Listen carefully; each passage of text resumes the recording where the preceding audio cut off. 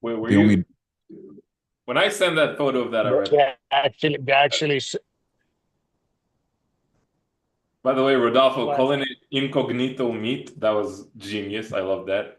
But DQ, that arepa that I sent you and Rodolfo, did that look good to you, or were you on the same page with me? It was like, what the I hell is this? honestly did not see the arepa. All I saw was you saying that Colombians eat donkeys. bro, He said that Israelis eat donkeys, and the whole situation went left. I didn't know what was going on, so I stayed out of it because I thought Hams was about to get thrown. Who eats donkeys? This is what I want to know. I don't know, bro. If anybody, that would be like No, don't Colombians. say it. Don't say it. We live on YouTube. Don't say who it is. Don't say it. Don't say it. Oh, Don't we say already it. We already live on YouTube. Shout out to the YouTube fam. Welcome. yeah, don't, This is what happens behind closed doors. Alon says inappropriate things, and I have to censor him. But not too much because he's an adult, and we don't censor around here. What up, family? How you guys doing? Thank you for joining us. I'm excited that you guys are here. Day 6, Season of Success Challenge. We were talking behind the scenes here in the community, getting a couple things going. Josh, what's going on, bro? Nice to see you, man. Rodolfo just updated to us. He just closed another $50,000 deal. So he is like real close to having a $500,000 quarter before he closes up the year. Fun fact, he told everybody they could kick rocks. Nobody's getting a gift card from Ross. I mean, it's which is sad because it's his favorite store, and I thought he was a generous type. He's not, but it's okay. It's his money. He can do what he wants. We ain't gonna judge him. Um, but, but holy yo, crap, Giovanna agrees. It's a great story. Ross is a great store. So here's let me tell y'all the story, guys. I'm a quick Yeah, summarize Ross that this. store. Oh, okay, Ross, that store. Okay. I closed the deal in a Ross parking lot. No, it was a Kohl's parking lot. It's not the same thing. Kohl's goes crazy too, though. Kohl's is decent. But I have closed the deal. Have you closed the deal in a Ross parking lot, Rodolfo? No, All right. Well, then you don't like Ross as much as no, you say you do. I haven't had that privilege. Okay, so Ross is the most stressful place on earth. So here's what I told, just so you guys know, and we'll get down to business here in a second, Joe. If you guys are watching on YouTube, I told the story that my grandpa, my Puerto Rican grandpa, I'm now concluding that Ross, or excuse me, that Rodolfo is basically my Puerto Rican grandpa, just like 40 years in advance. Because my grandpa's the type that at Christmas he goes to Ross and he just gets everybody the colognes from the Ross checkout. And then when you open it on Christmas, he tries to take it back because he wants it for himself. And I was telling this story to Rodolfo, and Rodolfo opens up by admitting that he loves everything about Ross. It's like his favorite store. So it's just further confirmation that Rodolfo is 100% my grandfather, which is really weird. We'll talk about how that worked out from a family standpoint. Um, Light sensitivity says, Alon, sweet hairdo, bro. And I think they're referring to the plant that's behind your head. So you do look cute. Also, Kate, why are you spending $1,100 on a vet bill today randomly? Also, why are so many vet bills that expensive? And, so I have a pound puppy with dog epilepsy, for lack of a better Okay. term. He decided to just have a full-on like medical episode this morning that was scary. So it was one of those, they met me in the parking lot. He had to have a Valium injection that brings him out of it. And then he ended up having another seizure. So it was another Valium injection. And then Wow. the temperature, he had to go, that brings the body temperature up real high. So he's there right now with an IV. He's stable. He's very high. So he stayed there for, yeah. So between But what 900. happened? What's going on? So they did a blood draw and his med, he's on 2 different medications. One of the meds was popping real low, below the threshold. We don't know why. He takes the meds. So and that's the one that he doesn't fight on because it's a pill. The liquid one he fights. So anyway, so he's also getting an IV. It's phenobarbital is the medication he's on. So he's getting an IV for that. And then we have a neuro consult phone call to talk about changing to a different medication, which is why it's between $900 and $1,100, depending That on. is crazy. Well, I hope everything goes okay. Yeah. Puppy vet visits are usually not any fun. Yeah. This was a scary one. Like, I don't know if anybody's ever seen a dog having heat stroke. That's what this looked like. Like, he was panting heavily when I was in the shower and I got out and he's like panting heavily. Like because he's trying to cool himself down. So yeah, it was scary. He's a good bones. He's only 2 years old. So yeah. I Well, gotta make hopefully, some money in real estate. well, hopefully the puppy comes back safe and healthy and happy. Yes. I mean, he should be okay. We just gotta change, sometimes you have to change medications a few times. So Yeah. Luke, all right, bro. I mean, are you gonna make it out of court or are you staying there, bro? You wanna tell us what's going on? It's all right. It's none of our business.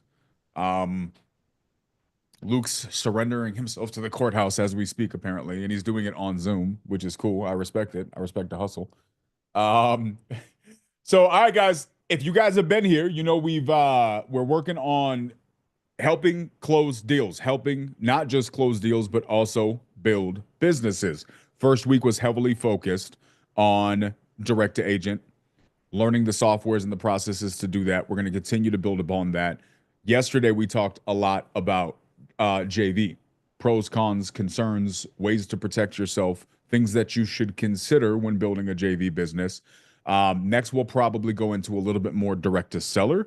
But for today, I want to focus on the part that makes the money in this business, which is doing the things, calling the deals. So I will not be calling deals myself today because what we're doing is we're just calling deals for students, right? We're calling deals for people that are in the community. So we have people that are running a bunch of different types of businesses that are in this Zoom right now. We got people doing direct to agent. We got people doing direct to seller. We have people doing JV. All of those things are happening here. And so we're going to be calling leads for these people and just demonstrating what this looks like. Now, guys, when we talk about building a business, a lot of times one of the pressures that you have when you're putting together a Zoom like this is you want to entertain people. Because if you don't entertain them, you guys leave. You get bored and you go click off and you go watch something else. You go to Netflix or you go to something more exciting. Because a lot of us, all of us, we have this tendency to need that excitement, that entertainment, that thing that keeps us engaged. And here's the unfortunate part. If you're watching this video, there is a decent chance that the reason you're watching it is because you want to get successful in real estate. Now, successful in real estate could mean something different for each person. For some people, that may mean just getting your first deal. For some people, that may mean building an entire successful real estate business and everywhere in between. While we're going to be talking about and hopefully demonstrating ways that you go about getting deals, my primary focus for the sake of what we're doing here is showing us not just how to get deals, but how to build businesses. And this is right here. Hear me out, guys. This part right here, this is where a lot of you guys may get lost. And I hope you don't. Why? Because this is the part, like I said, this is where it gets boring. This is where it is not exciting. This is where it's monotonous. And this is where a lot of people lose interest. I would argue that a lot of the people who look at the percentage of people who want to become successful in anything. Then look at the amount of people who do. It's usually a much smaller percentage, 1, 5, 10% of the people. And I think a big part of the reason that is because people like the idea of something more than they like the work that goes into that thing. That's why I'm doing this challenge the way I'm doing it, because I just want to demonstrate the work that goes into it. Here's the downside. Unfortunately, this may impact my viewership on YouTube, which would suck, but it's a possibility. And the reason it sucks is not because I need YouTube viewers. That's fine. That'll come. But it's because I don't want people to get lost in the boring part when that's where the money's made. So simply put, guys, my hope is that if you're watching on YouTube, if you're here in the Zoom, or if you're going to come through, the people who are on YouTube probably because they're not in one of my communities. People who are in one of my communities, you guys are able to come in here. We're going to be working together, doing all kinds of stuff. I'm going to do my best to work and help with the people that are here on YouTube. But here's what I'm going to say. There's going to be lots of days like today that may be boring for some of you guys. Now, for some of you may not. You guys may get a lot of interest out of just watching people do the work and underwrite deals and make phone calls. But some of you guys be like, "Oh, that's not what I need. I want that. I want the magic pill. I want the magic thing. I want the magic line that's going to make me $1 million." And I would argue that I think there's a decent chance that if you really, really want $1 million in this business, a lot of it's going to come from the boring stuff that we're going to be doing today, right? I don't know if anybody's going to make $1 million today. I probably would not expect anybody to make $1 million today. But I would guess, if you want my opinion, the millions of dollars are made by what we do right here, right?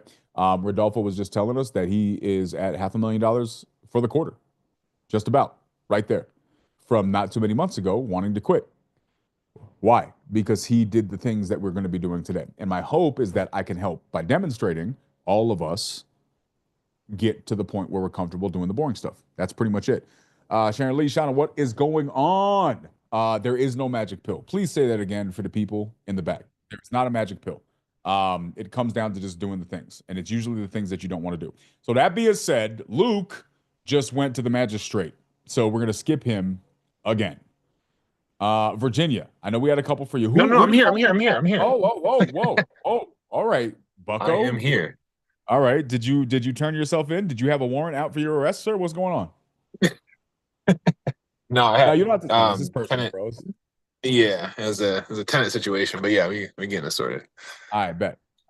Okay, so we have a couple people. We have a couple of your expires that we need to call today. Yes. Yes. The answer Yes, is sir. yes. Okay, so we got Luke. Couple of Luke's Yes. expires. That's calling. We got Virginia. You got a couple more of yours that we're gonna follow up with. And plus, I saw Yes. you sent me a message on school today about something else. I did not get a chance to read it yet. What was that? Oh, that was just the information on the ones that Kate called yesterday, or Kate did yesterday. It shows all the agents' information and the information on the property, the ARV and the comp. So that was for you. If you want to make any calls, that's information that you would want. I do want to make calls. We're getting you your deals, Virginia. If I have any control over this, if I do, we're gonna help you build a big ass successful real estate business. And you're just gonna be flossing for no reason. I don't know what you like to do for fun, but whatever you like to do, hopefully it's Not gonna floss. be you don't like to floss? Okay. You're gonna get the real life version of the glasses that Jack's wearing right now. That's my goal. Okay, who else? Anybody else? Jamarco, you have any leads that we need to call? I do actually. I do. There is this guy that His face. He gets so excited. You saw that face? You have a cute face, Thank you, Jamarco. man. When you get excited, it's very nice. I like it. I'm sure your mother likes it too. I appreciate that, man. Yeah, so we got one with what's his name? With Idan, right? That we double checked and the numbers. Okay, so it's a duplex. I need to bring him down. I'm trying to figure out how I'm gonna do it. It's the same example as last Friday. What's his name? Yeah, sorry, man. Idan, with Idan. Yeah, yo, he completely forgot his name. No disrespect. I just spoke to him like 5 minutes ago. That's hilarious. Yeah. Jamarco, shout out to Jamarco. Yo, tell me why, guys. Who was watching the podcast last night? Did you guys see how many viewers we had on that? I'm a little excited about that. That was fun. Did you guys see? Anybody? Nobody? It's okay. 140, I think. 147. We got up to 148, I think 150. Yeah, that was crazy. Yeah, we had about upwards of 150 people watching the podcast last night for like the whole 3 hours, which was really, really cool. I was waiting for it to drop off. It never dropped off. 150 people for 3 hours while we talked about aliens and drones and Jesus. Yeah, on X you're at 255 now, something like that. Oh, Which is 255. crazy. That's crazy. That's really, really cool. I don't hate that. That's exciting. You guys are awesome. I appreciate y'all on YouTube that were out there watching. It was fun. Yeah, let me know if you thought our conversation was stupid or if our conversation was cool. I enjoy talking about stuff like that. I said this the other day, I'm genuinely considering starting a whole new podcast just to talk about that. Talk about Jesus and the Bible and God stuff. Whole new podcast. It'll have to be a different YouTube channel. Because people come to my YouTube channel now and they're probably like, what the hell does this guy talk about? Like, what is going on here? So I'm gonna have to try to organize it a little bit. It is not my life currently. Okay, Jim Marco. So we got a couple we're gonna call for you. Eddie, we have a couple we're calling for you as well.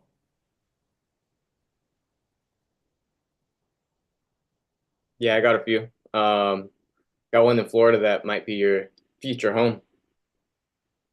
My future home? Yeah. Why? Is it in Orlando? No. Where is it? It's in Lakeland. In Lakeland? The place looks like a castle and it has a 3.5% interest rate. I wouldn't mind a castle at 3.5%. It has 2 windows right next to the front door, perfect for all your dogs. So when you get home, they can just all line up right there. Just exactly what they would do. Yeah. But have you guys? I mean, you've seen me work, bro. Like, when do I ever not get home? I don't ever leave home. I'm always home. So the window's good in theory, I think. Yeah. Okay. Pictured it. I pictured it. I seen it right there. So I appreciate you envisioning my future in such a Yeah. positive light, Eddie. Rodolfo would not envision that in the same way. Get a real job, DQ. No, I will not. Also, Luke, we do stream on Twitch. We have a Twitch account, Profit and Paradox Twitch account. What's going on, person standing behind what's his name?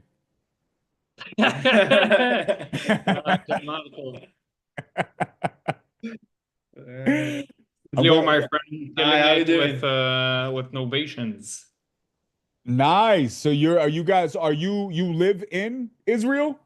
Yes, yes. Okay, what's your name? My name is Lior. Yuri, Daniel, nice to meet you, man. Lior. Yoli? Leor. It's kind of Leor. Joe. Oh, It's, Leor. Okay, I got that. I got you. Okay, got you, Leor. So, where are you? You live in Israel, or do you travel? Where do you live? I live in Israel, and he just came to visit. Okay. So we How long do you open, yeah. How long do you have to put up with him? I'll be here a month. Really? Yeah. Very, very cool. Does he do real estate too, Idan? Yeah, he's killing it with Novations, Yeah. bro. Nice. Where are you doing renovations, man? We work in mostly around 12 states right now. Mostly in Indiana and Ohio, but we open up to around 12 states. What is it with the Israeli community working in the Midwest? What is it with you guys? Why do you guys like the Midwest so much, man? It's like the Middle East of America. I'm not gonna lie, Leo, I feel a certain kind of way because I got like 700 Israeli people in my community, and I just found out that there's an Israeli person in real estate who's not in my community. It does make me feel a certain kind of way. I'm not offended, but I am a little bit hurt. I'm saying it out loud. Is all I'm doing. I'm still. I think he's trying to still convince me maybe to get some more education. But I'm in a phase that I decided to take a step out of the educational thing and focus on the business itself. And then once I reach a certain level, I will go again to the educational thing. Instead of just education all the time, you need to do the work as well. So you gotta do the work. Let's go preach. I like it. Well, great meeting you, man. I'm glad to have you. You got good friends, man. Anything we can do to help, let us know. Of course. Thank you very much. Have a blessed day and enjoy. This is Likewise. the right person over here. He's killing it. Yeah. He's also he's a good, and you got really cool hair, so that's also a cool thing. Him? Me? Both of you. I just got a haircut, so thank you. There you go. We need to send Gianmarco to your barber. Yeah, doing novations from Israel is crazy, right? It's a 3.5% castle in Florida. Yeah, we need to find the 3.5% interest castle in Florida. Okay, so we got a bunch of leads that we're gonna call today. Luke, where are you at, dude? Right here. Are you ready? What do I need to be ready for? All Take right, notes. I'm You gotta take calling. notes. Let's get to it. You got my notes from earlier? You think I'm gonna read those things? I mean, just like the phone number. Yeah, I am gonna read the phone number just for the second of dot. Why did you give me two phone numbers? This is such No. Luke. The first one worked, but just in case it doesn't, there's a secondary. Al, you've never provided me with two phone numbers for a lead, bro. Step it up. It's not a coincidence. The same guy that has two of your CRM. Man, you quit with the comebacks today. Quit with the comebacks today. All right. This is how closers close, guys. You got to be quick with the clapbacks. 3, 3, 2.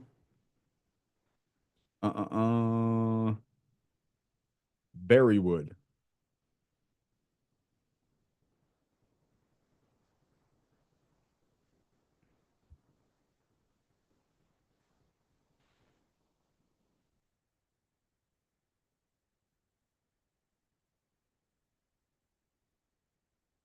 Yeah, maybe, Thomas. I just don't know. We got, for whatever reason, in my sales communities, we got, I don't know, honestly, like maybe 10 or so Israeli people, but like from Israel. Idan just went back to Israel. He lives in Portugal. Alan lives in Colombia, but he's also from Israel. Boaz lives in like Milwaukee. No, he lives in Austin. He lives in Austin, but he's from Israel. And those are just the ones that are in the Zoom right now. I keep asking them to help me learn Hebrew, but Alon's a horrible teacher. So what can I do?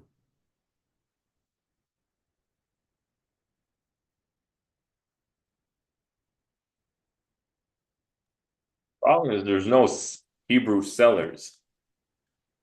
We can't even use the Hebrew. That's unfortunate. I feel like are we missing an untapped market for Hebrew sellers? I bet there are Hebrew sellers out there. Very few, but these ones are just investors like us, so they're not, you know what I mean? Maybe. It's gonna be different. See what Idan says? Exactly that. Here's the thing. There's a lot of conspiracies around the Hebrew people right now, and you guys secretly running the country, according to Kanye. My question is, why aren't you guys all independently wealthy? Are you guys Hebrewing wrong? Yes. And that's also why I think if Rodolfo wants to do 2 million next year, he has to learn Hebrew. He has to learn. Okay, that makes sense. Is that how you get into the Illuminati? You speak Hebrew? Only one way to find out. Interesting. Look, Jamarco just got the revelation. Jamarco about to manhandle a banana, bro. Stop eating bananas like that, Jamarco. You don't need to open the whole thing and just manhandle a raw banana, bro. Why are you doing that?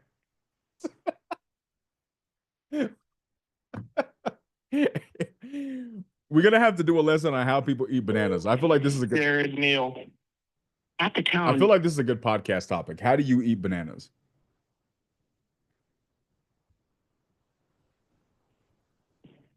Jared Neal. Jared Neal is not interested in talking to me. It's going straight to voicemail. Jamarco, let me ask you a question, bro. Did you need to put your dirty mitts all over the whole banana to eat it? Or could you not break off the pieces as you went and use like the peel as a shield? There is a documentary you should read. It's called. I should read a documentary. Okay. Sorry, you should watch. Sorry. The documentary you should watch is called Big Business Going Bananas. In that documentary, you see how they spray the outside of this. They spray it hardcore. You got a solid argument though, bro. Nobody's eating the peel. No, but when you touch it, that's the thing that you put in your. People get sterile out of that. You should watch it. Just watch it. It's porous. Liquid goes through it into the banana. He is making a valid point. They are porous. Fruits, peels, and everything absorb through. So when you spray pesticides and everything, it goes into the fruit. You're not avoiding literally anything. That's a point that I didn't even think about it. Very possible. Again, then I avoid bananas altogether. I mean, if you think about the logic, yeah, but or you just get organic fruit and hopefully that it's actually organic.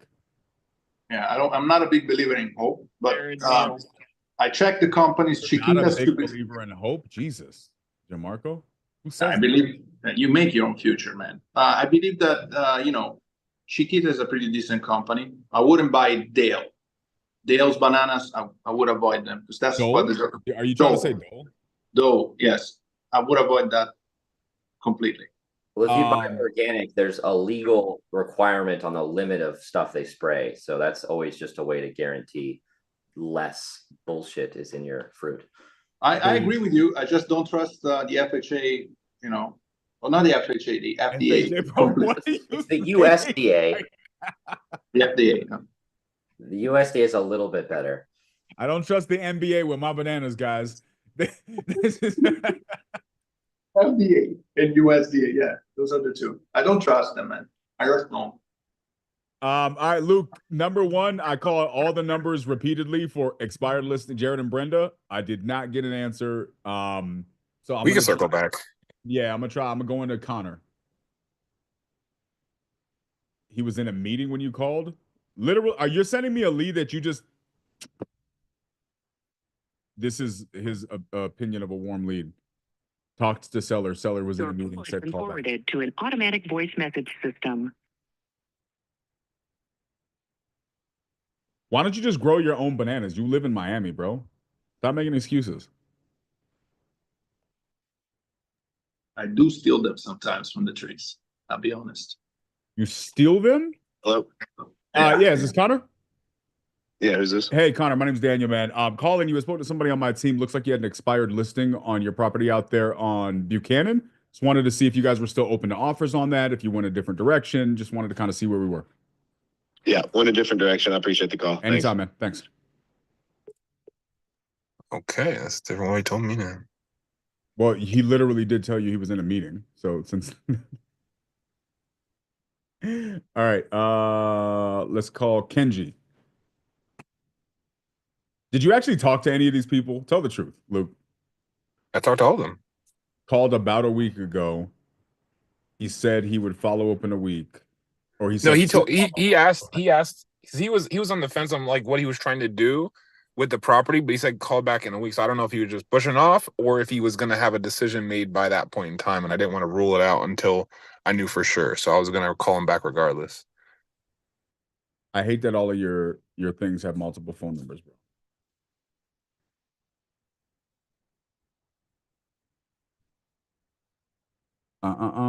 We still need to talk a little bit about how you got random banana trees just chilling in a place that you can steal them. Who owns these banana trees, Jamarco? And why are you buying Dale bananas if you can go steal them from a tree in Miami?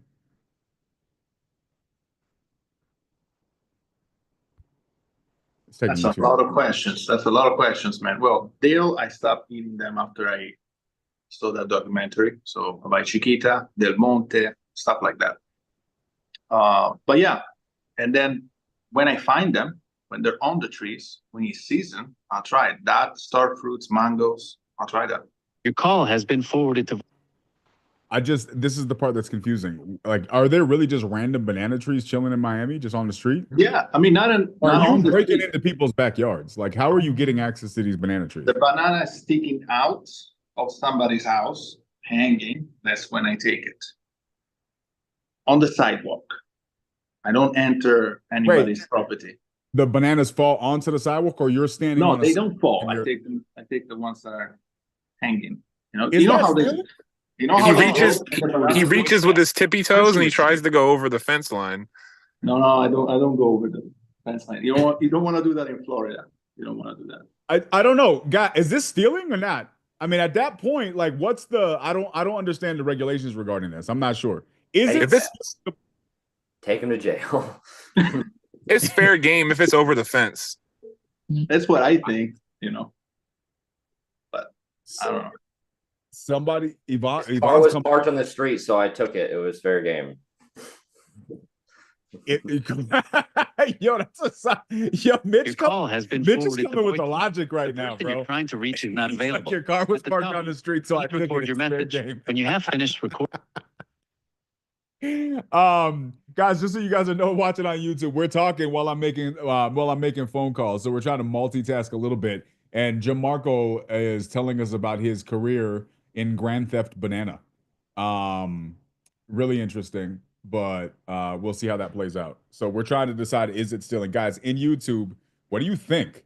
If you are walking down the street, now, if you guys aren't from a place like Miami, I have never walked down the street and seen a banana hanging over my head. That's just not something that I've experienced regularly. Apparently, Jamarco has, and he just reaches up and grabs the bananas. He says it's okay. I could develop an argument for both sides. Mitch thinks it's completely wrong. Yvonne also thinks it's theft. I don't know if there's a law against Grand Theft Banana. I think it's legal. I don't say it's wrong. There's two different things. Interesting. Come on the podcast with this kind of perspective, bro. We need to have this is a whole conversation that we should be having right now. Just because it's illegal doesn't mean it's wrong. Very interesting. So Mitch, if you're walking by and there's a banana overhead and you happen to be at that moment craving a banana, what do you do? You look both ways before you steal the banana. You look both ways before you steal. I feel like we were taught this in kindergarten, right? Do you guys look both ways before you steal a banana? Who doesn't? Josh says it's totally illegal.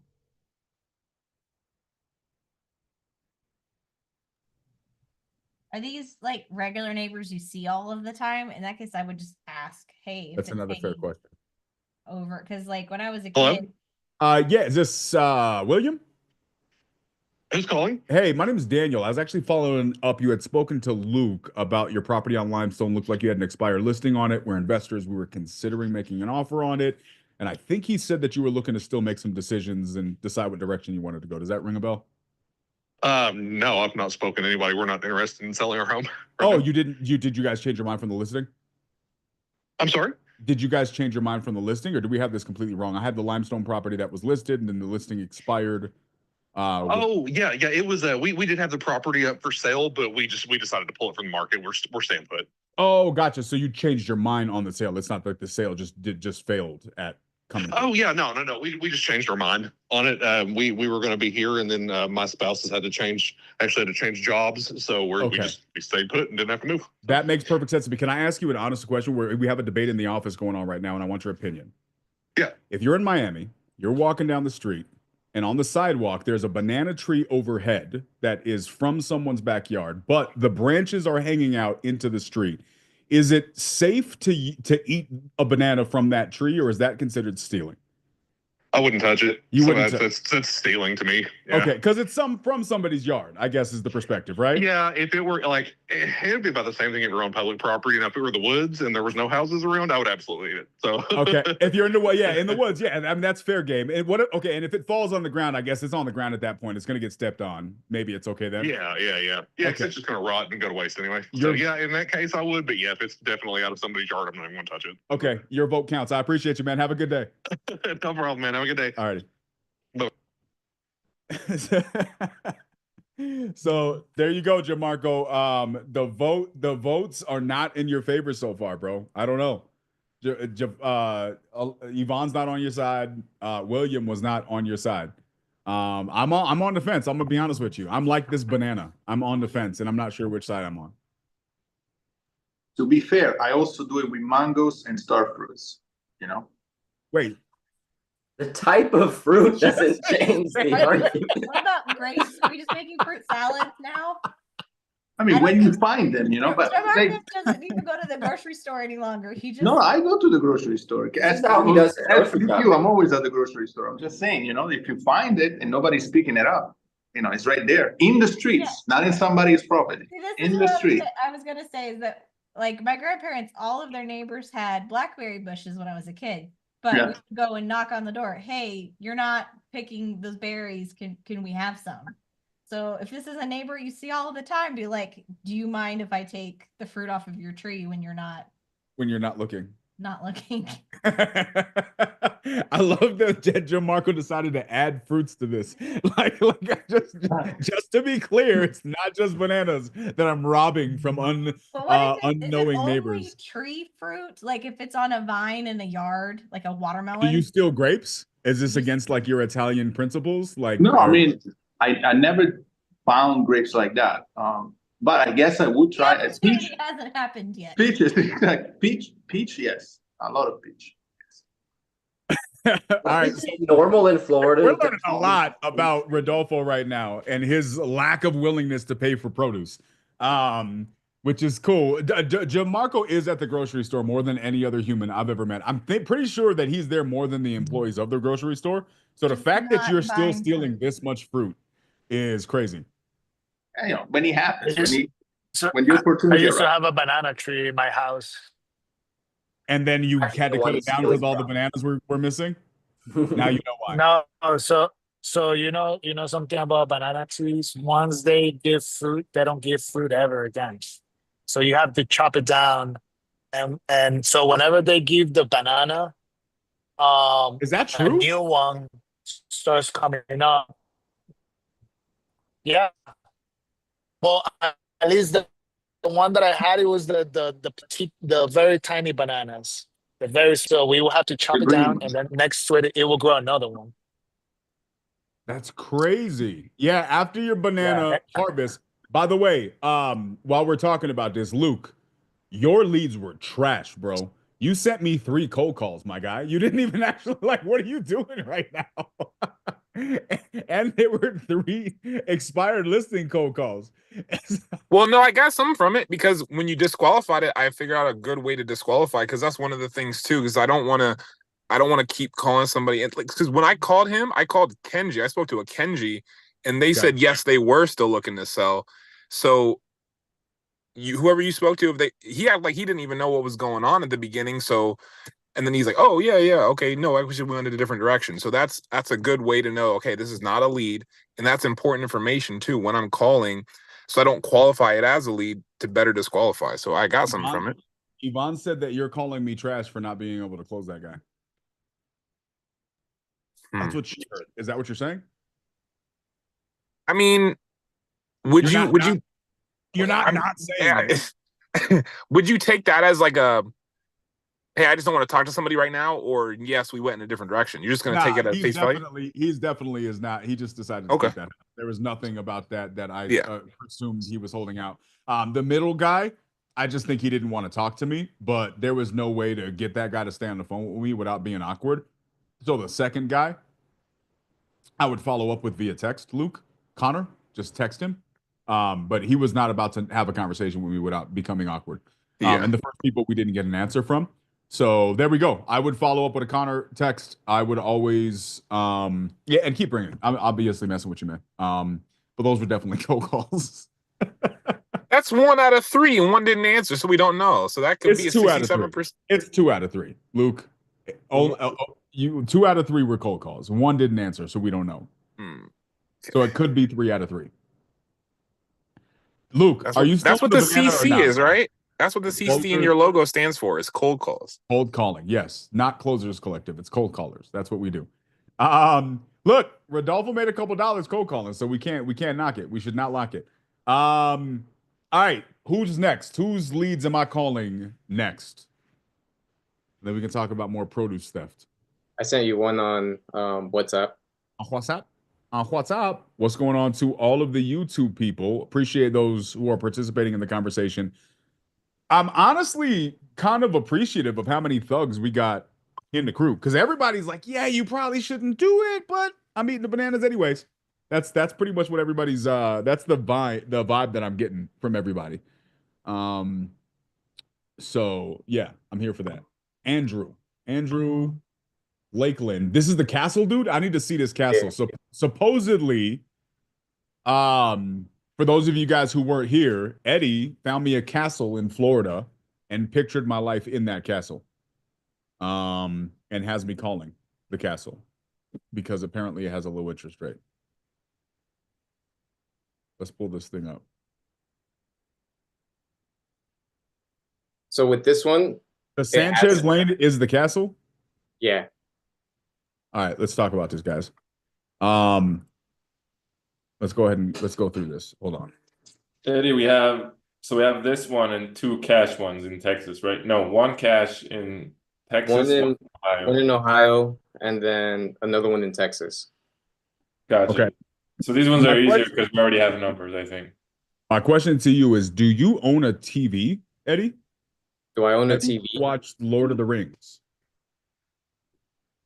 I haven't. Game of Thrones? I watched parts of it. Yes, Game of Thrones. Anything with the history? Okay, so those are castles, bro. What the hell is this? This is not a castle, sir. Bro, it does not look like that on Zillow. What the hell? He's like, I got you a castle, homie. Look at this castle. Oh my god. Okay. What is going on in this Zoom today, though? That's what I need to understand. So this is the castle that we're looking for our future. All right, that's got a little bit more castle vibes. That's the Zillow pick. Let me look and see if I can find the Zillow pick. Yeah, but then like castle either. It says 305 on the front, so it's not even the right address. Wait, hold on. Zillow? Yeah. Okay.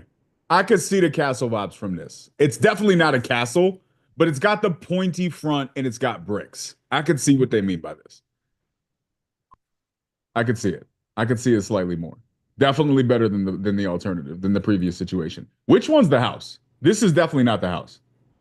Yeah, so this isn't the house then. How do they have that? This is 1811, and this literally says 305 right here. Yeah, that's not the house. This is unfortunate. Hold on, let's look up 305 Sanchez Avenue. So for record keeping, would this be worse than the cold call I submitted? It's still up for debate. It might be. It might be. Right now, it's still it's unclear. Recently sold homes. Fern Lake Road. Let's see what this one looks like. Yeah, that's not it. It's a castle. Yeah, I got nothing, bro. I don't know why that says 305 because I don't even know if there's a 305 Sanchez on there. It doesn't look like there's a 305 Sanchez. Yeah, they're trying to get a virtual buy. Look, Street View. Bro, they trying to get you with this. Look at this. I feel like the seller or an agent did this just to rope-a-dope people to get a phone call. I think I found it. Let's see. I'm pretty sure it's this house, dude. No, that's true. I think I found the castle. I found it. You guys found the castle? Where is it? 305 West Beacon Road. Yeah. All right, here's the castle, y'all. Can we call this guy? Just for fun? But it's protected here. What the hell is happening? You can request Google to blur out your house. But you can't request Google to not have somebody else's Zillow listing have your picture anyways? Very interesting. This was also sold recently. To be clear, this is not the house that we're calling on. No. Sold in 2023. Well, here's what I'm going to say. Regardless, I really appreciate you envisioning my life in a house that we're not calling, Eddie. That means a lot, dude. Yeah, I got you. But you see those two windows right there? Imagine the dogs These right there. two? Yep. I feel like that's a bedroom, though. I feel like that's probably a bedroom. Maybe an office. I don't know. I don't know the layout. Maybe this is like a den area, but I could see it. But you got to realize my dogs are short. So unless there's a sofa of sorts, there's no way they're making it up to that That's window. what I was assuming. Assuming maybe a sofa right there. I appreciate you, though. I'm already picturing where your furniture is going. Okay. I appreciate that, man. Got you. I don't know why he was putting us in Lakeland, but he was thinking about, he put us in a nice house. He didn't put us in the actual house, which is not a castle. So I appreciate you, bro. Okay. So what's the situation? So, I mean, still same situation. He owes 272. He has a HVAC lien that he just redid for 20,000. So he owes about 292 total. Got ARV around 315. So ultimately he'd be coming out of pocket. He has a 3 point something interest rate and he's planning on renting. He'd be open to any other option just because he realizes he's pretty much going to have to come out of pocket at if he takes a cash offer or if he takes an offer on the market. But I don't know how confident I am on that 315 ARV now that that's not that house. So I have questions. Hold on. Gianmarco, what the hell are you drinking, bro? This is Gianmarco, bro. This is what I mean when I say you're too European, bro. What are you drinking right now? Red beets. You're drinking red beet juice. Red beet and blueberry. Yeah. Okay, and you're drinking it out of a wine glass. That Yeah. makes you pee red, you know. It does make you pee red. Yeah, maybe. And poop red too. Poop for sure. Yeah, beets go crazy. That scared the living crap out of me. Nah, it'll scare you if you I don't thought I remember. was dying. Wait, what the? Yeah, it's a lot. It's a whole lot. We have 6, Sharon Lee. We had 7. We have 6. We have a lot of dogs. He always feels fancy. The problem is he's Italian, right, Josh? And so he tries to overcompensate by not being in Italy.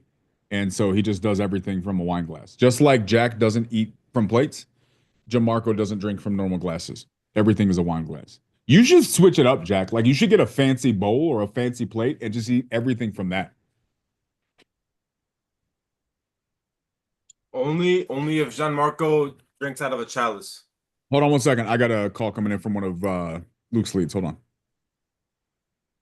This is Daniel. Hey, this is Brenda Neal. You tried to call me twice? Hey, Brenda. Yeah, I think I may have been calling. I think you had spoken to somebody on my team named Luke about your property out there on Berrywood. It looks like you had maybe an expired listing. We're investors, and so I think this was one he was thinking about making an offer on. So that does that ring a bell? It does. We were wondering why you didn't call. Oh, okay. I think he wanted me to do it. Oh, okay. Well, shoot. Okay, so fill me in a little bit. We didn't have a chance to go over it in a huge amount of detail. Do you mind catching me up on what exactly happened? It sounds like you had a listing, didn't work out the way you wanted. Is that more or less the situation? So we had my husband standing here. He's listened. Five awesome. offers, five or at least five offers, but they lowballed us. Okay. You know, we're in Creve Hall. We're literally on Trousdale, which is we're a half a mile from the interstate. It's the yards are big. It's a little bit older subdivision, but they were lowballing us, and we're just not going to take a lowball offer because we can just keep it. We don't have to sell it. We have a 100-acre farm with a brand new house on it in the country, and we just want to go move to the country. But we're not going to take a low number. It's got to be, you know, a fair number that works for us. Gotcha. Okay. And so it's a little bit older house. We've done a few little things, but you know, we just haven't made it up to these young people's where they think everything's got to be black and gray and whatever. Yeah. No. I mean, that's the tough part. We deal with this all the time. People see something on TV with one of those fix and flip TV shows, and everything's got to look like that, right? Yeah, right. So yeah. Okay. So was this your primary residence, and then when you got the farm, you ended up going to what was that situation? So it has been our primary residence for 33 years. Okay. Well, my husband's lived there 3 years before we got married, so he's been there 36 years. And then we bought the farm 22 years ago and have just been doing that. And then we built our retirement home. There was a little house here, and we came here on the weekends. And then we just finished our retirement home in 2022. And he retired 9 years ago, and I'm getting close to retirement. So we just kind of wanted to let the house be sold in Nashville, not worry about all the traffic, and come live in the country where it's a little bit more relaxed. It's a goal of mine. Get a bunch of land and be able to kind of just live away from all the noise. Yeah, exactly. So, okay. Yeah. I'm looking through the property as we're speaking, just to kind of get an idea of maybe a little bit about the neighborhood. So you listed it. I see some of the price drops. And so you guys are just comfortable. I mean, let's just say things just changed. We don't know what's going to happen this next year. If you need to hold on to this thing for a couple of years and just pay the mortgage on it and let it sit until something changes in the market, is that just kind of where you guys are and you're okay with doing that if you have to? If we had to, yes, we could do that. But we'd like to let it go for a fair price. I mean, we don't need an exorbitant price. We just, at the time we put it on the market, houses were going for $1 million in our neighborhood. And so, you know, and they were smaller houses and smaller lots than we had. But then we realized as we progressed that, you know, it was a little bit older house and it's a ranch house. And, you know, the prices just immediately started dropping in our neighborhood. And again, we just felt like we should have gotten better offers. So sure. So I'm looking at some of them. I'm looking at this $1 million one. That was 2 years ago. So the market was definitely a little bit hotter then. And this one is definitely more that magazine look. Yeah. Exactly. So is this the Arrowwood one? Does that address ring a bell? Yeah. Yeah, that's it. Gotcha. Yeah. Okay. Looking through. Yeah, it's interesting, right? And Nashville's a little bit interesting like this is because you get different styles, different sizes, and you got that $1 million and it's a couple houses down from a $600,000 one, right? And then there's another one for 518 right up the street. So it always makes comps in these areas super tough. Okay, this makes sense to me. So ultimately, if you guys just need to hang on to it, I mean, do you think you'll end up just going the renter route if you need to, if it ends up sitting vacant for too long? No, we're planning on putting it on the market again in end of February, maybe the 1st of March. Maybe bring the price a little more comparable to what's the price range is now. Okay, so let me ask you this. So for a little bit of context, we're investors. part of what we do is, we take a little bit of a unique approach towards investing. And when I say that, essentially what I mean is that, we tend to think outside of the box. There's usually more than one way to skin the cat, if you will. And so we tend to, when we have a conversation like this, say, okay, what are all of the options that could potentially work for this one? And if we find that one that works, great. And if not, well, then that's fine too. Obviously, we can't buy every house, and you guys, I'm sure, can find another solution. So the way we look at it is if there's a way for us to find a deal that wins for everybody, then that's our goal. Okay. That being said, so you say relist it for a price that you think is a little bit more accurate. If we're a cash buyer, we come in, obviously we're not represented, so there wouldn't be any agent fees. What, in your opinion, would be a fair cash offer that you guys would be comfortable with accepting? Okay, wait a minute. Hang on just a second. We haven't had this discussion yet, so hang on just a second. No worries. And I'll Take be your time. right back. Sure. Take your time. Okay.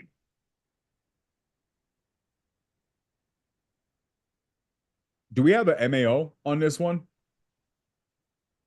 I do not have the bandwidth to try to comp a property in a neighborhood like this right now.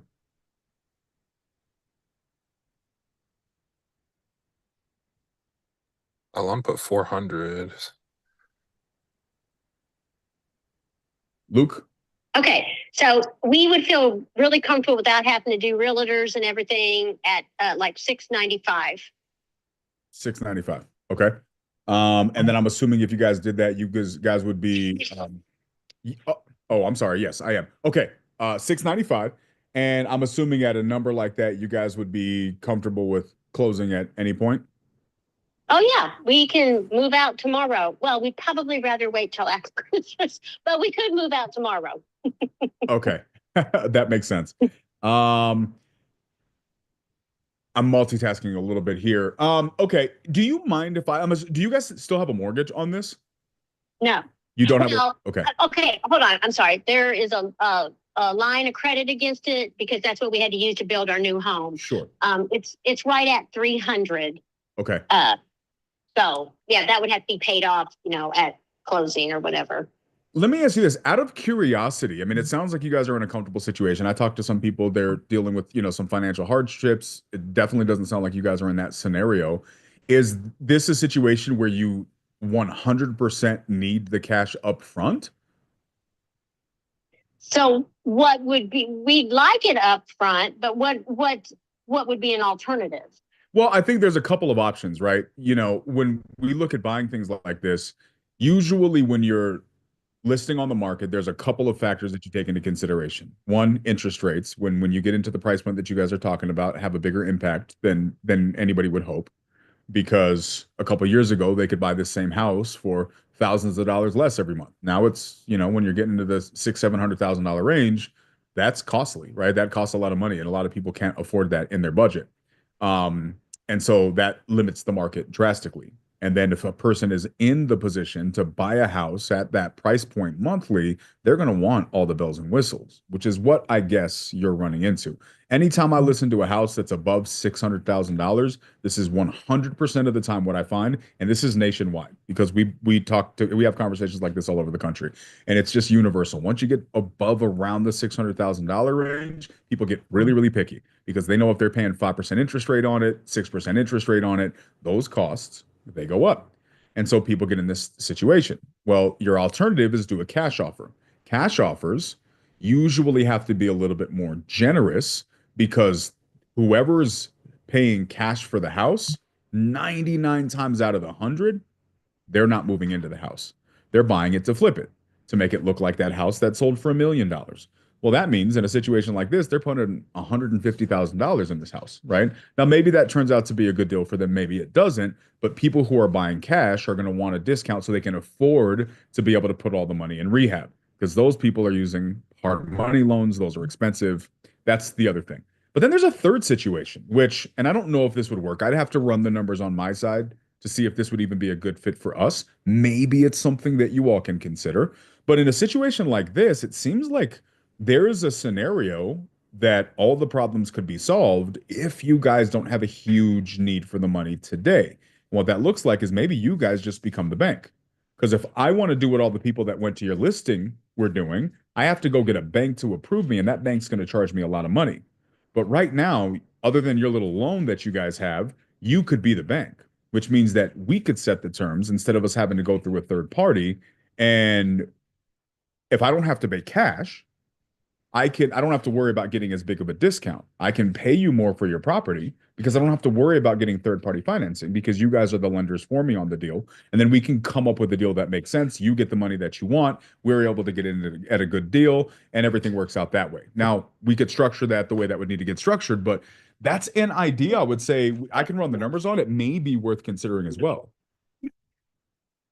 Okay. Yeah, we've had a couple people kind of say the same thing to us, and I don't know. Our thing would be we would want, the minimal thing we would want would be enough to pay off the line of credit on the house. Sure. Because that's a payment we're paying out of our pocket, so they've got to come up with 300,000 up front. Sure. And then maybe there's a discussion. I don't know. My husband's just shaking his head like, no. Yeah. Yeah. So I don't know. That's just a trickier one that we just don't necessarily feel comfortable with being the bank. People have asked us that multiple times. We're like, that's like being a landlord, or even worse. So yeah, well, here's what I'll say. First and foremost, if there's apprehensions, don't do it. Right? This is your guys' home. You can do what you want. There's no reason to put yourselves in an uncomfortable situation when you're trying to do the opposite by moving to the farm, right? And going and do something, right? But what I will say as the alternative, guys, right? And even if I'm not your buyer on this, one thing I try to always do is be as honest with people as possible. I treat it every conversation as if I'm speaking to a family member. I want what's best for everybody, even if what's best for you isn't what benefits me. And what I would say is this, guys, and just put this in your pocket. If everybody's making the same offer, there might be a reason for that, right? One thing I love about real estate, guys, one of the reasons I got into this business is because in other industries, you have to, negotiate or you have to push people to do things they don't want to do sometimes, depending on what you're in. Real estate is really easy because if the thing I love about it is, one, I don't decide what the prices are. Unfortunately, either do you. You don't decide what the price for your property is worth. Do you know who decides what your property is worth? Yes, the buyers. It's the market, right? The market is always going to tell us what the property's worth. So one of the things I love about this is when I talk to people like yourself, if you say, hey, I want $8 million for my house, I'm not going to flinch about that. Great, fantastic. Let me go see if the market agrees with you. And if the market agrees with you, then we have a good deal. But if the market disagrees, then one of two things need to happen. I need to acknowledge that it's not the right deal, and or the sellers need to acknowledge that maybe I have expectations that the market disagrees with. And that's fine. And here's my concern. I think everybody's making the same offer to you, and I think there's a message that's coming out there. And I think that you can go and try to relist it again, but unless something drastically changes in our marketplace in the next 90 days, I feel like the market's going to continue to tell you the same thing. So if you don't want to do the whole be the bank thing, there's no reason for you to do that. But there may be a solution there that is a great solution, even if it's outside of what you originally had in mind, if you are really stuck at the number that you guys are hoping for. Yeah, and we just feel like, we want to give it a shot. You just don't know. I mean, as many California people and stuff that are coming in here and stepping their asses, and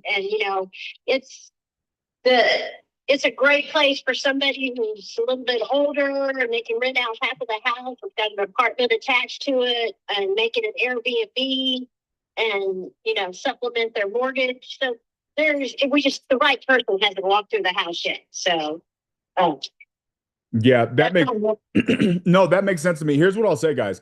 I will run some numbers on my side to see if we can get. Okay. Go ahead. I'm sorry, I didn't hear you.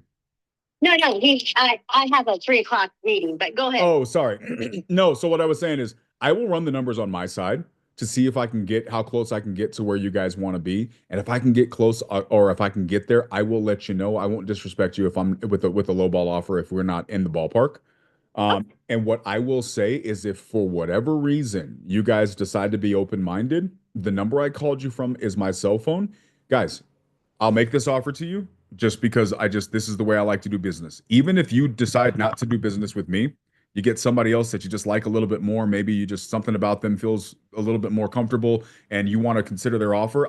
I'm happy to review an offer for you and let you know if it's good or not. If you decide to go the creative route, what I will tell you is doing it like this, where you're the bank, it's not at all like being a landlord if you're doing it the right way, right? Because no one ever calls the bank when your toilet goes out.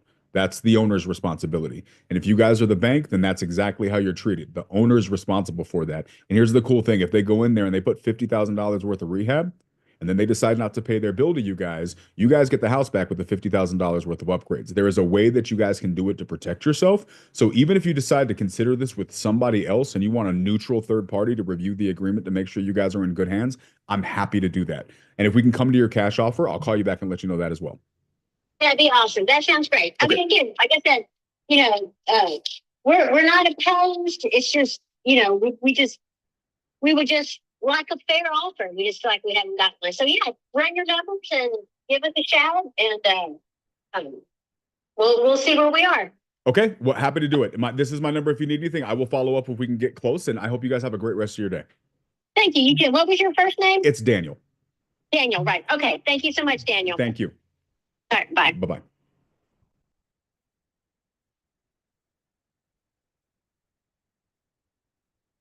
Juke, where you at, bro? I'm here. Man. What happened? Yeah, thank you. Yeah, thank you, Alon. So that was textbook. Yeah.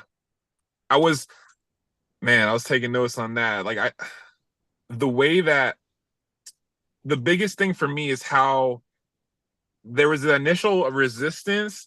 You took a long way around, and then right before the end of the call, like the neutral third party advisor, and then you didn't immediately refute them with their statement of the landlord and being the bank is like being a landlord, but like worse, whatever.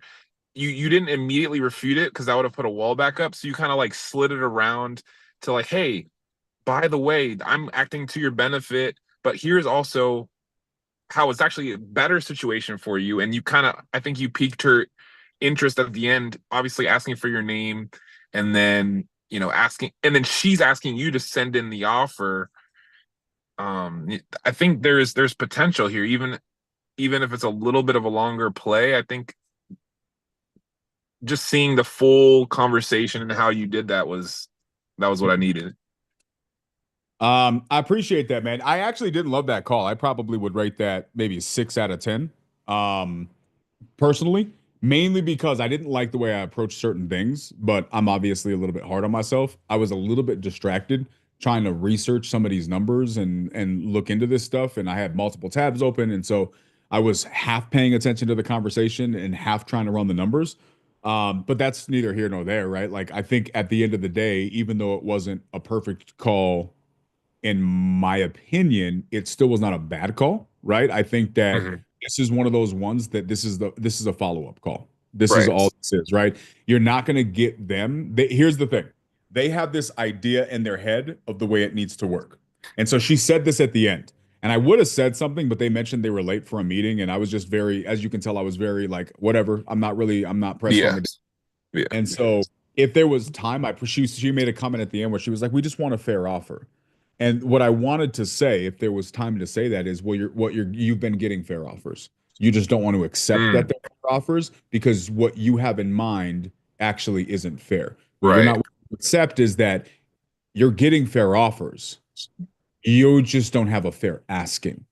And until you're willing to accept that, this dream of finding the right buyer who's going to use it as an Airbnb is just not real, right?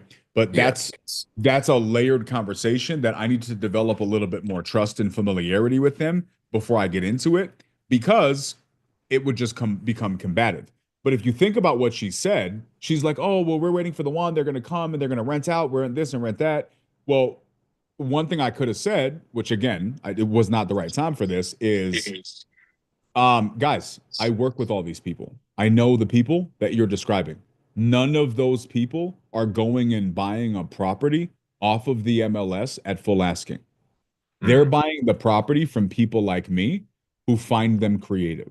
So you have the right idea as to who is buying your house, but you have the wrong impression as to how much they're paying for your house. Mm. And you don't have to listen to me because it's your home. You can do what you want. But if you want to succeed at selling this property, at some point you're going to have to acknowledge that this is where people are with their numbers, right? Well, you had those points of feedback, but then at the same time you're saying, okay, that's for the later conversation. What would have brought you from a 6 to a 9 or 10 in this call that you didn't do? I would have just done it in a little bit different order, right? Like I wasn't gonna go the creative route. I kind of tossed it out there. I almost didn't say it, but I was like, I'm not, because this isn't my lead. I was like, let me just get it out here because I don't know if I'm following up with this lady. If I knew that this was like a full long-term follow-up, I probably would have sowed the seed more like what I teach when I talk to you guys. I wouldn't have talked about it. I would have just sown a seed. I would have done the market determines a little bit differently. Like there was just things I didn't like because you guys got to realize we've talked about this from a sales standpoint. I try to be really intentional with the way I've positioned my conversations. I'm a couple steps ahead, and I just didn't, simply put, Luke, I didn't follow some of my own rules in this one because I was trying to get as much out as I could in this conversation. So that way, if you're doing the follow up, you at least have something to build from. Right. Make sense? So Understood. again, I don't think it was bad. I just, if I'm grading myself, I'm giving myself a 6 out of 10. But in fairness, it was not a bad call. I think we got everything that we need for a good follow-up. Like everything that we need for a good follow-up. Excellent. I took some notes and I'm typing them down over here. Al said it was probably a 4 out of 10. I'm being generous. Al is here to keep me humble. That's it. I didn't ask her about bananas either. Next conversation. I should have asked about the So Sharon Lee, I appreciate that. I think those numbers make sense. Yeah, I think she's way off on that 695 number cash. I don't know that she's gonna get. I mean, maybe on the market she may get close, but I think you're right. I didn't get a chance to look into it too much, but my guess on cash would have been probably around 500. So I'm still high from where you are. I would trust your numbers more. Now, one follow-up question for that. How would I go about picking it up from this point? What would you suggest? Like as somebody, like if I bring a lead to somebody and they have a discussion such as this one, how do I reintroduce it into my follow-up and like it's tough, right? Because a lady like this, these are heavy relationship people. So when you call back, unfortunately, you're gonna have to start from scratch again. Now, not 100% from scratch. You're going to be able to leverage this conversation, but you're going to have to start from scratch from a rapport standpoint. She doesn't know you. She's never talked to you. So this is the type of person where 3 conversations in, now depends on what happened. If something changes between now and the next time I talk to her, maybe the next conversation changes. Maybe they have a conversation that changes that. But my expectation is my next call with her, this is my expectation if this is my follow-up. My next call with her, I'm calling her to say, hey, just so you know, here's where my numbers are. Just wanted to stay in contact with you. I'll stay in touch, whatever the case may be. And I'm doing a follow-up. It's the second or third call before they're even listening to me, and I'm able to have a real conversation with them. This is the type of people, these are textbook. You've been consistent. You've followed up with me. You've done everything that you said you were going to do. I really appreciate that. Even though we're not going to get what we wanted for the property, if we're going to take a discount, we want to take it from a person like you. This is their personality. So when I call with my next call, I probably wouldn't even call with an offer, full transparency. I would figure out something else that I could do to provide value. Here's a report that I found about your neighborhood. Here's something I can do to call and provide value external of an offer. That's what I'm doing for follow-up with this lady because they're relationship people. And once they develop that trust, then you can start getting to the point where you're having a real conversation about the fact that they're off on their number and their expectations. Exactly, Sharon Lee. People don't want to talk about that part.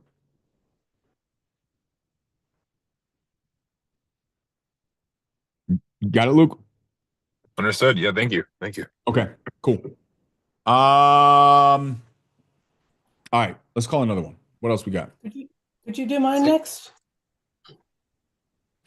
Yes. What you got, Virginia? We got a couple more Eddies. We'll circle back to. Did you get that sheet I sent you? Where's the sheet? I can send you a link. Yeah, send it here. Am I getting hungry? I think I might be getting hungry. I'm not sure.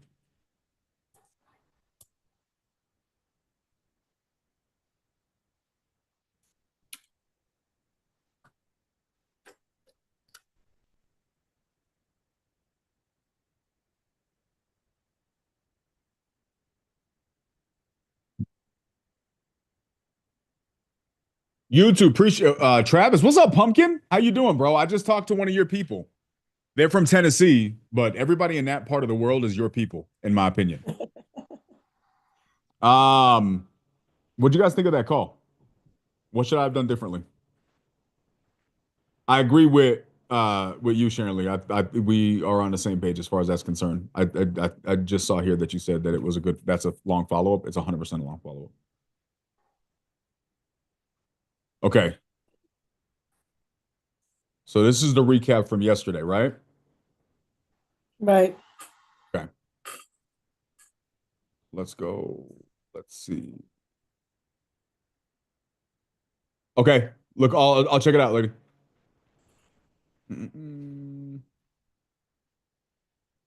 Let's see. All right. So 25th Street. Did I call? I tried calling it. Did I get a hold of any of these people? No. I did not, right?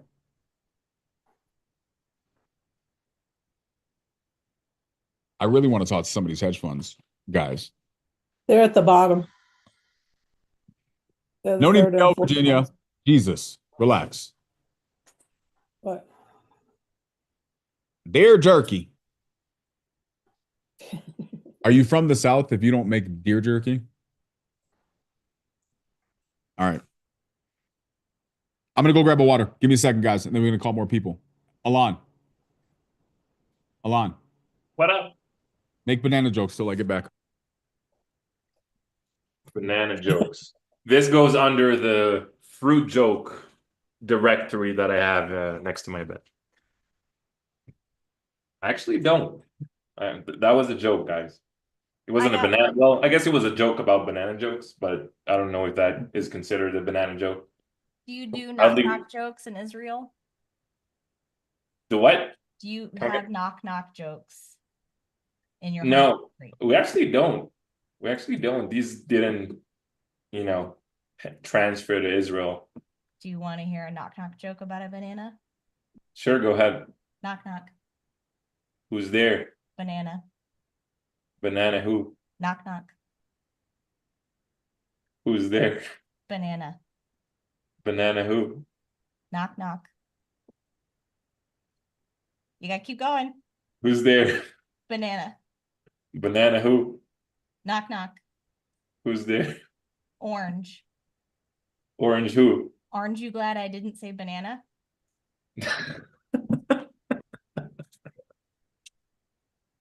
That's a joke that every second grader in the US knows. Really? Yes. Am I the only one who did not know that joke? I would put money on anybody from the US knows that joke. No, so let me ask Rodolfo and Gianmarco whether they know that joke. Gianmarco doesn't know that joke. Rodolfo doesn't know that joke. Okay, so you do actually have to do fifth grade in the United States. That's like part of the.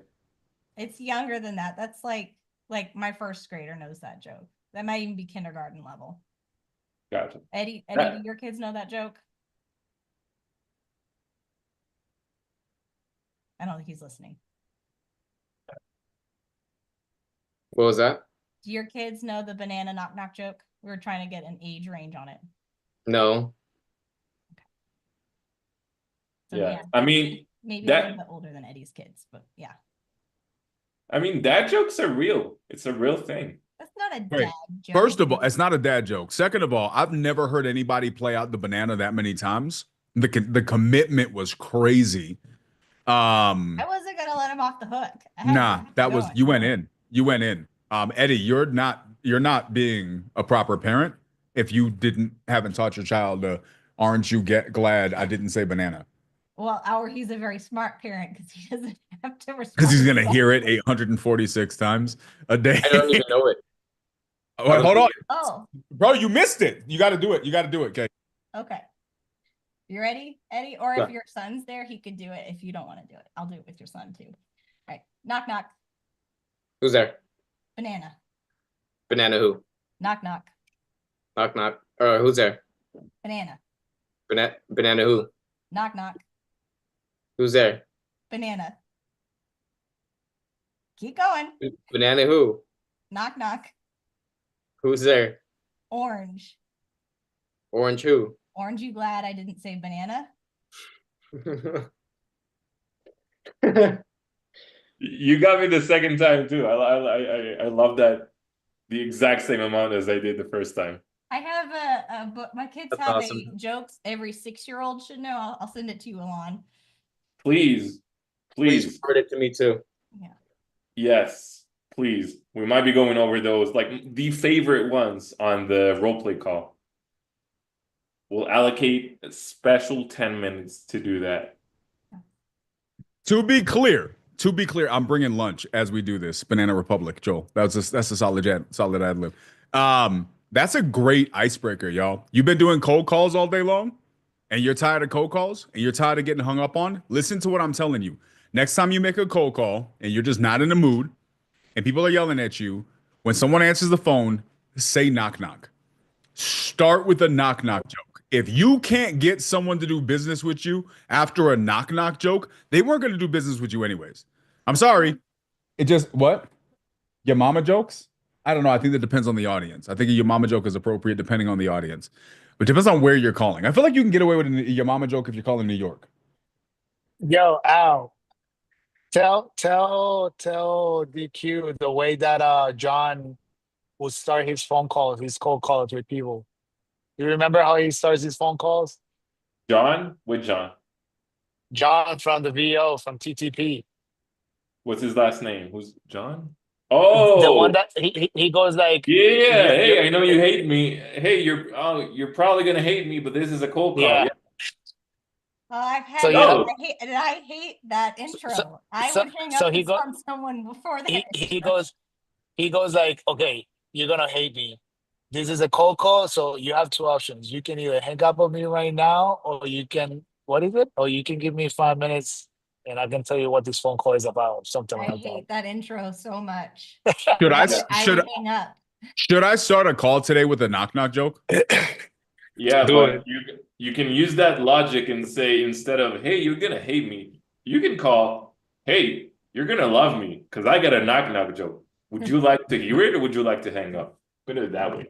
That, in my opinion, makes I think I'm gonna start a call today with a knock knock joke. I think I'm gonna do it just to see what happens.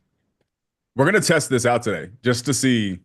Now, this is gonna work better when you're cold calling because the knock knock joke is 50% for your own sense of well-being, right? Because you just got punched in the face 800 times and you're ready to quit, and so you need to make yourself laugh even if nobody else laughs with you. But it also may work because it's a decent pattern interrupt. Next, I am calling agents, Joel. I might try it with an agent. I'm going to try it with an agent, and I'm going to try it with a seller. It's happening. Virginia, don't get mad if I start with one of your agents on a knock-knock joke. I'm just fair warning. If you send me leads today, it may get called with a knock-knock joke. Don't get mad at me. Joel wants to see cold calls turn into hot calls. That's Rodolfo's job. Rodolfo, you always turn your cold calls into hot calls, right? Yeah, I guess. What is a hot call? I don't know. Lead? As Or- Joel, he's in. I don't know. It's a hot when you can pay when you can cash the check. It's a hot call. Bro, it is interrupting sex a hot call? Because I've had a Interrupting call sex. where Wait, you interrupted sex calling a Sex. seller? yeah. So I called the lady and she was like, "Guys, what did she say?" She was like, "You just interrupted me. I'm getting fucked right now."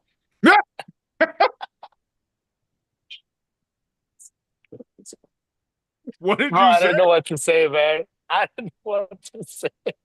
Why did she Bro, at answer that the point, phone? you just keep going.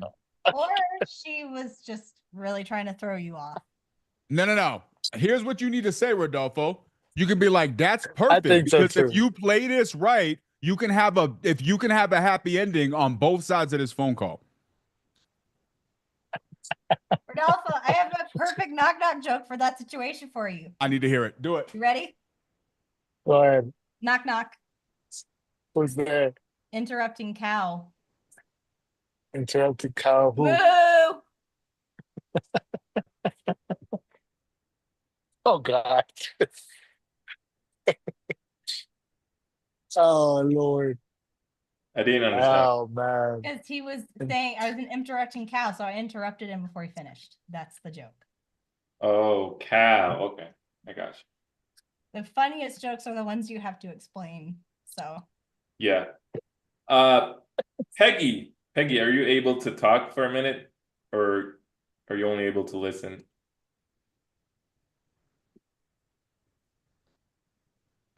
Yeah, what's up? We were talking about a lead. I actually haven't. You sent me a voice clip. I actually haven't heard it, listened to it. So, you want to get us up to speed? What happened with that lead?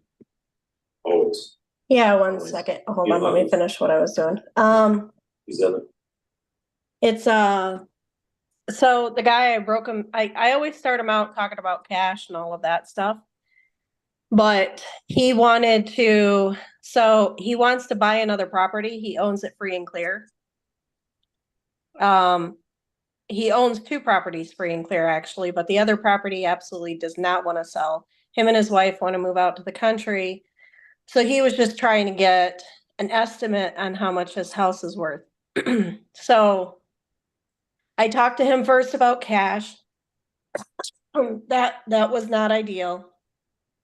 Creative is not where he wants to go either, because they want to cash out the full amount for their property so they can buy the next property in full if possible. Okay. So it sounds like a listing and a buyer. Okay. So you said you're going to help them out. Does that mean you're going to list it for them? Is that the plan, or? Yeah, it's the goal. I sent him my lender contact that I have, because they're gonna have to, sorry, he doesn't have a property to buy or live in. So they have to buy their next property first before they can even sell this property. Okay.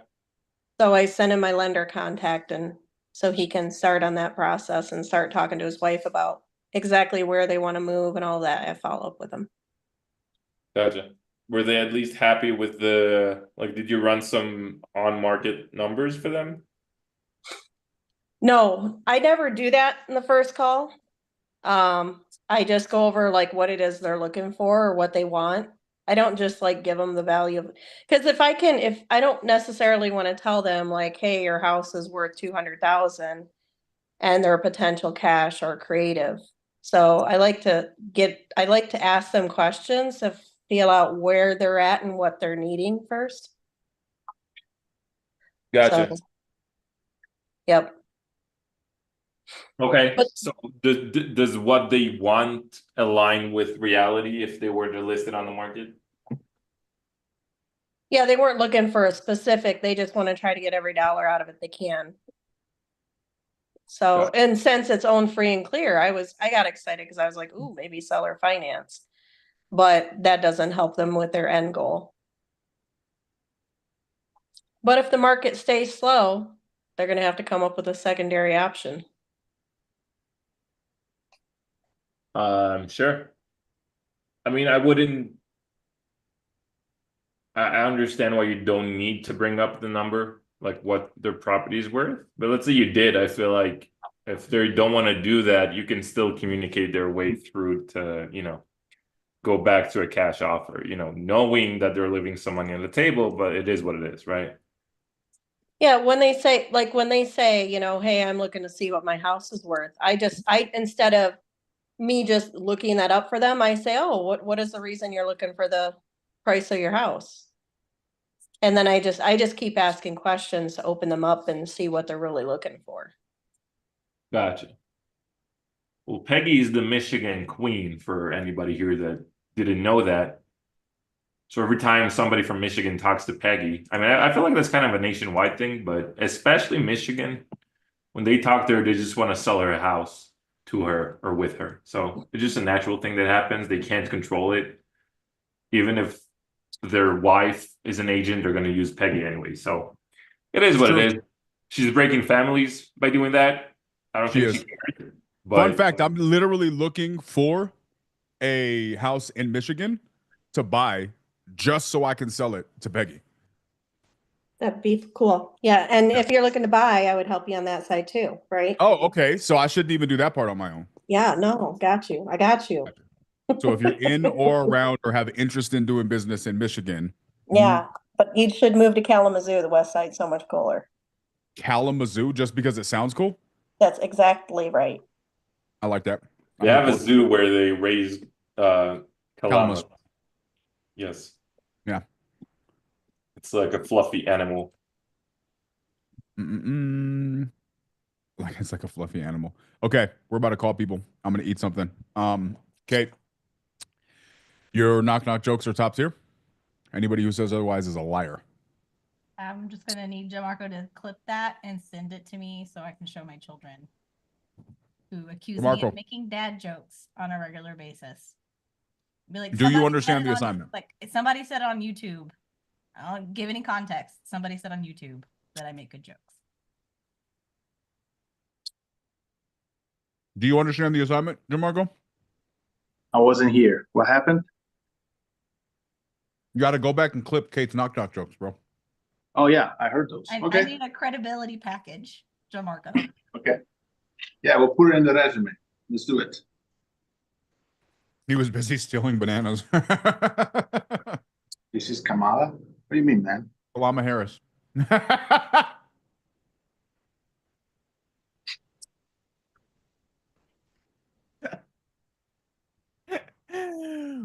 Can I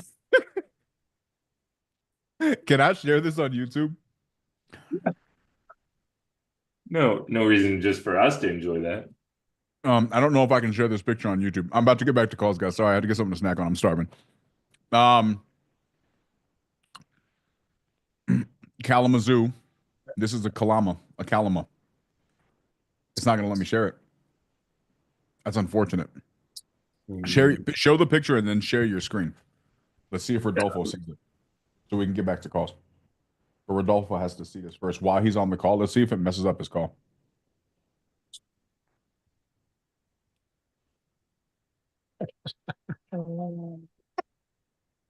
Oh man, you guys are bored.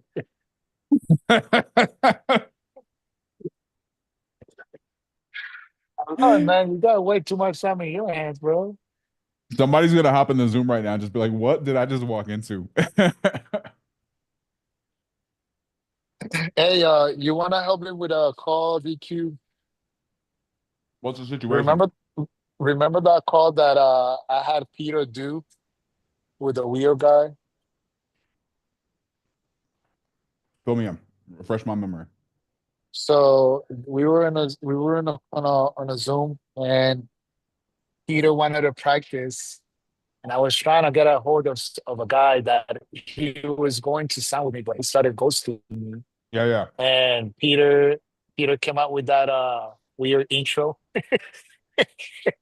And now this guy, every time I get up to him, he's like, "You had somebody really weird calling me.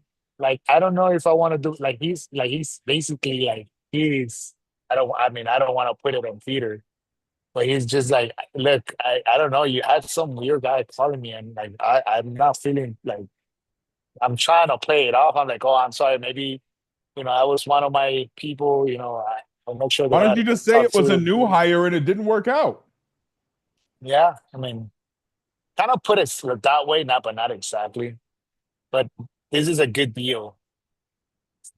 Can we reel it back? Because the guy thinks that it's. Should I start my conversation with him with a knock knock joke? He sounds like the perfect. Oh my God. Maybe not. Oh no, man. Now let's call him today. I'm gonna call some of Virginia's right now. We have let's call him. Let's do it. Yeah. Maybe you'll get me like a belt from Ross if I close it. I'll get you a. I'll get you a uh, a, a a a nail clippers toolkit. I'm always down for a nail clipper toolkit. Any grooming Yeah, stuff. You any got to grooming stay kit. clean. A 10-year-old perfume. They like Crazy. a 10-year-old perfume from Ross. I Those are guarantee legit. you, if I go Those are upstairs right now, vintage. guarantee you, if I go upstairs right now and I go under my bathroom sink, somewhere way in the back, there is a 10-year-old perfume set from Ross. I guarantee you. Bro, they'll have the curve, you know, the curve, the cologne No, curve. don't disrespect Curve. Curve goes The crazy. hey, curve is good, man. It goes a long way. Those Curve is a my classic, high bro. school in my high school days, that was a go-to store, man. I was like, I will get more bang for my buck. I may or may not have when I was in high school, and I used to get off the city bus because I'd take the city bus to school for a while. Get off the city bus, it stopped right in front of a grocery store. So I used to get off, go into the grocery store, and spray myself with a bunch of cologne before I went to school. But I would spray enough to last the whole day. So Oh, you know, I had to stink for like the first three periods of school. It was miserable. You So did I a would get job like at Abercrombie and Fitch. You could have done it did at you work. that would did have you been ever better. did you ever grab the magazines? You know, the ones that you open it up and you have the fragrance inside, And or then you just rub it rub it on on you. your Yeah, neck? nah, that works. That Yeah. works. That works too. Yeah. Aspen was a good one that I used to do from the Oh, grocery store Aspen. God. All right. I'm gonna call this hedge fund one first. I'm calling the hedge fund ones first, Virginia. Okay. See what happens. I'm really trying to stall and eat a couple more bites of my sandwich because it's kind of giving me life right now. I didn't realize I was this hungry. Y'all ever realize that you don't realize how hungry you are till you start eating and you're like, holy crap, I probably should have been eating a long time ago. How I feel right now. Kate says every day. That's because you have 17 kids, Kate. That's the reason why. All right, let's figure this out. All right, what is this person's name? Raul Pino? Right. All Raul. right. And you talked to all of these people in the last couple of days, right? It's been several days since I called them. I only called them that one time. Okay. Josh, Dracar used to be my favorite cologne, bro, but that was too fancy for a grocery store. You couldn't get that from a grocery store back in the day. You probably can now. Gianmarco in Italy, you guys are probably big on cologne for no reason whatsoever, right? Yeah. What was your favorite cologne growing up? Top 3 colognes in the chat. Top 3 colognes. Give me 2 minutes to finish this sandwich before I make this call. So for the next 2 minutes, we're going to kill time, and we're going to talk about top 3 colognes. I don't even know, man. I mean, there were many, but right now I think the one that I liked that I tried was actually it's not even Italian, it's German, Hugo Boss.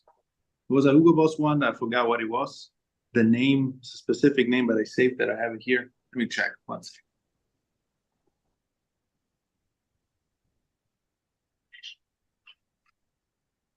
You worked at a perfume store? Yvonne was one of those spritzer girls at like the Bloomingdale's in New York City. She sold Jay-Z underwear. I worked at nothing that cool. I worked at a outlet mall, and it was it's called DF and CCO discount designer fragrances. I don't know, something like that. Anyway, basically we would get like the Mother's Day sets from Macy's and stores like that, and then sell them at Christmas. There's a huge black market for perfume sets in other countries, so we would have to limit how many we could sell to people, and they'd get really, really angry. It was an interesting job. People black Did you market. rent? Yeah, so they would buy it at our discount price. So it would be like $30, and then they would send it to the Philippines or Asian countries, and then mark it back up to the retail price to make a profit. So we were only allowed to sell them like 1 or 2 sets, depending on the variety. I worked there. Did you randomly spray people as they walked by? No, we were not allowed to do that. No. I think Yvonne did. I think Yvonne definitely randomly sprayed strangers. Was it this Hugo Boss, Jamargo? Yeah, I said Hugo Boss, but it's actually a Tom Ford. Hugo Boss is another Oh. one. It's a previous one. Yeah, This was one of my favorite ones back in the day from like high school. This was one of my go-tos in high school, and Yvonne bought it for me for memory purposes. Another one right here. Rodolfo's gonna know this one. Ross Special, Michael Jordan cologne, bro. One year for Christmas, Yvonne bought me a bunch of old high school day colognes. All right. We're calling agents now, guys. I ate a little bit. Nice. I send you the other one when you're ready. Okay. I'm gonna get to them. Get into them all. Awesome.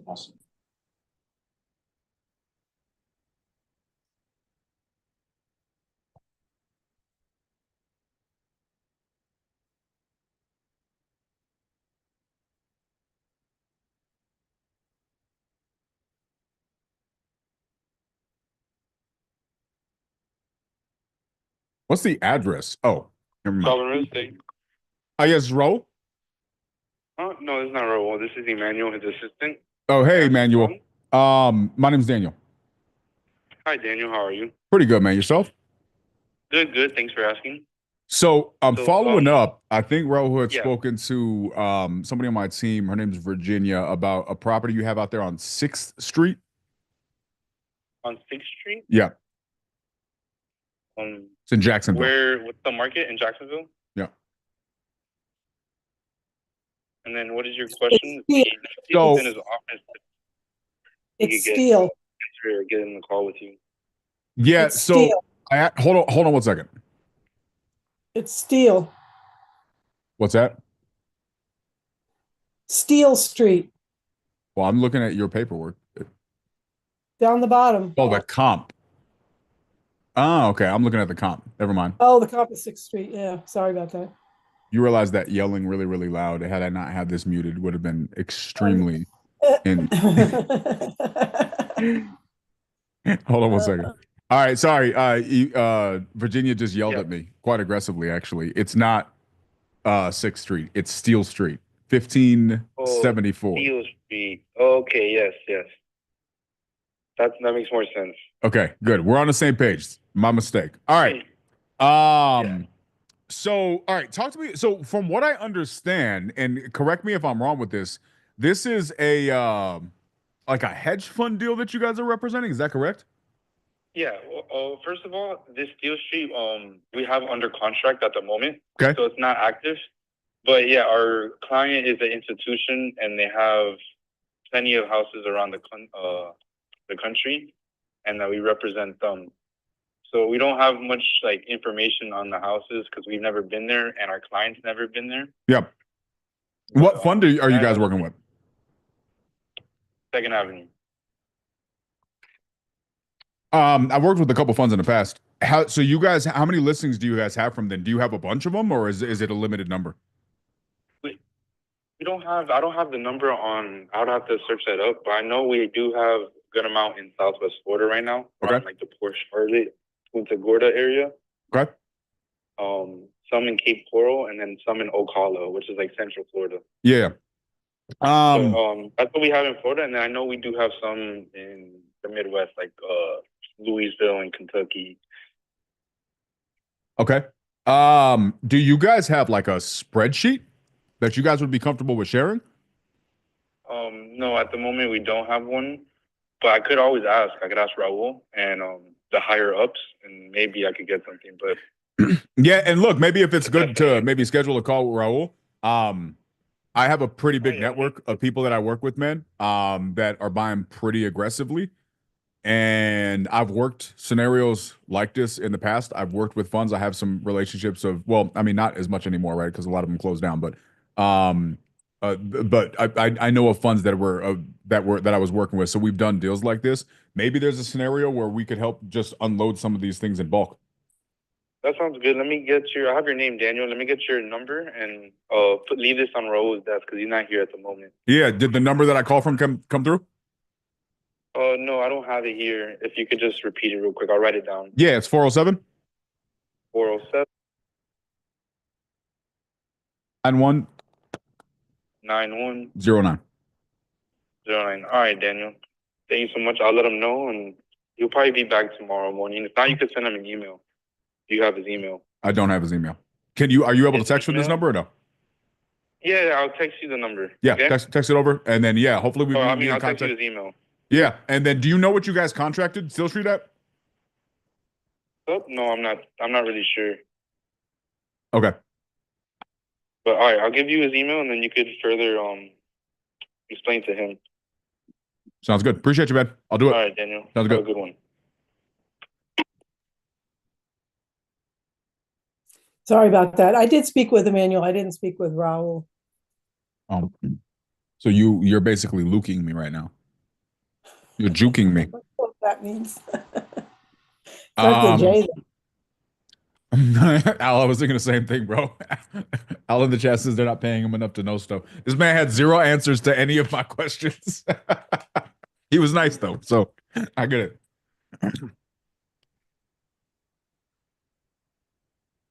I'm usually not really good with salespeople. Unfortunately.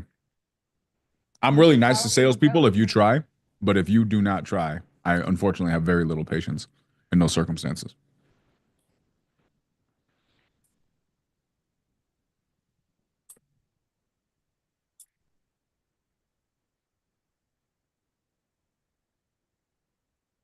Did you type go to next page at the bottom of the page in Google Doc? I did, yes, just so you didn't think that that was the end. Because there's another one, and it looks, if I left it like that, I was afraid you would think that that was the end. There was not another page. I appreciate the thoroughness of that inclusion. I appreciate you. I try to eliminate as many mistakes. No. I mean, at that point, if I don't go to the next page, it's my fault. Yeah, but well. All right. Guys, anybody who said making phone calls can't be fun, you're doing it with the wrong people. To be clear, so you don't aggressively attack me again while I'm on a phone call, I'm calling about 28th Street, yes? Yes. Okay. I never knew you were that aggressive. I like it, Virginia. I didn't want you to lose them. I didn't want you to hang up. It's not the right address. You should definitely type page was intentionally left blank if there is nothing on the page. So that way I don't keep looking for words if in fact there are not words to be found. Yeah, there's All no right. blank page. Let's go.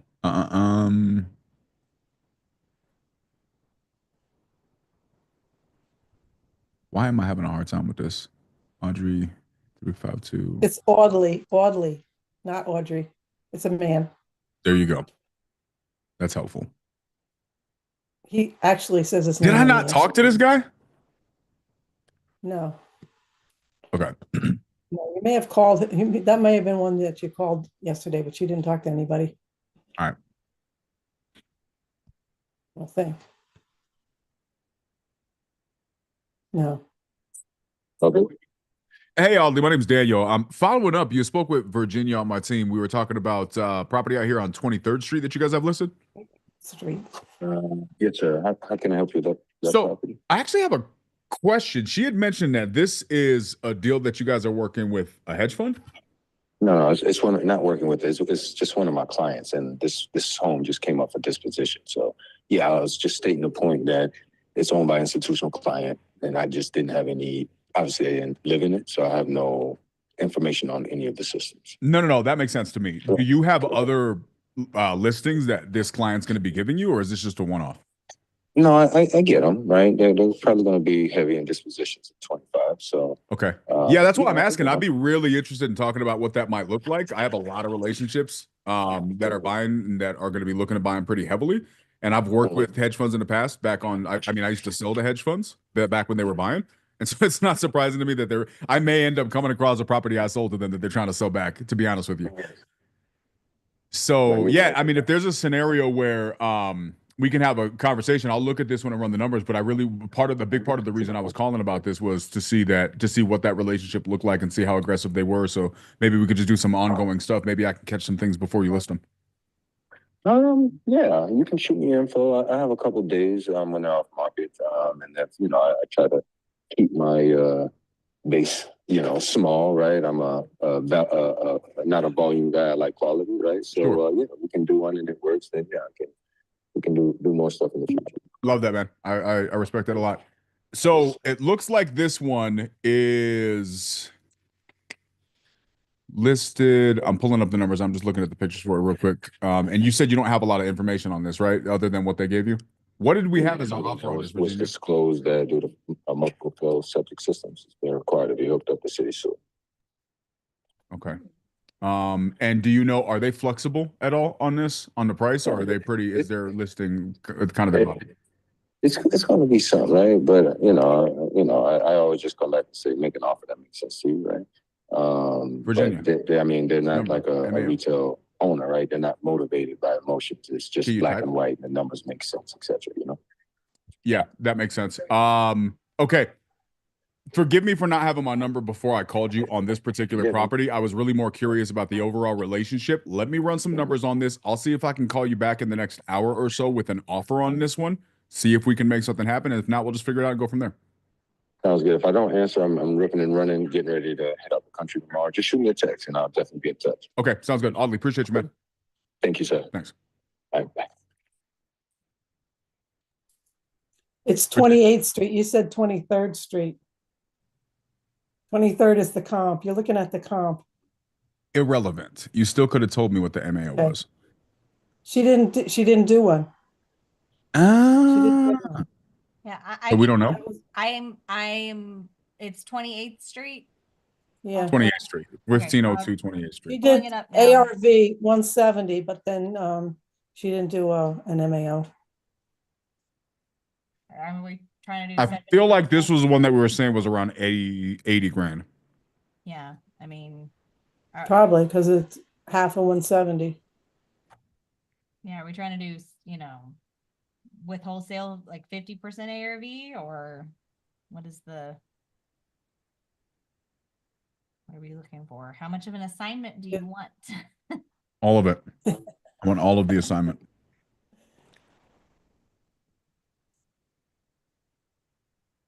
Yeah, if it's I have ARV is 170, so if we're doing 50%, it'd be what, 85? Okay. I should have just said that on the phone with him and just guessed it. Oh well.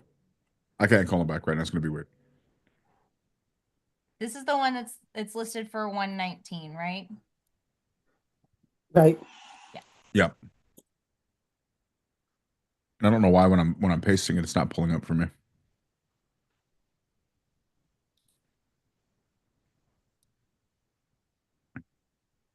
Oh, that's why, because it keeps bringing me to freaking New Mexico.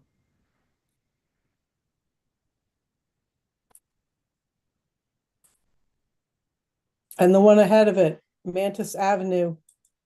She said ARV 205, but you didn't agree on an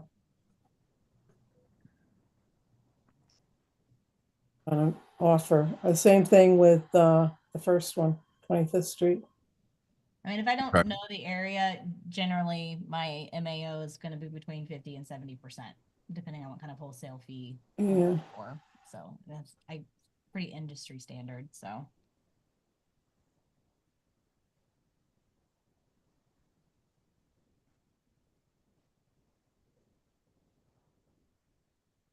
I'm looking here. Give me a second, guys. 1 second.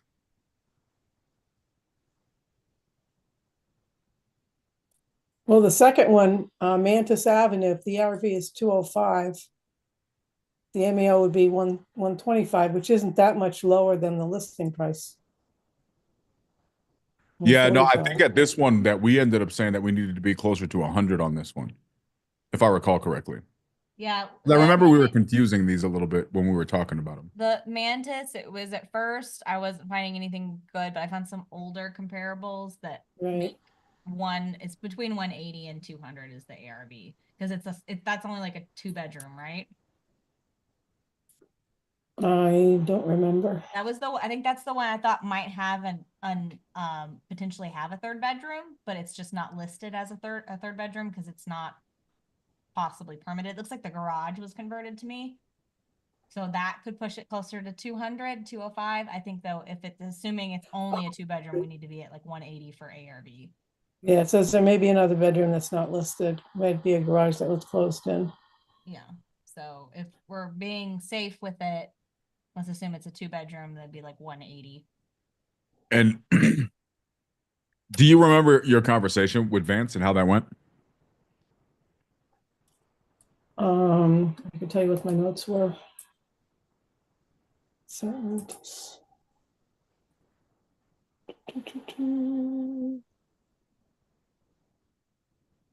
gonna just call. oh, okay. Yeah, there's nothing really there.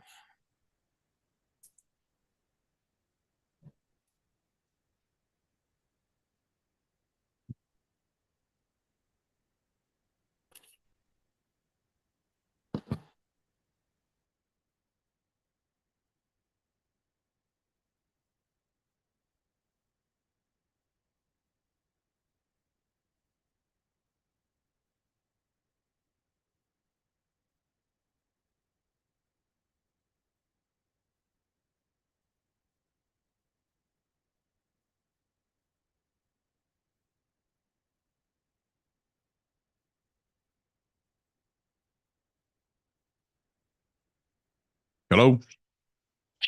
Hello. Yeah, is this Vance? Hey. Can you hear me? Hello. Hello? Hey. No, ¿quién habla? Yes.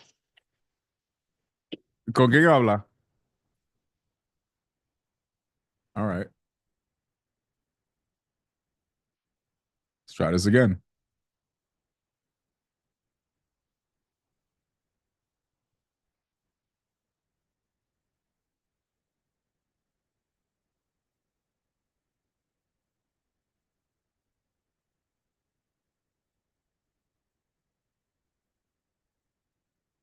Hello.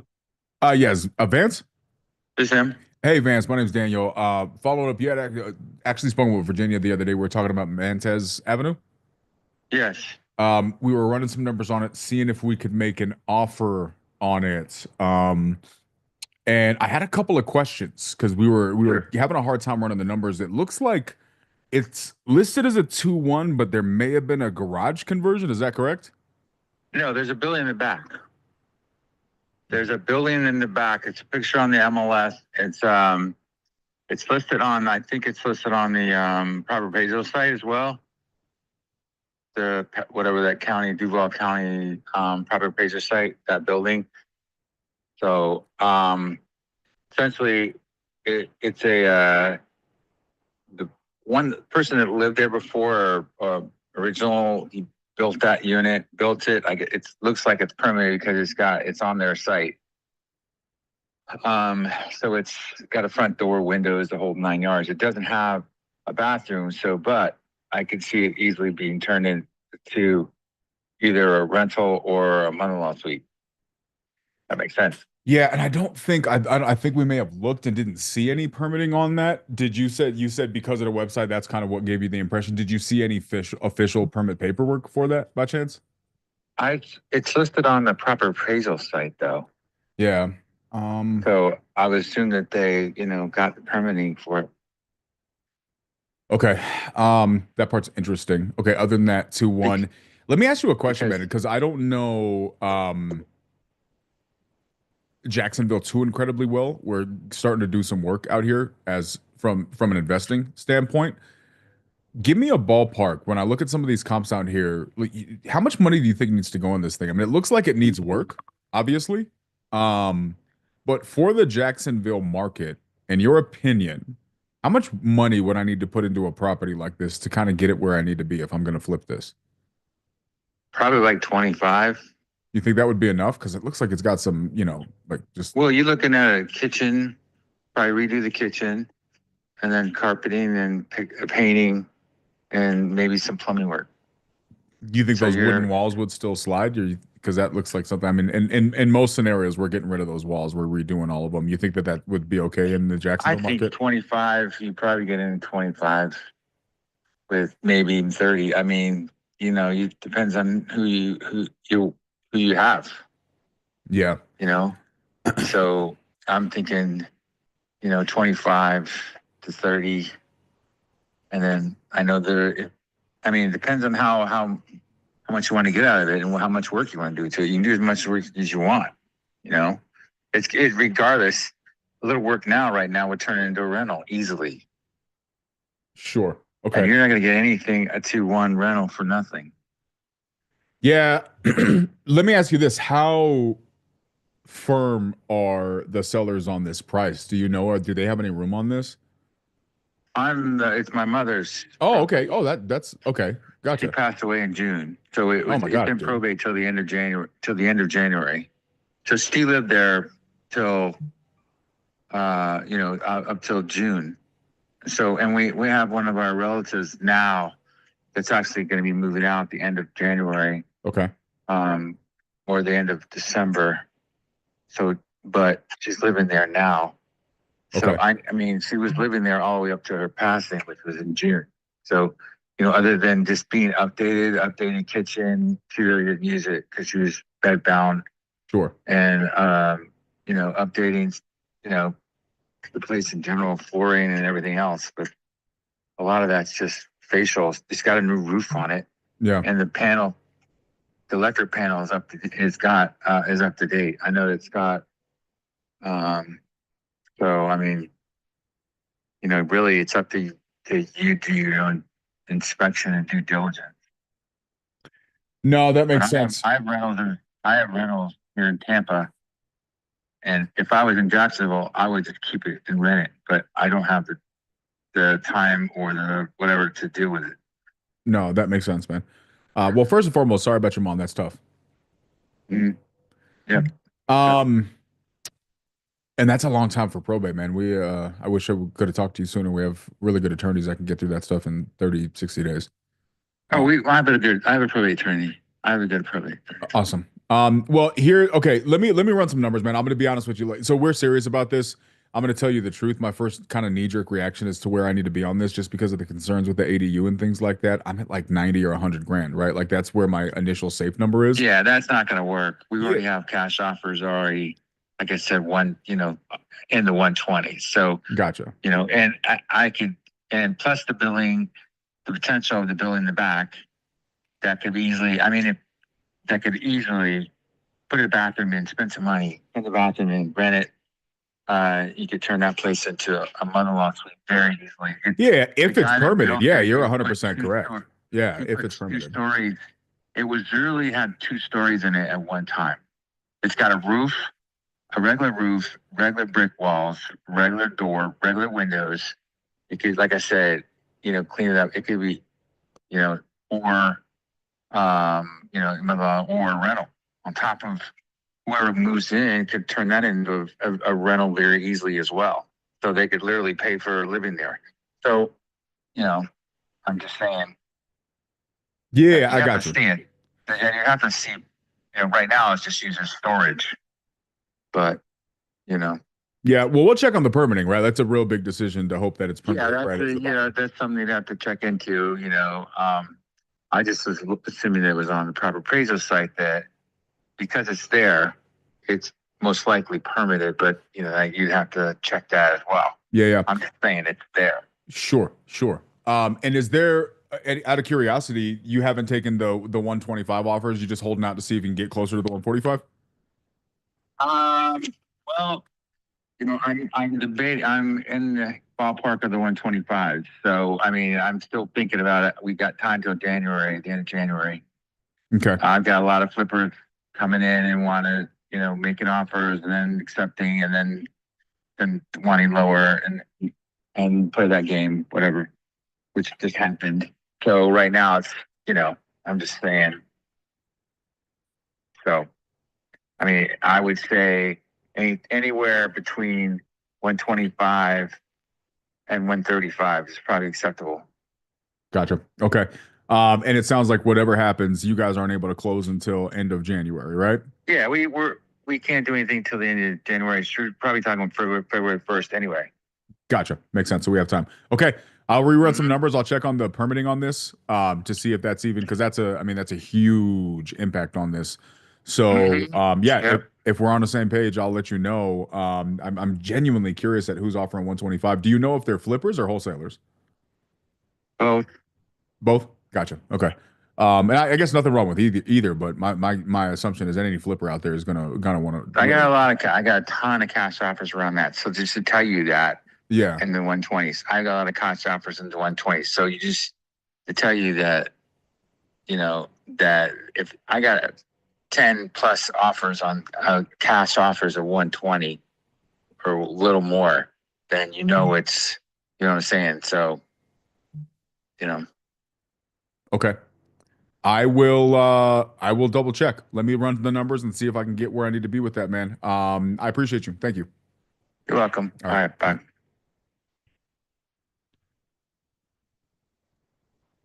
I just sent the county record for that property. I don't know if you can find it there.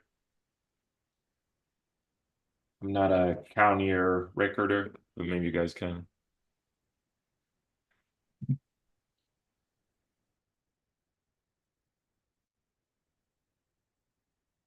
Yeah, I mean, it is showing garage utility building, but that's not the same as having a third bedroom. And I don't know that based on the photos of it, I don't know that I would consider it an asset to the property. No, I wouldn't either. The guy is clearly very, in my opinion, extremely unrealistic about this. And it's tough, right? Because he's got the emotional attachment that it's his mother's property. So you don't want to attack the property. That's not a smart move. Yeah. But he's just being unrealistic, in my opinion, because he initially said, oh, well, we've gotten a couple of offers. He went from a couple of offers to I got tons of, cash offers. They're just coming left and right, going all over the place. And it's just like, all right, bro. So And sellers love to throw around their tax assessed value. It's tax assessed at 130. So yeah, but he wants 145. I feel like that's gonna be a constant hurdle when you're dealing with on market, is that you're always gonna almost always gonna have higher offers, right? Even if they're not real. Yeah. Because you're gonna have 2,000 wholesalers making blind offers, you know what I mean? yeah, I mean, and 120, if it's a flipper, that I could see that number, but I don't see a wholesaler offering 120. No, for sure. I mean, if it's actually 25,000, that could work because the ARV is real, optimistically. Did you see that house? I know. It's not 25. It's what? It's 50? At least 50. If you're gonna make this thing nice, it's 50. Yeah. I feel like it's gonna be hard to convince him that 120 is not gonna work, but who knows? I mean, there are other investors that are buying on market, which might actually buy for 120 as a rental. I don't know. Yeah. 20 sounds like a stretch, but well, yeah, I mean, but in my opinion, it's not even rent ready because there's no, it's not rent ready. There's no way that's rent ready. You need 10 grand into this thing to even get it rent ready, in my opinion. So yeah, here's the thing with this one, Virginia, this guy's just not realistic at all, but that doesn't necessarily mean anything. I think it is possible that he's getting a lot of BS offers. Maybe they're at the 120 ranges. I wouldn't be surprised if somebody did that, but I don't see why somebody would offer 120 when it's listed on market at 145. I'm having a hard time seeing that. So I would just dig your feet in at right around the 90 to 100 range, and then I would just follow up with this guy. I would call this guy a follow up. Just say, hey, ran our numbers again. We can't get to the 120, but maybe I'm not a primary, but just consider me a backup if something changes.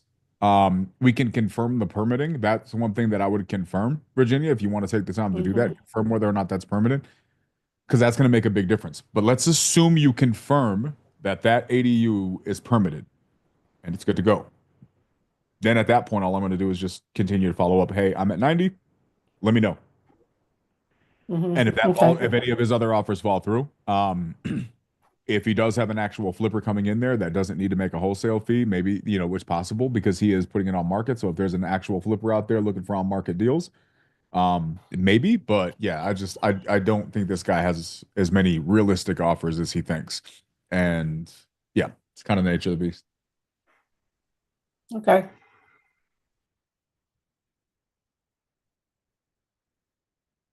Yeah, Shirley, I agree. They're all wholesalers. My issue isn't with the offer. My issue with this guy's personality.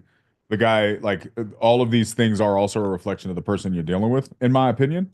And this guy just doesn't seem like a very fun or open-minded guy, right? He just, every time I went down a road, he tried the defensive thing. That was his first response, was being defensive. I personally don't have a lot of patience for people like that. But to your point, yeah, it's a follow-up game. It's always a follow-up game, and that's really what this game is always comes down to. I think that's where a lot of people miss it. It's always in the follow-up. These ideas where you're gonna get so many, like, can you get a deal in one call? Yeah, I've done it. It can happen 100%. But the great majority of this stuff is you gotta you gotta follow up. You gotta be consistent. You gotta be the mosquito that just can't leave the room when they're trying to sleep, so they eventually get out of bed. You know what I mean?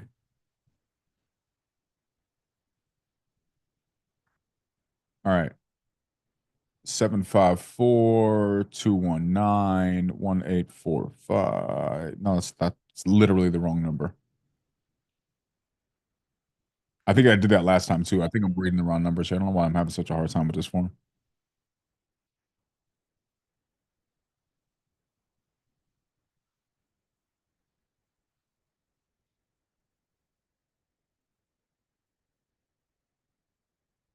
It's now pending? This one's pending?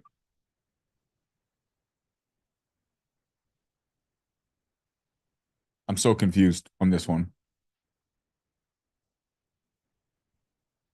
For the very, very first one, Virginia, you say ARV is 65, but it's listed for 99?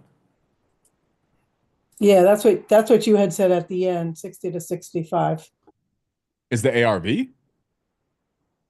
No, is the wait a minute. No, that would be the offer. 60 to 65. That would be the offer. I'm sorry.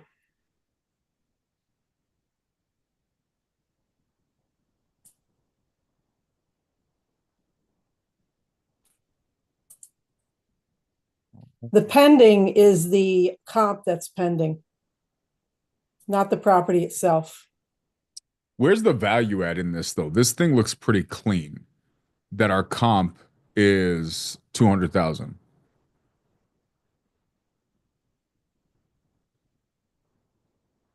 Where's the value? What do you mean? Where's the value in it? Well, the value add, right? So normally we take the previous property that we were just looking at, right? Right. Uh-huh. I'm gonna share screen on this. We look at the previous property we were just looking at, and let's see, hold on. So let's go to this property, right? So where am I at? That's not it. Is this it? This was it. So you look at this property. Listed at 40. This is the other one, right? I'm using this as a frame of reference. So you look at this property, I can see there's a bunch you can do here, right? Look at all these crushed sodas under the bed. You can do a bunch of stuff in here to get this upgraded, so that way it now has a value. If you value it, you put $50,000 into it, now it's worth more. Okay, that makes sense. We have the comp for this one at 200,000, but when I look at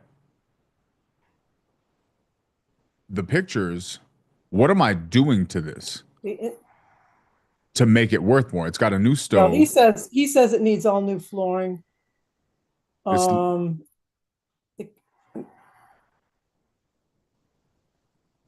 guess maybe. Yeah, maybe in The the bathroom could be. This doesn't look like The reason I $100,000. put this down though was because the comps were higher. The comps seem, clean up the outside so it looks like something. Yeah, I don't know. When I'm looking at right now, this thing looks like it's about at what it's worth. Like, my concern is, let's say this guy, gets us, sells it to us at 65. I don't know that we can wholesale this to anybody. I don't know. Even if the comps are like, what are the comps? The comps are like 190 or, it's a big house. It's 4 bedrooms. Yeah, but it's 1,500 square feet.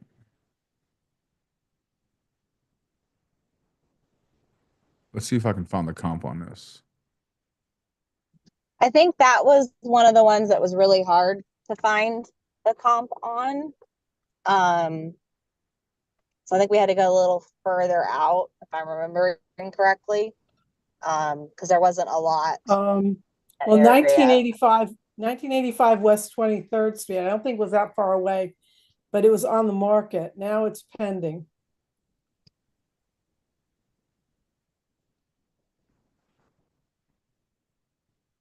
The other one, West 24th, I don't think they were that far away. West 24th Street sold for 203. That was that brick Apparently, house. Rio Rancho, New Mexico, and Jacksonville have the same street name numbers. Yeah, I think almost all of the properties we comped yesterday were like all in the same area of Jacksonville. So they kind of, all of the comparables should kind of overlap. It comes down to the age of the home, really.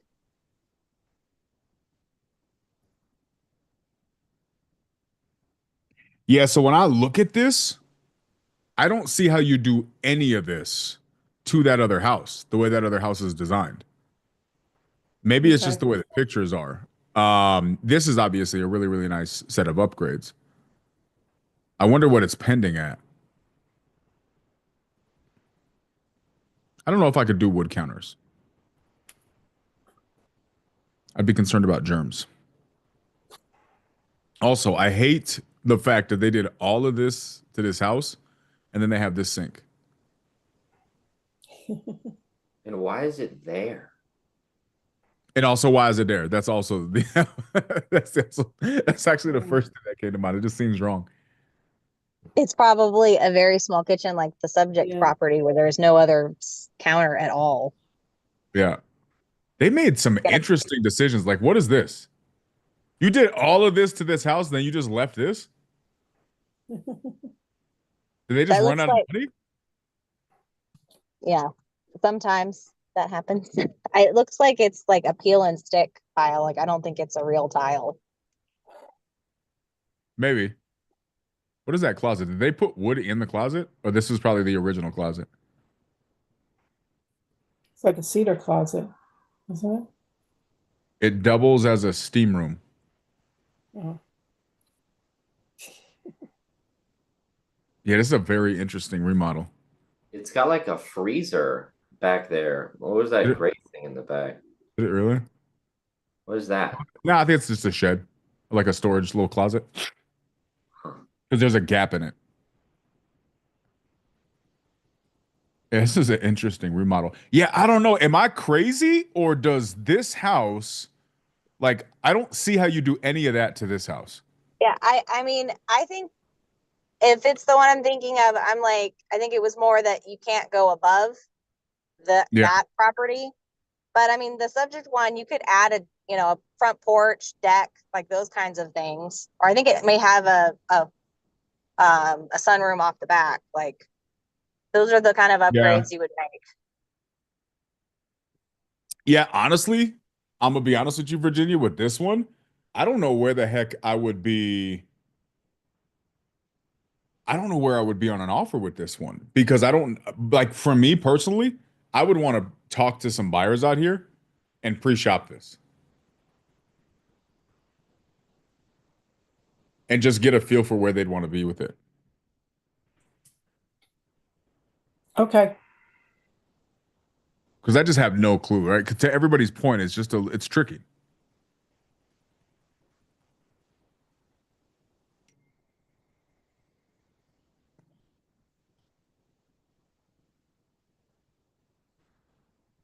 $110. I mean, they've obviously listed it since Jesus. So it sold for 74. So they paid more. Look, I mean, this is what they paid for it. So if we need to be at 60, 65, obviously that's not even gonna work. This is my concern. It looks like they try to get into this for like a flip or an investment. Well, that was in 2019 that they bought it for 74. Ah, okay, yeah, it's 2019. Maybe. Yeah. I mean, maybe it was a long-term investment. I have no idea. I don't know what their motivations were with this. This is for sale for 88, sold for 74. And they've gone down from 150 to 99. Well, That's it's a been pretty good rented job. for 1,300 a month. Yeah, this is a tricky one. I don't know that I feel comfortable making an offer for this guy at any price, especially if they paid 75. We need to be at 60. He probably owes more than that. Okay. I'd want to be sure, is the simple answer. Okay. 1829. Hold on. Let's look at this one. Of course, it's going to take me to Rio Rancho.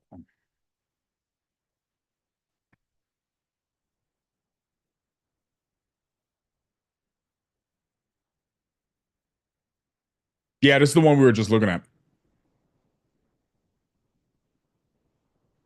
Our concern with this one is how do you get the other one to look like this? Just the layout of the house is so much different.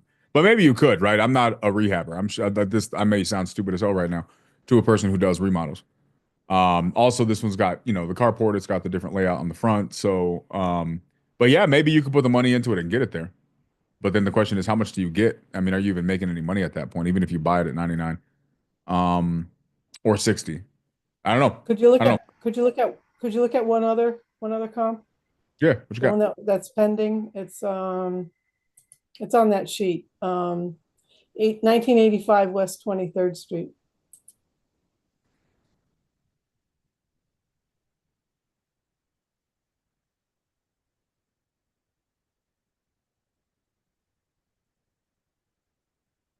$189. That's the one that's pending. Yeah, and this one seems more like that layout. This one seems a lot more similar. Did a nice job with it. 153 days on market.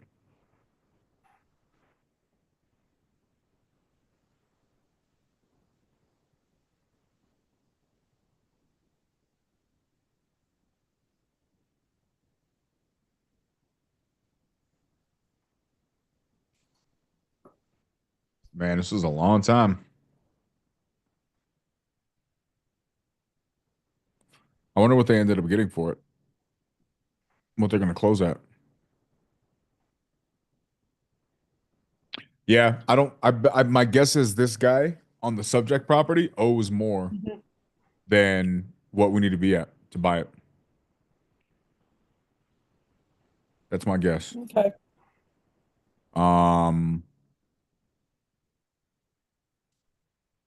Yeah, I mean, 225 days on Zillow. Let me just call the agent. Let's find out.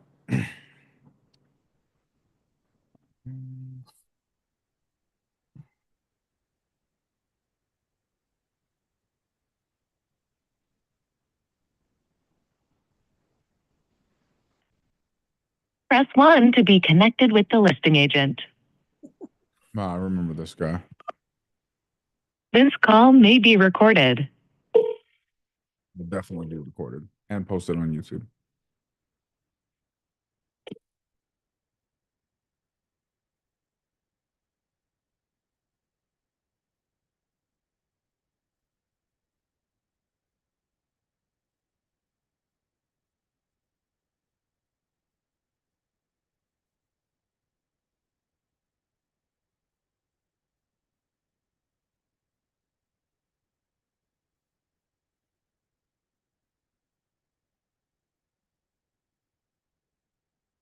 Recording, you may hang up.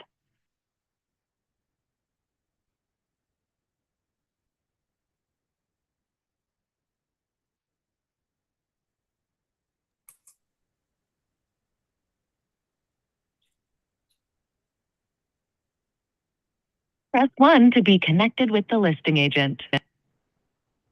I'm getting This is that. What's This is that? that Hispanic. This is the Hispanic agent. Remember, you listened to the call. You listened to my call. Oh, yeah.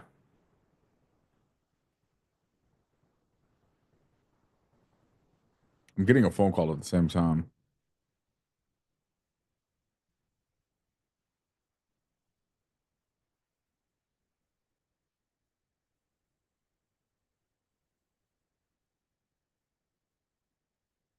Press 1 to be connected with the listing agent. This call may be recorded.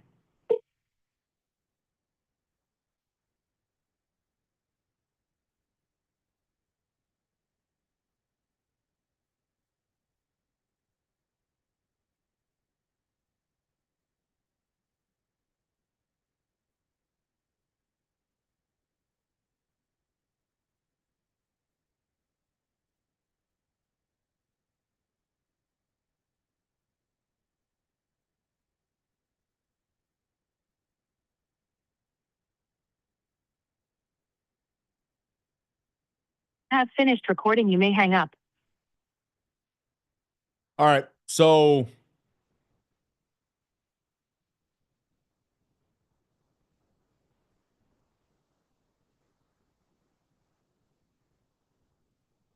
yeah.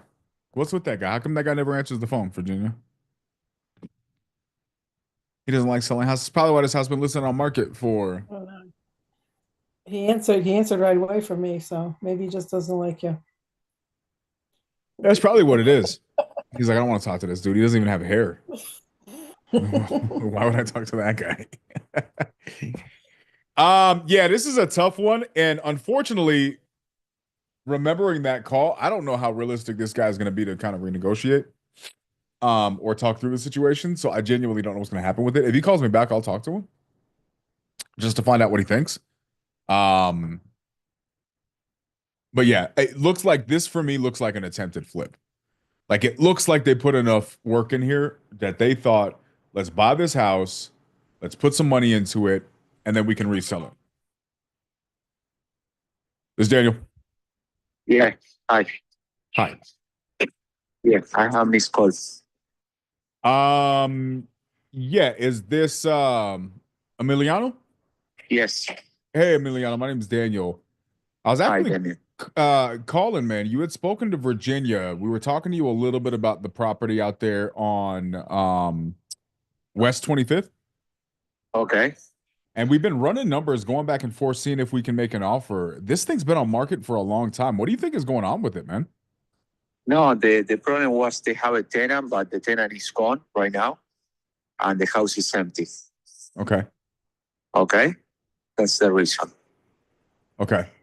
Have you had any luck? How long has the tenant been out? Like 2 weeks. Gotcha. Okay. Have you guys been getting traction since then? What? Have you been getting any traction since then? No.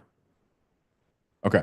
So here's where my concerns coming into play. I'm trying to figure out in my head when I do the numbers on a property like this, my quick math tells me I need to be around like 60, 65 for this. But I feel like the owner owes more than that on the property, no? Yeah. Yeah, it's not gonna happen that price. No. Okay. What happens if you guys don't get 99 for it? What? What happens if you don't get the 99? No, 99 is okay. No, nothing. We can see a low offer, but not 65. Okay, what do you think you need to be? Like what would you say is the lowest you guys would feel comfortable going? I think in the 85. Gotcha. But that's about Okay. it. Okay. Yeah. Do you speak Spanish? Yes. Okay. Okay, pues en ese caso, 85 es donde es el más bajo, ¿correcto? Sí. Ok. Y si no vendes en ese precio, ¿qué van a hacer? ¿Lo van a retar Bueno, otra vez? No, puedo bajar un poco más también. Ok. Me imagino. Okay. Okay. Okay. Pues yo. You're gonna send me offer cash? Yeah. That's what I'm trying to figure out, man. I'm trying to see if I can send a cash offer. But if the cash offer's got to be able to move, right? And I don't. I mean, I understand if you got a tenant in there, but if a property's priced right and a good market, You're not going to have it on market for, 6, 7, 8 months without any offers whatsoever. That tells me the price is wrong. I think the market's saying the price is wrong. We have a lot of offers. We have a lot of offers. The problem was the tenant. And right now I receive an offer every day. The problem is they are low. They are low offers. Exactly. And, where are they're right around 60, right? Yeah, exactly. There you go. The market's talking, man. All right. Yeah, maybe 80, 75. We can try. Okay. We can try that. Okay. Yeah. I think it's good. I And think it's good. it's so, and then he's willing to move quickly, yeah? Yeah. We can move quickly. It's empty, the house right now. Okay. Yeah. Yeah. Okay, let me see what I can do. I mean, it sounds like our numbers are on the right track, right? Where the people are yeah, I'm at 60, I'm really interested. At 70, 75, I got to pause. So, but let's stay in contact. Let's stay in contact. If we can work something out, let's figure it out. 675. Okay. Yes. 675. Okay. I'll let you know. Thank you, man. Thanks. Thank you. Bye.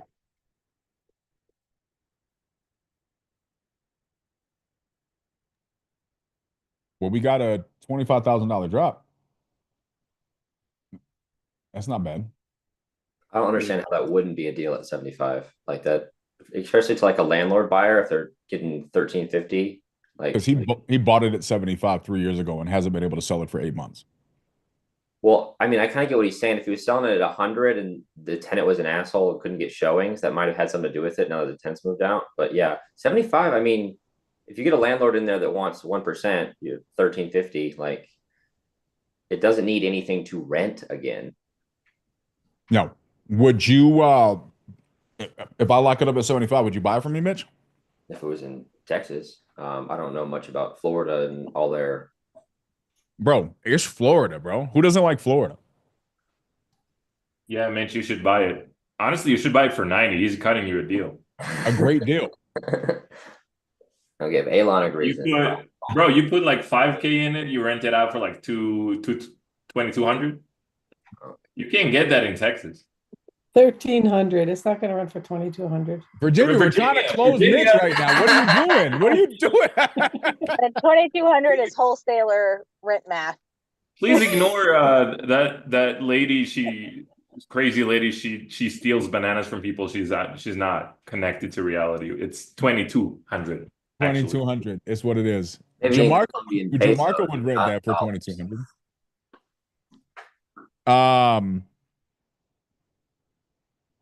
So yeah, what I'm hearing is, Mitch, you want to buy this thing at 95. That's what I hear, right? What you're hearing, and you keep going up. It's just hearing.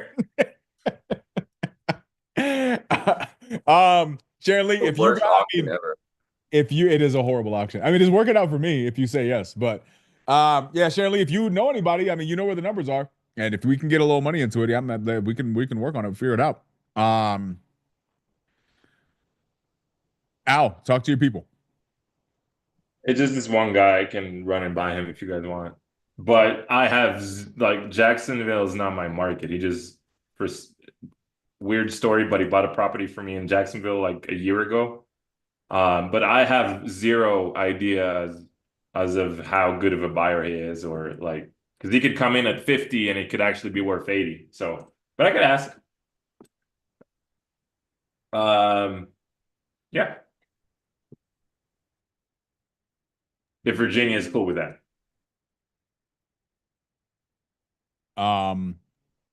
She's cool with it. She's just gonna lowball you when you're talking to your buyer. You're gonna Daniel try to speaks for me. I speak for Virginia. I like that. That's good. That's fun. You're gonna be telling the buyer you should buy it at 100. Virginia's gonna be like, don't buy it at 100. The other guy couldn't sell it at 100. That's a horrible deal. Yeah, let me know. Let me know, Al. And we can figure this out. I think it could be decent. You don't call me Quijanito, Jack. Quijaniton. Got to say it with emphasis. Okay, that's all of them, Virginia. All right, we called through some of your deals. I think we have a potential. Ooh, let me call Danielito. Let me go back to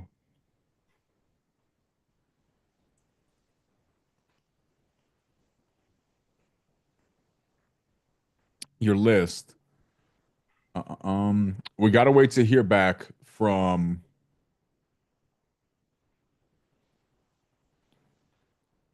Raul because his assistant, who is full of answers, is waiting to follow up with us. Oddly.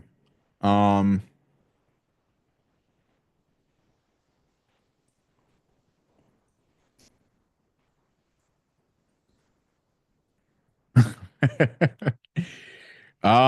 let's call this guy back. I don't know if he's gonna answer, but let's give it a shot. No.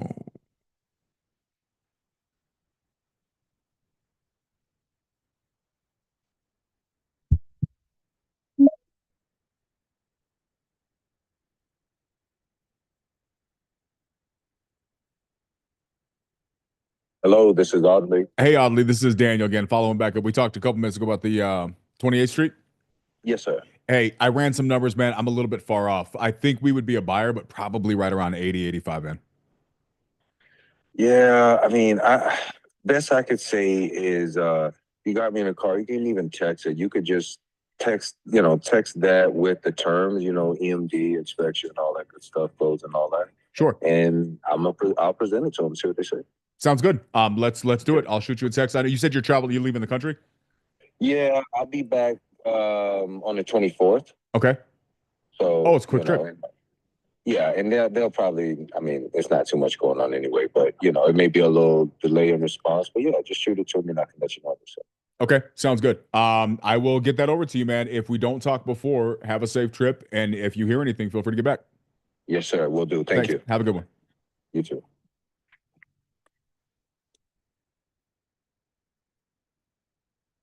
Let's see.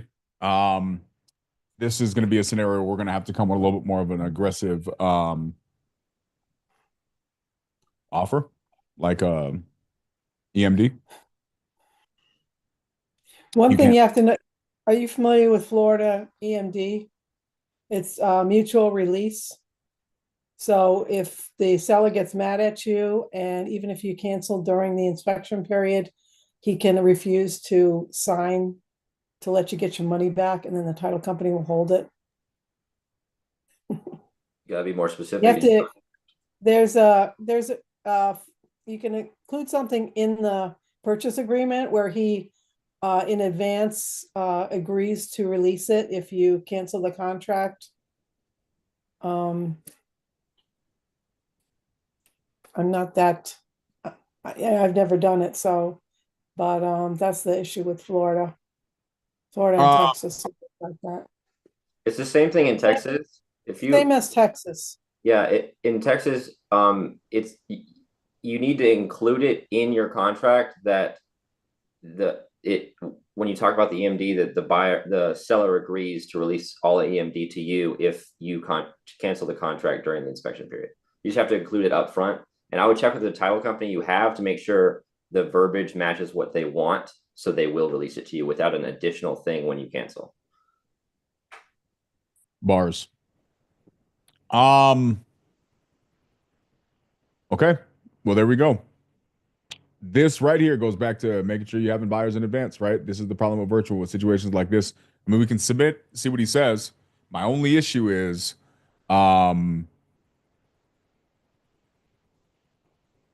this is a guy that would be a good guy to have a relationship with for building relationships with agents. This is a little bit different than sellers.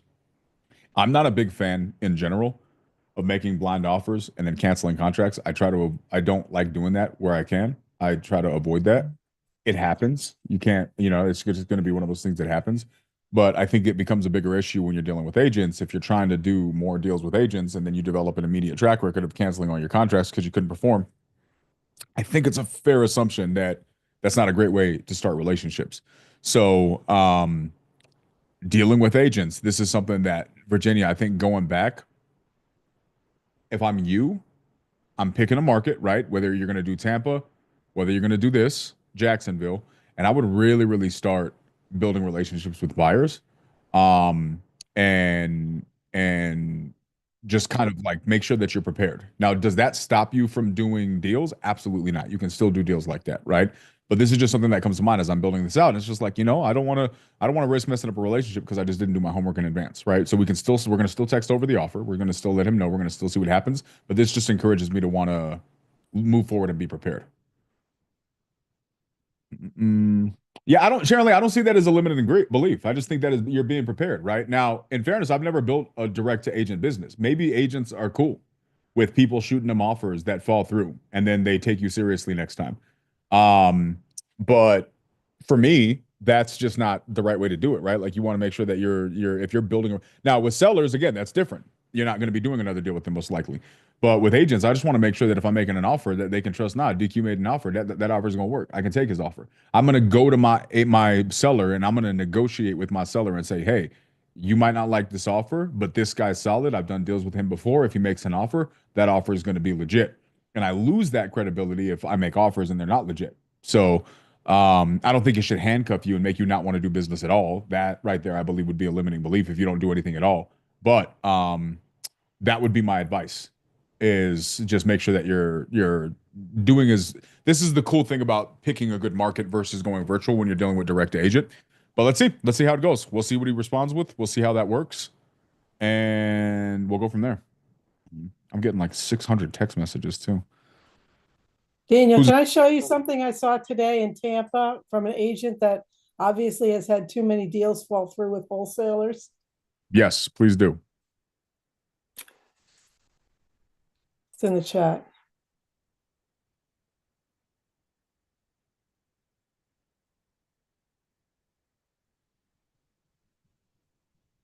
This guy has a lot of listings too from the same seller.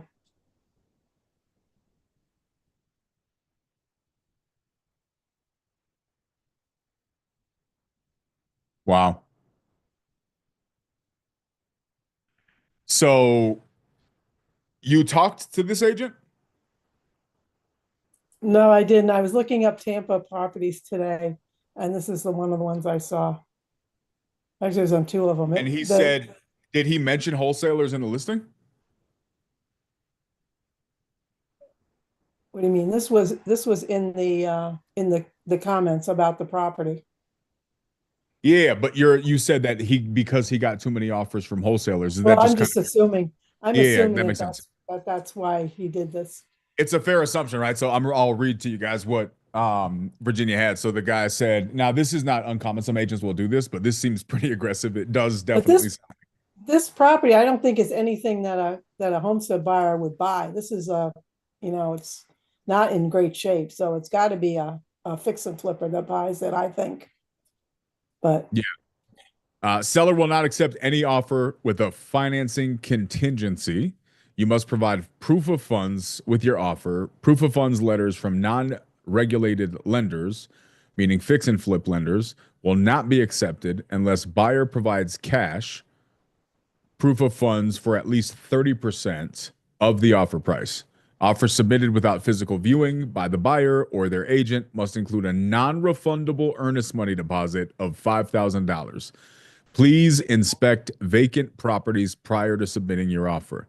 Max 4-day inspection period. No assignable contracts, please. That guy definitely does sound like he's been hurt a little bit.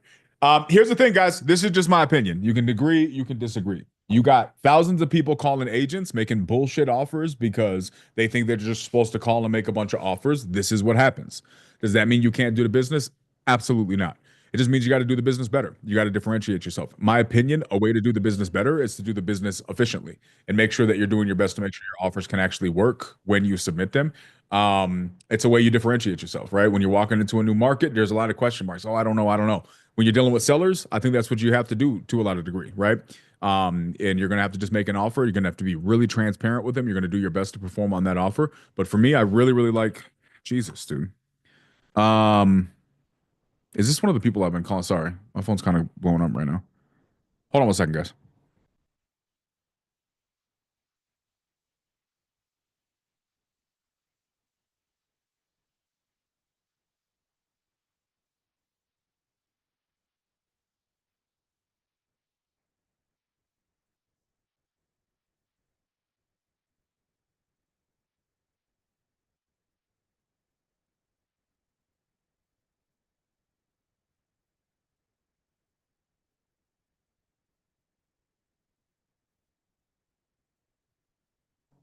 All right, sorry about that, guys.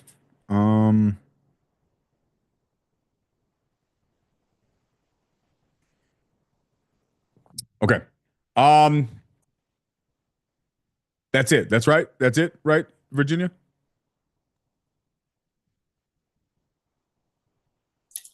Yes, it is. Thank you.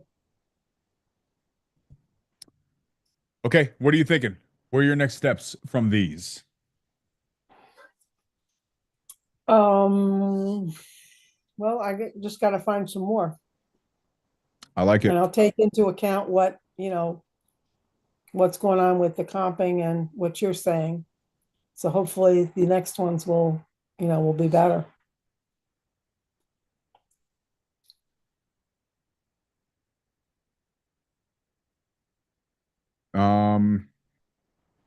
Sorry, I just got another email. Or sorry, another message. So yes, I think we have two that we can follow up on. I think this one is a possibility with Emiliano. We can follow up with him. And I think that the other one. So I mean, honestly, 2 out of 4 possibilities is not horrible. It's not horrible at all. Not a bad start. Honestly, Oh, that Virginia, guy, Bobin. Emmanuel, the partner of the Raul, he said some of his leads were in Port Charlotte. That's like really close to where I live. Okay.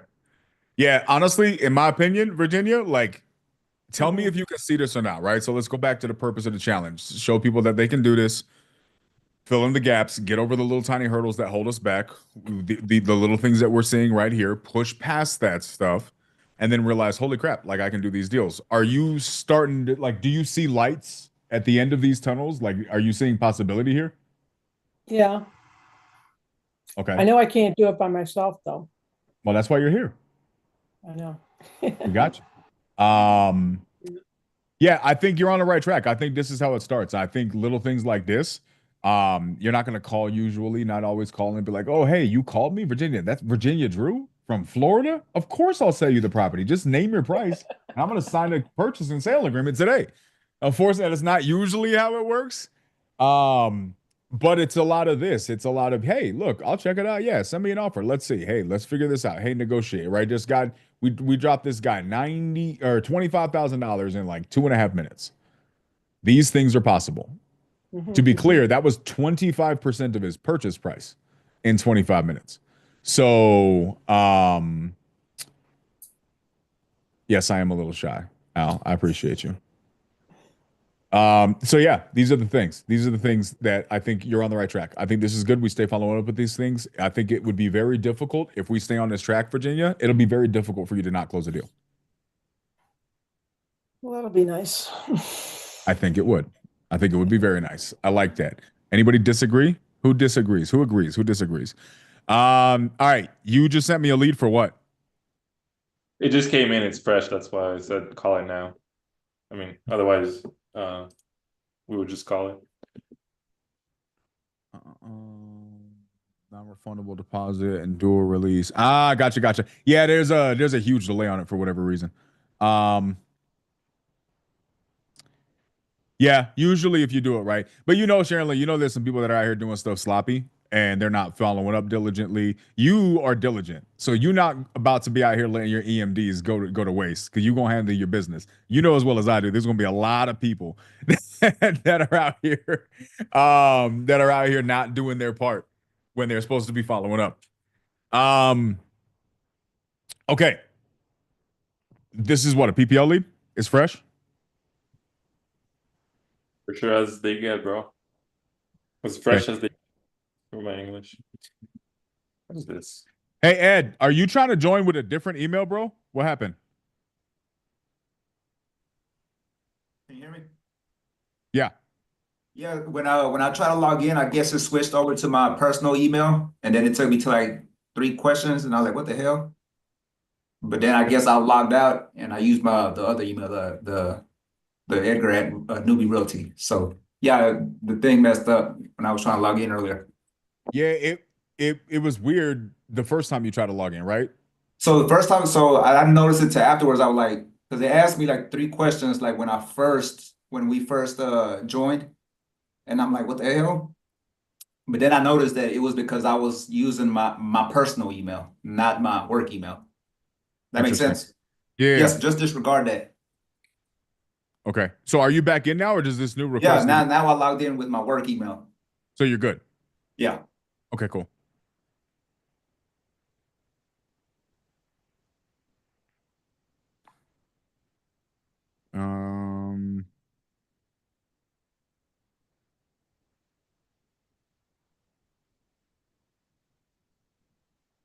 All right, let's call this guy real quick.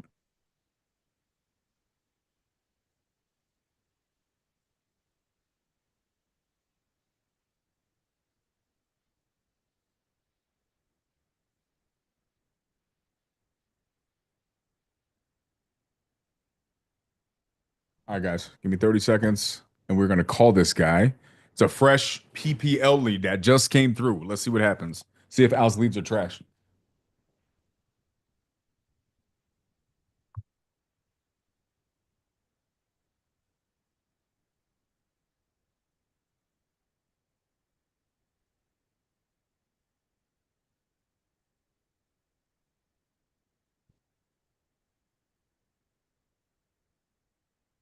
Lunch.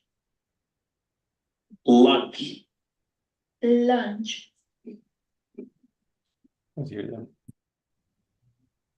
Are we practicing pronunciations? Yes.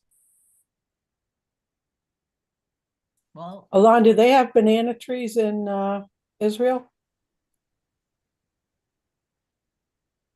I have no idea. I think did you eat Are bananas there- as a child? I'm Googling this. Yes. Apparently there are. You're Googling if you ate bananas as a child? What? I asked if you had eaten bananas as a child, and then you Oh, said you're yeah, Googling. yeah, of course. It's one of my favorites. Bananas and mangoes. I'm actually raising. I'll show you guys. He's raising bananas. I hope he's talking about bananas. Do you have a college account set up for them yet? Wait, it's growing, right? It's not raising. Growing. I'm growing, right? It's growing? Is that the right? Growing. Okay. 2 mangoes growing. By growing, I mean I'm waiting for them to turn ripe. Apparently,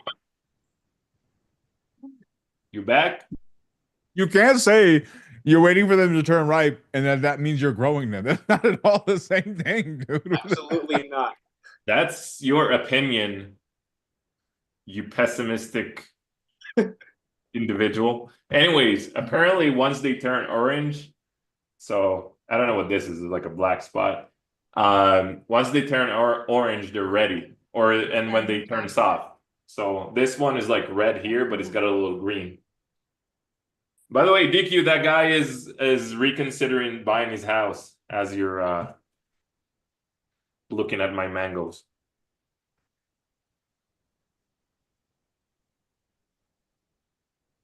Gianmarco, there is mangoes in Miami streets.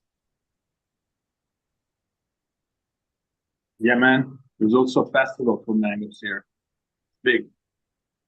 In Pinecrest. That you can just take as well.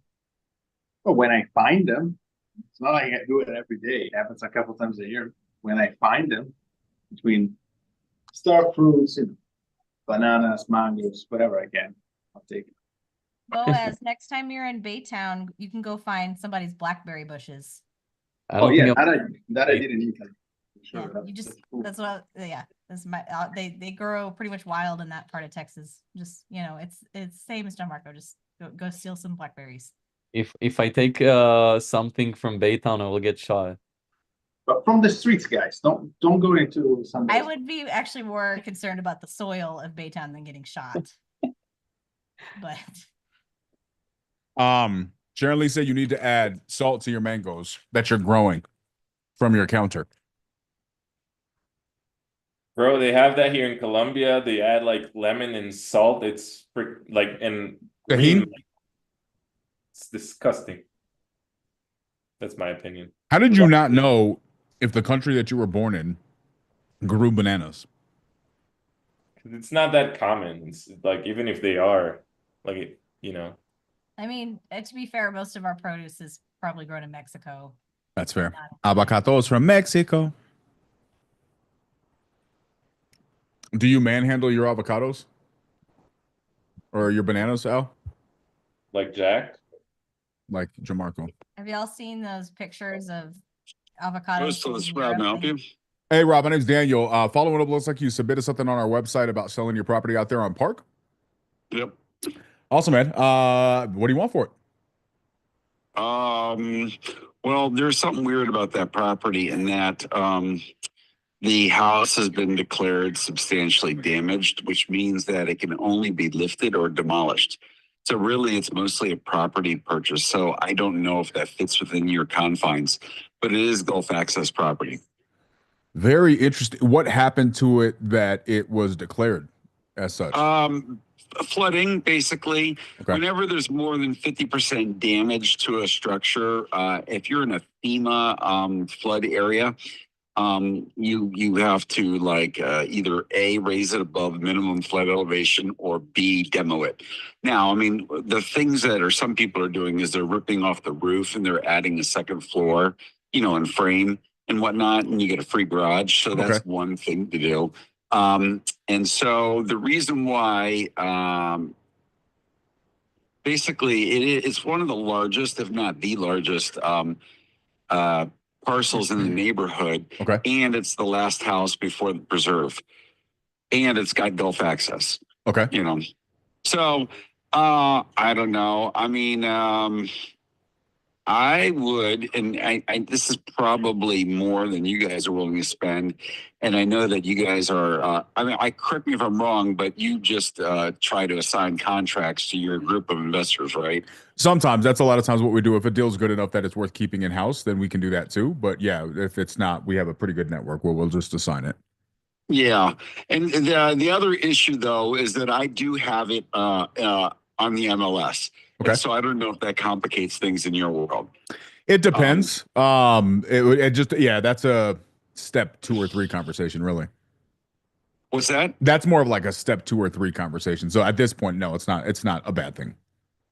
All right. So I got it for 415 right now, but this, I would go down to 375. Okay. Do you think Yeah. with all of the things that you have going on that you'll be able to get upwards of the $400,000 range for it? Well, there's houses that are selling, that are basically complete total teardowns, that are just empty shells that are nigh unbuildable because of the flood insurance rates, and they're going for like 350, 375. But this is the largest lot in the neighborhood, and it's the last one before the preserve. Okay. Did you get insurance payout on this already? I've gotten some, but not all. And I basically, if I can't get the number I want, what I'm going to do is I'm going to just rebuild. I'm going to tear it down and I'm going to rebuild a house here. Okay. And so basically, the only thing, and if I was going to build in another city, like in Sanibel, but I can always build here, Sure. Was it this last hurricane that got you? No, it was Ian, and it's been vacant since Ian. Oh, wow. Okay. Yeah. Interesting. Do you mind if I ask if you owe anything on this? There's a mortgage for like 95,000, but they're holding about 97,000 in insurance proceeds. So I mean, I can just basically say, "Hey, pay yourselves off," and I'll be even. Yeah, that makes sense. Okay. But I mean, I'm not in any kind of I need the money scenario. I'm just like, if I can get my number, great. If not, I'm just going to build on it so I can capture my number, No, that makes sense. That's fair. Full transparency, man. I tend to be more of a straight shooter on this. I have heard of deals like this. I have never personally worked a deal like this, so I don't want to pretend to know what my next step is here. Let me call a couple of friends and see what their thoughts are on this. I'll do a little look into the area. I mean, obviously, I see that you're right on the water here. I think that the teardown is probably the best way to go with this thing, just at a glance. But somebody that I know that likes Fort Myers may actually have a different opinion on it. So, and honestly, when I say I have friends that do this, I have probably some of the people that I work with, they do the highest volume in the state. So, um, they'll be able to know. They'll know for sure. So I will find out and let you know. And if we can get close, we can figure something out. If not, it doesn't. I mean, it sounds like you got it either way. Sounds great. I'll wait to hear back. Rob, appreciate you, man. Thanks. Thank you.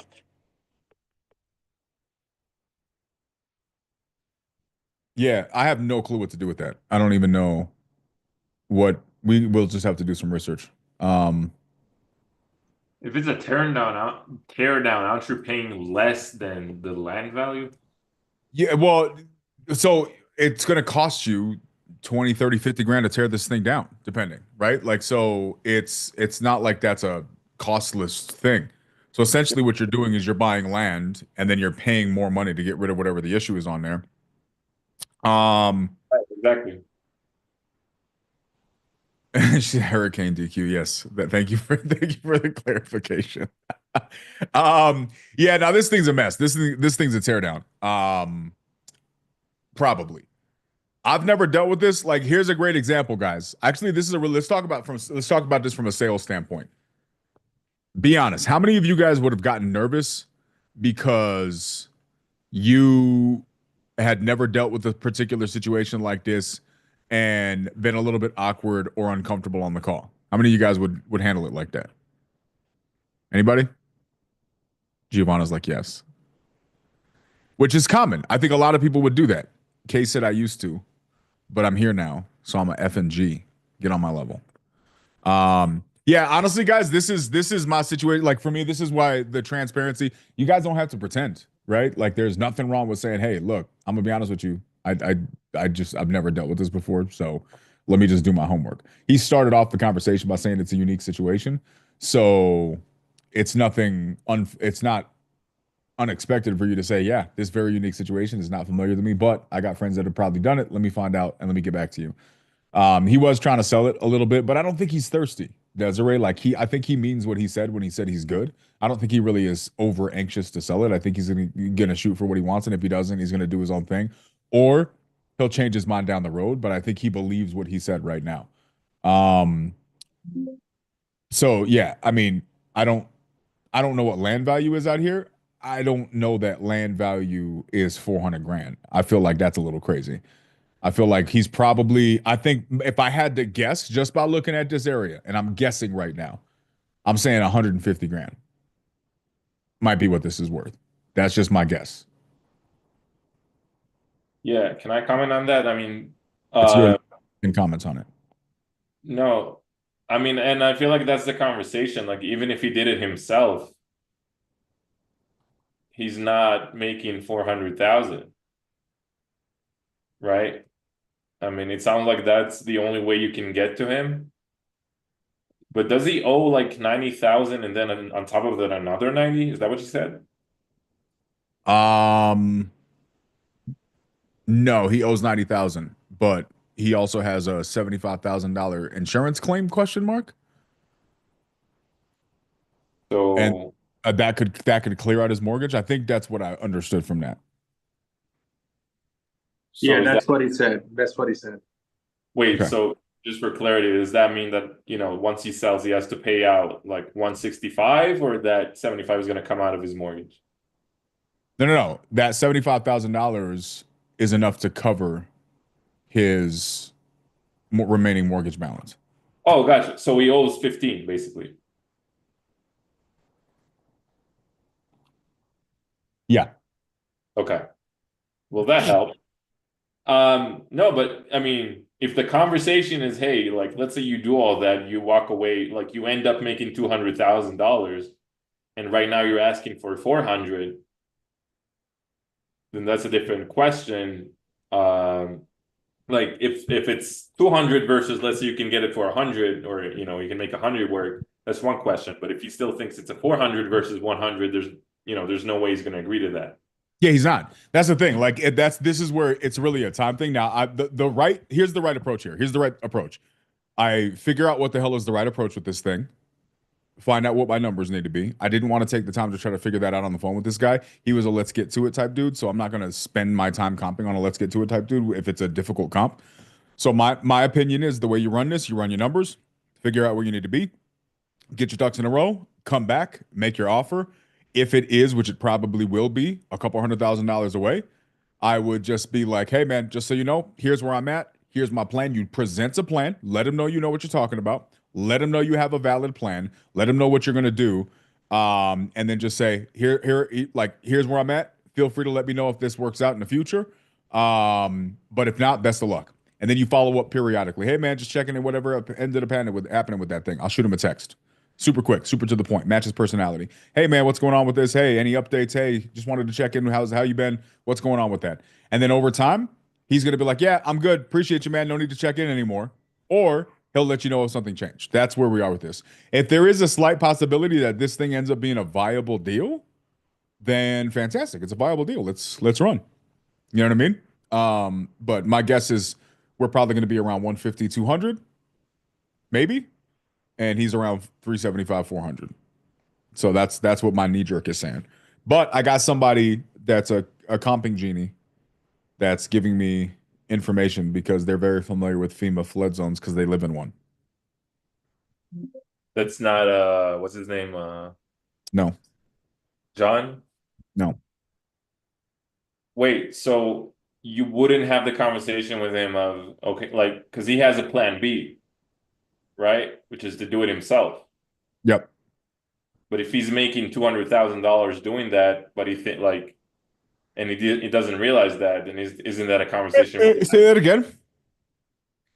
Let's say he does it himself, and in the end, he's making like $200,000 doing that instead of selling it for 400 and making 400. So my question is that not worth the conversation? Instead of sell, no. I think he wants to live there. Oh, is that what he said? I think he said he was just going to keep the house and live there. Oh, okay. Okay. Yeah. That's what okay. That makes sense. So he's probably looking at this as I could live here. I don't want to sell it. And I think he's looking at it as I own it for free. So I can just rebuild whatever house that I want from zero because I don't owe anything on it once I get this insurance payout. Or I can walk away with some cash and use that cash to build somewhere else or buy somewhere else. Right. No, that makes sense. He just needs $200,000 to build a house or just take a loan. Right. This is really interesting waterway. Right? Like when you look at this waterway. Is there water in the waterway? Yeah. So look, I'm going to share my screen. I think I hid the address sufficiently. This is really, really kind of interesting. If I was like a boat guy, this would hype me up. I'd be excited about this. Check this out. So this is the house back here, right? Or one of these houses. So it's got access to this right here, right? And then you follow this out.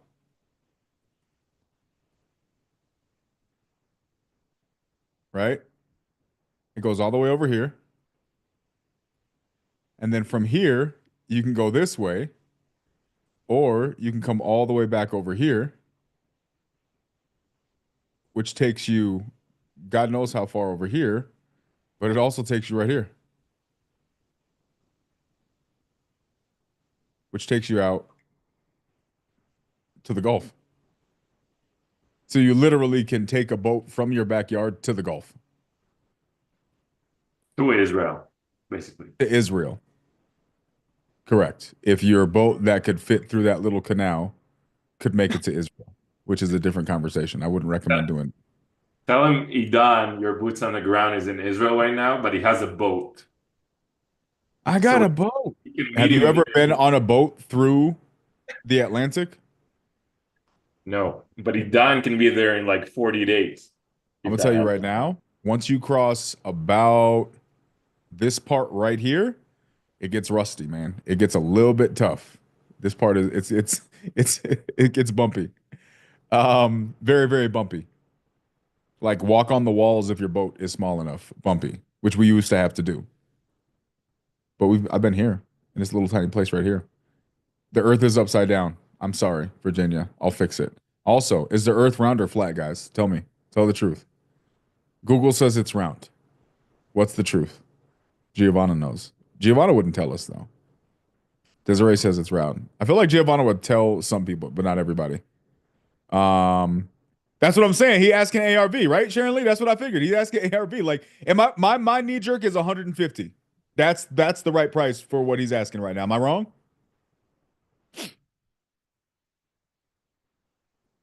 Anyways, that's pretty cool. We literally just left this dude's backyard, and then we ended up in the Straits of Gibraltar, which is pretty cool. Also, going through here on a boat is also pretty cool. It's a pretty neat experience. Okay, how much did you pay? No, I'm not, Lewis. I'm really not. But I enjoyed the conversation because I enjoy hearing people's perspectives. Yeah, did you get a refund for that lead, bro? Tell them, hey, this lead is trash because the seller's dumb. No, it's listed. It's even better. Ah, there you go. This lead is trash because it's listed on the market. Yeah. Well, there you go. That's tough. All right. Eddie, do we have it to call anymore? Let's call a couple more before we bounce. We can call a couple Eddies. We can call, we got Jack, we got Giovanna, we got Gianmarco, we got everybody up here with their hands raised. Eddie, why is your hand raised last, bro? You said something first. You were the first to speak, last to raise your hand. Every time I unmute and I start talking, the hand will go down, and I just pop it back up. Puts me at that. Why does Zoom think that the second you start talking, you don't want your hand up anymore? Like, let me decide. Yeah. Okay. How many do we got? Let's move these real quickly. At 3. Let me jump in. Eddie, or both of you. I think the Lakeland one, we just reran numbers and the ARV is a little bit lower. So that guy has 0 equity. I'm not even sure we can do something with it. It doesn't look like we can. Is there value add in it? Is he in a foreclosure? Is there pain? Yeah, Can this we payment, flip it? his insurance went up, and he's not going to be able to afford his payment. You want me to negotiate a reverse flip? Yeah. The other two Yeah. are cash offers. If Yeah, cash that's off, Sorry, that's what I would say. Like, I don't know how much time you got, but the other two seem more better leads. So if you're gonna do them all, it doesn't matter. But if we might end up here early, then it's better to do the other two. but the other ones are more better. Yeah. Okay.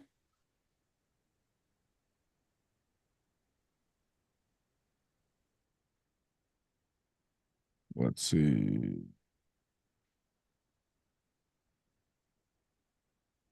You want to call that Ohio one? That one's probably the hottest. Ohio? So's the other one. Yeah. So's the Texas one.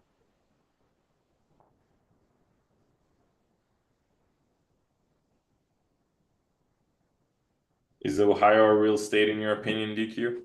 Or do you have beef with Ohio too? Do I have beef with Ohio? I ain't got no beef with Ohio. I just don't understand why you guys come over here and all you want to do is work Midwest deals. So you do have beef with I Ohio. have beef with you. You are the person I have beef with. You have beef with St. Louis. Midwest. I have beef with Mangoes. He's living in the house, has no other people on the deed. All right, let's get this guy a call. What's our MAO? 50 through 80.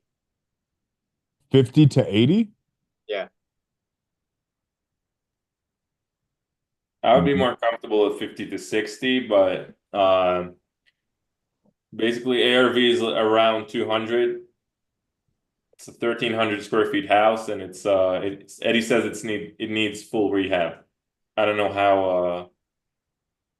It's fully outdated. It's full complete. Yeah, but I don't know if that means roof, like everything, or that just means a full cosmetic rehab. But these are the numbers, bro. Just ARV 200. That's it's a full rehab, probably 50 to 60.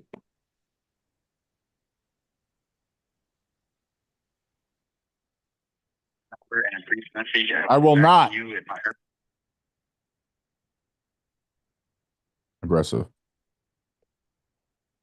Buenas tardes.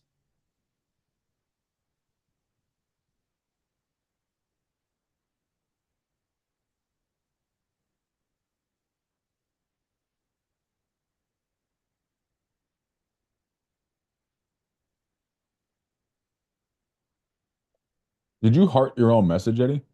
I did. So I could Why? so you can see which one is the hottest. Why didn't you fire emoji it? You will leave your name and I like Doesn't that that one seem more appropriate? Oh, fire emoji means fresh. That means hot. Yes. You should put like a lettuce emoji for fresh. No, it's a fire.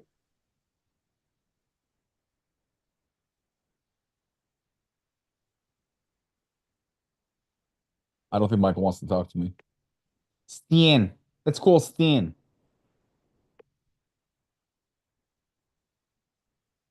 All right, I'm calling Stan. What was your combo with Stan? What does Stan have to say? you will leave your name and number and a brief message. I will get back to you at my earliest possible convenience. Thank you. The probate. Wait, Eddie, is Stan the one with the Eddie. underwriting from Reed? Yeah. Are Reed's numbers bad? No, he actually sent a really good thing. I don't know if you're gonna want to read it. The one on Paradise Loop, right? Yeah. I don't want to read it, but should I read it? I mean, it helps with the negotiation, but I can just give you the offer range. Just I have the offer range. Just what's the thing? Tell me. Tell me so I don't have to read. So this is not a waterfront property. There's better properties in the area that are waterfront, so that's why the values are kind of different in that area. That's one thing.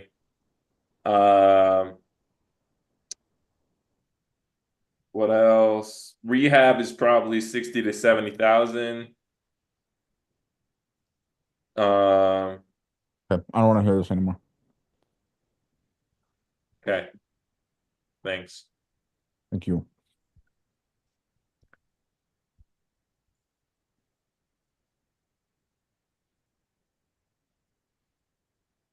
Hello. Hey, Stan, Daniel, following up, you spoke with Eddie. We were talking about Paradise Loop property.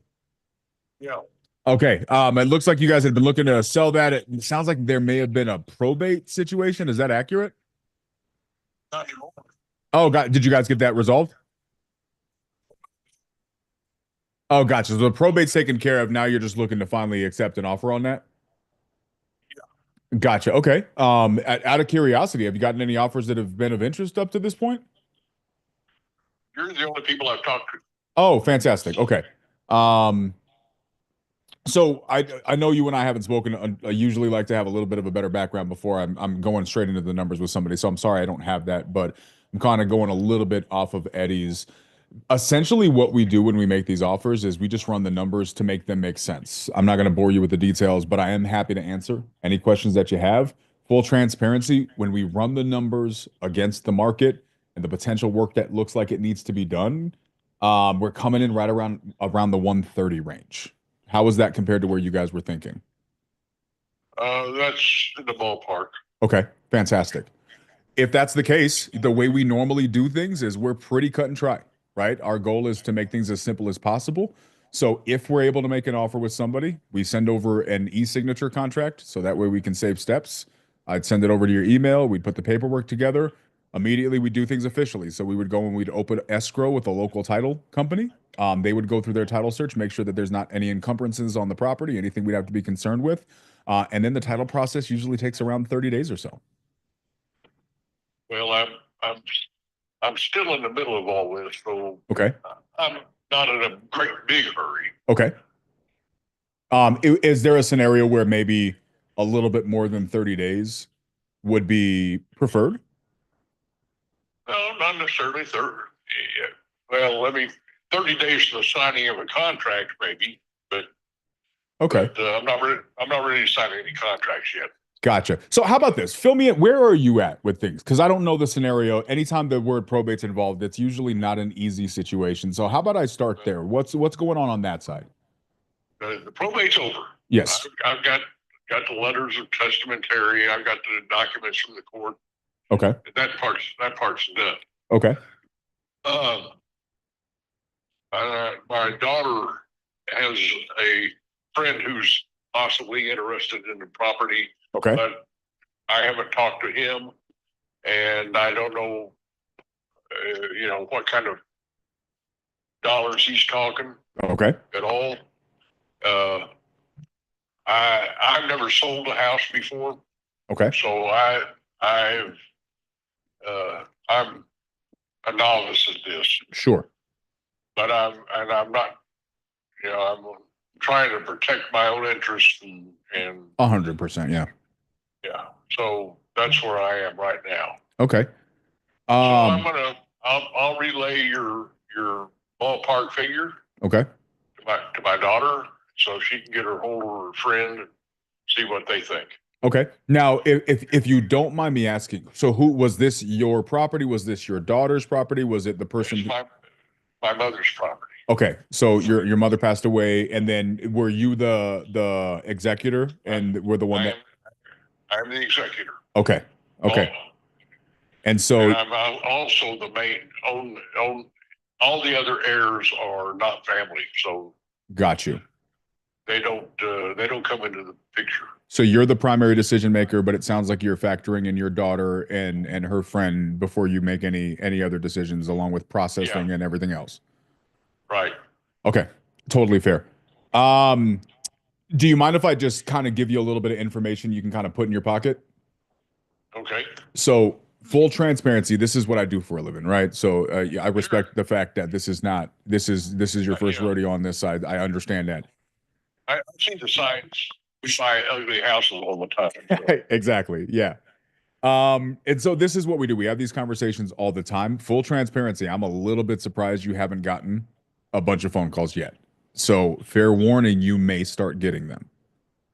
Well, no, it hasn't been advertised. I haven't talked to a realtor at all. I'd prefer not to talk to a realtor. Sure. Per se. Yeah, I don't think you need to unless you have a different goal from what I'm hearing. But what usually happens is anytime a probate's done, there's public record files that people have access to, and then they just start calling. It's just a thing that people do.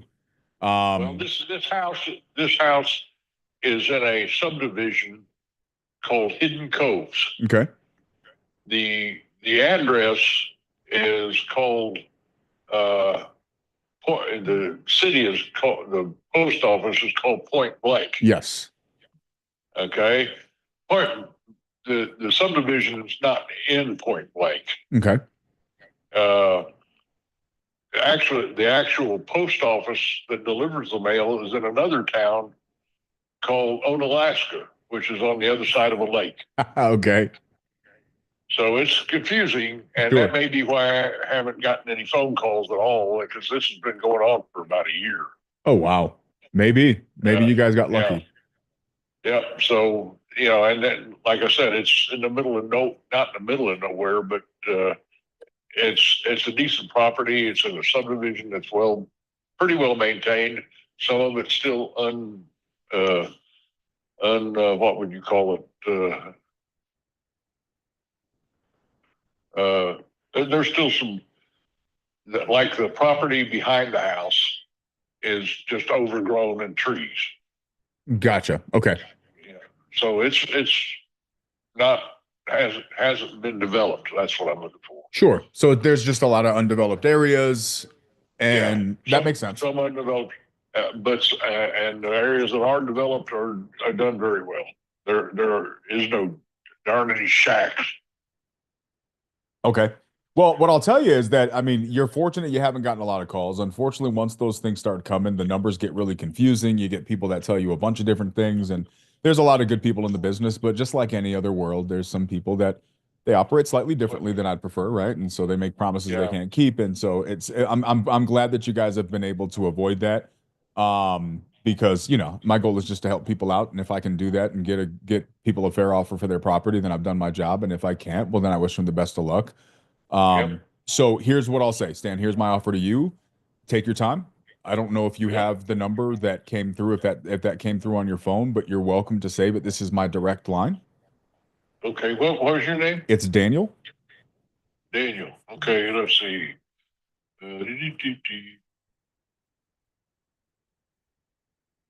Okay, hold on a sec. Well, let's see. The only way I can video call speaker mute. I can't do anything with it until we hang up. Okay, you can just save me as Daniel Homebuyer, and if I are you able to get a text on this number? I can just shoot you a text with that. Sure. Okay, perfect. So I'll text you as well. If anything changes, you get any updates, questions, if your daughter wants to hop on a call, I'm feel free. I'm available. Answer any questions. If you get another call that sounds interesting or confusing, I'm happy to be a resource, whether I buy the house or not. If I can do something to help through a tough situation, I'm happy to do that. And if we are able to work out a deal that's fair, then that's fantastic too. Yep, that's the best of all worlds, and I appreciate that. Generally speaking, when people call me and I don't know, I just hang up on them. So, well, I'm glad I got past the initial initial difficulties. Usually, I show them the courtesy of asking what they want, and they say, "Well, we're from this charity or that charity or cancer or whatever," and at that point, I just hang up on them. Sure. Fair enough. Yeah, there's it seems like every day there's 100 new phone numbers coming through.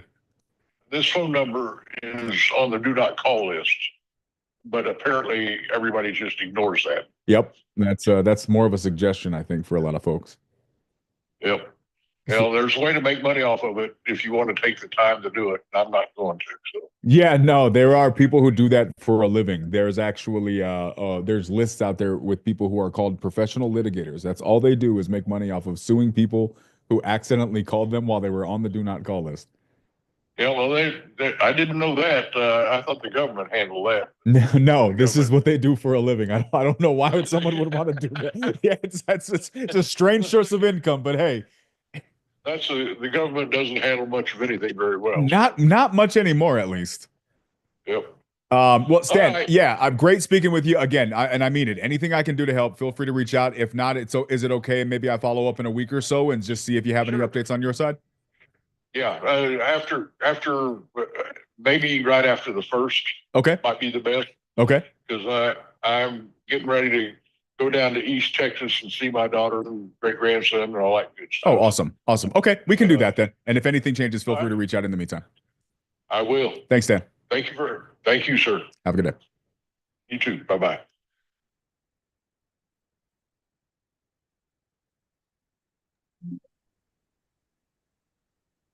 Man, did I get excited when he said 130 and he said, "Oh, that's about right." But then, then you ran some numbers and realized that you guys didn't comp properly? No, then he's not ready to sell. Oh, that part. Yeah. I think we're fine. Like, this is a guy, like, for me. So let me not say that. What are your guys' thoughts on the call? Let's get some feedback on the call. That's exactly that's my biggest question. Like, I'm not saying he was wrong. Like, it's a genuine question. Like, did you intentionally not ask him if he was ready to sell? Like, ready to make Well, he told me. What did he tell you? Before saying the number. Oh, I assumed that Eddie did that in advance. Oh, okay. Yeah. Eddie. Eddie. I went in raw, assuming that Eddie had lubricated for me, and he didn't. There was no lubrication. Eddie. He was ready to sell. He told me. You know what I mean? Just bring some lotion at least, dude. Is all I'm saying. Yeah, I just assumed that part. So I just jumped in with the offer because I thought we were there. We were not there, but I think it worked out okay for us anyways. Because he's a straight shooter guy. So getting straight to the point with a guy like that ended up being in our favor, even if he wasn't necessarily ready for it. But yeah, thoughts on the call? Did pros, cons, complaints, anything? I profiled him. I did profile him. Not like the cops do. Raw dogging it, Sharon Lee, 100%. So nobody else has thoughts on the call. Fantastic. Okay. Good stuff. Eddie, why does it look like you want to say something, but you're not saying something? I wanted to, but there's not really much to say about that one, right? I mean, you do what you did on most of your calls. which is kind of go in there, get straight to the point. In the sense of profiling him, you realize that he was a straight up dude, and like you mentioned, that went into your benefit. Yeah, not much to add to it. I mean, great call, This bro. straight up guy, right? Like for me, I graded my other call like a 6. For me, this was more of a textbook call. I don't know that there's really anything I would have done differently in this thing. It's a textbook call. It's the way it's supposed to go, in my opinion. And what are the things that I liked? Well, I liked that he liked our offer. I liked that. I like that you guys hear me do this a lot. What's the thing that I say all the time, guys? What makes you different? Everybody calling with these same stupid ass scripts, same silly sales processes. Respect to the scripts and sales processes. Let me not be disrespectful to them. My concern is when that's the only thing that you lean on, right? What happens is when you're saying the same thing as everybody else is saying, what makes you different? You guys have heard me say that a million times. And so when you do things to differentiate yourself and those things land and they're well received, then I think that's when you know you're on the right path. So this guy was not only receptive to it, he was appreciative of it. And he made it a point to tell me that he was appreciative of it and thank me and say, look, this is how I wanted to do it. And he differentiated me. Yeah, I normally hang up on these calls, but you stood out, right? So those things are all good signs that we're on the right path. Just like anything else, what's the common denominator of today? You got to follow up. Make sure things are going good. I think we can get this deal. The only thing that stops us from getting this deal or throws a curveball is they're at Christmas and somebody goes on Zillow or something like that and they're like, well, the estimate's $200,000, right? And they try to convince him. Now he seems like a reasonable guy. So my vibe from this guy is he says, yeah, that's what that says, but it's an old house. My mom lived there. She didn't do anything to it. It's going to need work. They're going to need to make some money off the deal. He seems like a very reasonable guy. So I don't think that's the issue. So then what's the only other issue?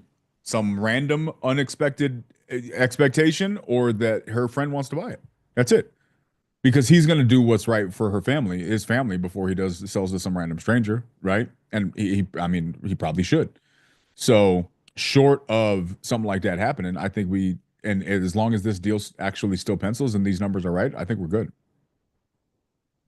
I mean, that was the bottom of our offer range, so that's good. Yep. Imagine offering at the top of your offer range.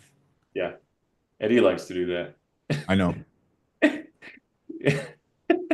He's like, hey, how much can we offer in this? And I'm like, maybe 60, 70 is like, oh crap, I told him cash offers are going to come in at like 80, 90. And I'm like, well, that's great. We have it, bro. We have it. It's like, it's just it's high, bro.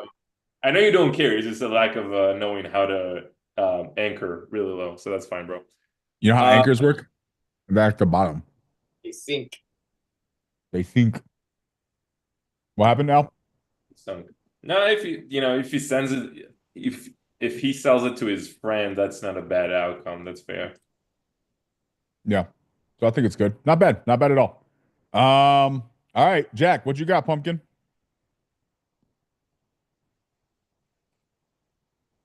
Finally, we have some good leads on this thing. On these things. Boneless chicken wings with a dry rub buffalo. Bro, when have you ever seen a boneless chicken, dog? You asked me what I got. I told you what I got. There you go. You ain't never seen no boneless chicken. Stop eating boneless chicken wings. Bro, who has time to pick around the bone? Somebody's jealous. I don't know. I feel like you did something weird to my chicken. If you got to smush it up in a little ball and then put a bunch of fake breading and flour on the outside. Whatever. Like, give me my chicken the way Jesus made it. Jesus chicken. And then add some hot sauce. Are you talking about chicken nuggets? I forgot about the hot sauce. Fuck. Nah, I feel like if you call it a chicken nugget, I feel more safe. Because psychologically, I'm more familiar with that term. But I'm not eating a chicken nugget anyway. It's a boneless chicken nugget. It's a boneless chicken nugget. When have you ever had a bone-in chicken nugget? Jack, you're doing a horrible job defending your position here, bro. Expand your horizon. Nah, F that horizon. That horizon is how people get diabetes. What's going on with your real estate transactions? Good question. I'm waiting. I just had a couple calls with agents, and one of them is going to send me one that's off market. So I wanted you to take a look at this one and possibly call them since you're making calls today. I'm You gonna see send it that right. indigestion noise that you're making right now? That's your body rejecting the boneless food that you're eating. Fine. I got pumpkin seeds to wash it down. You got pumpkin seeds to wash it down? Bro, who raised you? What is going on? Yo, it's like the Closers Collective has a teenage child. That's what it's like every time Jack hops into Zoom. It's like he's going to come and make cereal at 4 o'clock in the afternoon for no reason whatsoever. What's wrong with that? There you go. Tell me, well, how do you make cereal? Are you a milk first guy? Are you a cereal first guy? Like, what do you walk me through your cereal? I feel like you do cereal wrong. I feel like I would be annoyed watching you eat cereal. Dry with a fork. Nah, that tracks. That's ghetto, but I can respect it. Nah, ice and water. A little bit of ketchup.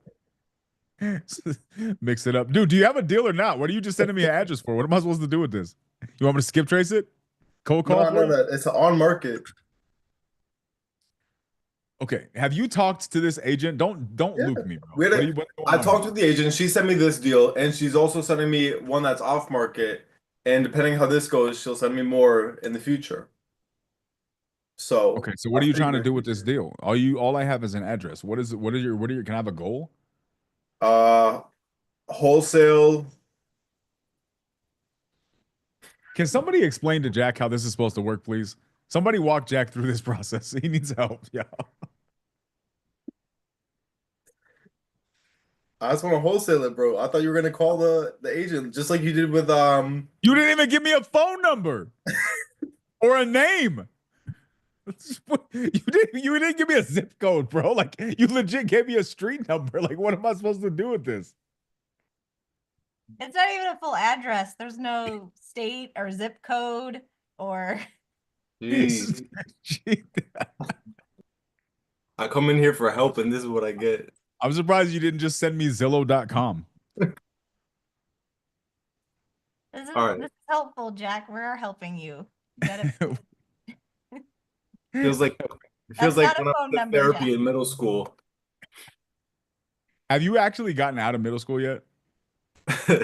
Are you Is that supposed where to you graduate? are when you're not in Zoom? I feel like you just perpetually in 7th grade. I had to do 7th grade twice, so I say this from experience. Okay. Give me a second. He doesn't even know. He doesn't even know. Giovanna, while Jack's getting his life together, can we talk about what you got going on?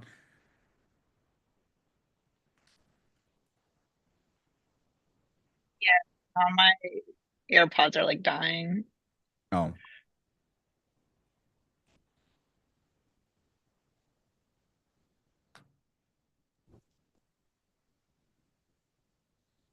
Rip. We got this, y'all. We got this. It's late. We've been doing this a long time. Matt, what's going on, Pumpkin? Really? Do you have like an actual delivered date, bro? Like legit. What am I looking for? What's the size of this package, bro? Oh, like just ballpark it with your hands. Maybe like that big. Yeah. Okay. Like a little rectangle. I will check. It said it was delivered on the 16th. So we're hoping nobody stole it. Yeah. Or you are in the. I didn't think of that. Why did everybody jabbing at Albuquerque today, man? I mean, your place did get shot up while you were gone. It did get shot up. Fortunately, our packages are usually safe. Our delivery people are not great, though. They said they left it in or around the mailbox. In or around the mailbox? Yeah. How does that work? I don't know. That's what it said. Hold on. Let me yell at Yvonne.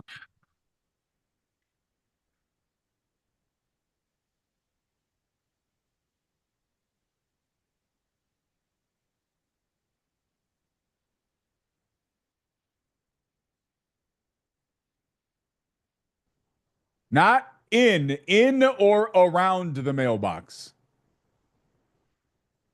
Does he have a picture?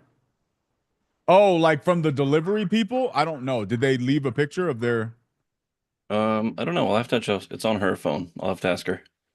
All right, we're gonna check into this and see what happened. Okay. Let me find out that the post office dropped the ball. Huh?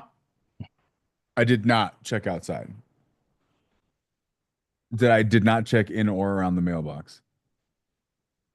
You checked in? Did you check around? Okay. We got to do more. We got to do better. Giovanna, Can you hear me? I can hear you. Okay, Fantastic. perfect. Okay. Yeah. What's the story? What are the deets? So this lead I talked to 2 days ago, and or 2, 3 days ago. I followed up with, well, he followed up with me today. Okay. This was a bit of a longer conversation, so, and I didn't go back to take notes because it felt like this was like a follow-up conversation.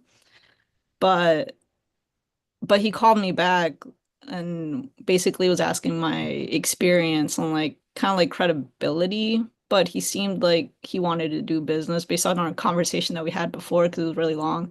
And I was just trying to educate him. That's how the conversation went. Sorry, it's late. Yeah, 2, 3 days ago, like our initial conversation, I didn't quite get like the motivation. But because it was a long call, it kind of went into like the market and like what the market's doing, that kind of thing. It's kind of Okay. vague, but I told him that you were gonna follow up with him because I said that I was kind of having the conversations too, because he asked about my credibility.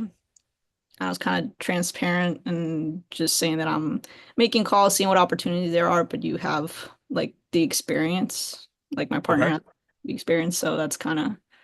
But I feel like he's motivated, but I didn't Where quite. did you underwrite this at all? Um, no, I just sent it to Matt. I don't know if he got it, Yeah, but I was Matt taking a was look at too this one busy now. tracking my package.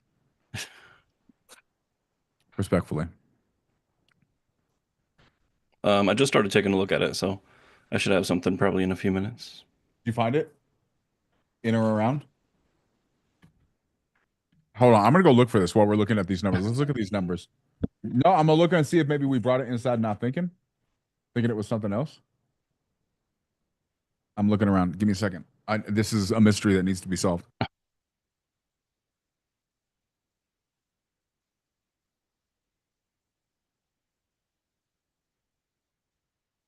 There's a lot of new builds around this one. yeah, I'm gonna check it out too.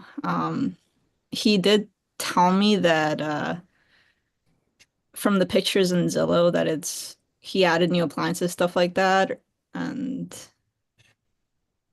so there might be slight like upgrades, but I'm not like entirely sure because from what I'm remembering from like the conversation, he we didn't know like if the pictures here had all the like updates.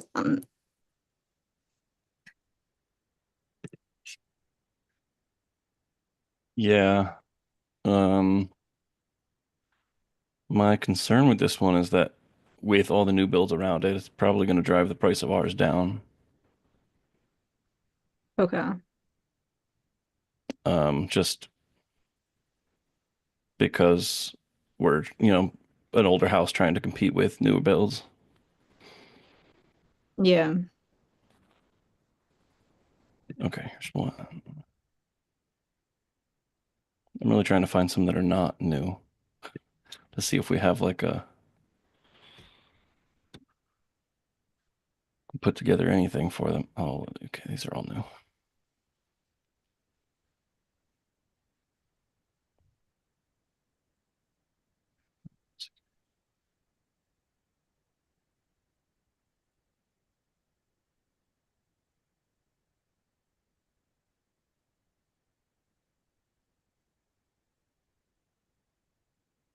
Does he have a price that he's looking for? Um, I don't know. I don't. So I've been taking notes on like a notebook paper, and I didn't write the name down. So I'm not exactly sure if was him, but I think he said 230. I'm not exactly sure. That 30. might be a different person. Oh, I was gonna say I hope not 230 because that's kind of what the new builds are selling for. Yeah. And the new builds are bigger than ours too. A couple hundred square feet. Yeah, it's kind of. I wish I had more, but there's one. Actually, this one looks like it's kind of right around the corner. It's like one street down. Sold at 223, but it's a little bigger than ours too. I think we're probably looking at like maybe 210, 215. For ARV. Yeah. I'm trying to see if I can find more, but the one that I found that's a pretty good comp. It's just a little bigger than ours.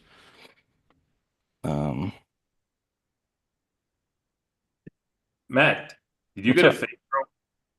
Did I what? Get a fade. A Your fade? hair. Oh, I don't know. I did my best. Is what I Can you did. like show the side? Well, oh, you did it yourself? Oh, that's Huh? not a fade. Yeah, I did everything. I got it done. I don't know. Yeah, no, I definitely didn't go to I didn't go to who was it? Rodolfo's barber? Bro, if you get a fade, your underwriting will be 3 times faster and 1,000 times better, and you're gonna make like $5 million a month. It's a Can pretty I get like a personal smart guarantee on that? investment plan. What? Can I get a personal guarantee on that? If I get the fade, you'll back up any the difference I make. I'll give you a personal guarantee, but will not. I will I will contribute $10 for the haircut. Out of the 5 million, that would be my share. The rest you got to come up with got to come up with it yourself. It does sound a little enticing. I know. There's a reason I'm saying it. Anyways, you guys do your thing. Kyle, can I marry you too, or is only Kate? Is she the only one that deserves that honor? Are you up for Alon being my sister wife? That'll work. He just wants help in the house, cleaning dishes, cleaning. I mean, yeah. Don't he? Yeah, okay. She's not even trying to hide it. Like She doesn't do it. I need somebody to do it. we'll get you a green card. Ooh. I've always wanted one of those. Don't have one now in Colombia, so yeah, the first one. I'm illegal in Colombia. I'm used to being illegal, so like having a green card would be kind of like a new thing for me, you know? I mean, we're right on the border, so Yeah, we know the routes. yeah, we know how to get you in. Ooh, very interesting. We'll talk about it. We can Anyways, teach you more. We can teach you more American jokes. yes, more knock jokes and dad jokes, please. Not bad jokes.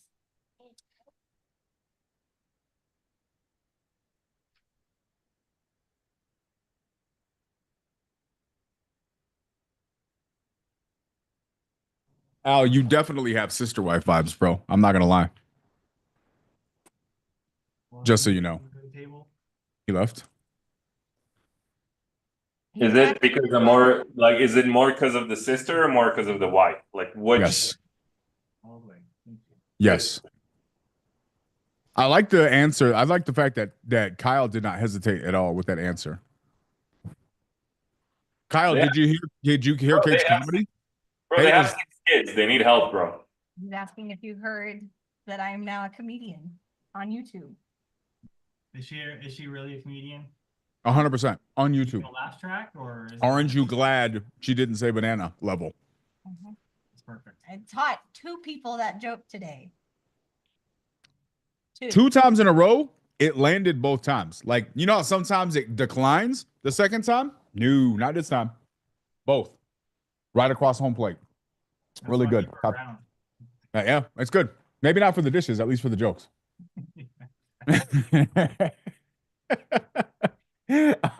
All right, what Matt, Giovanna, where are we at with this deal? What are you thinking?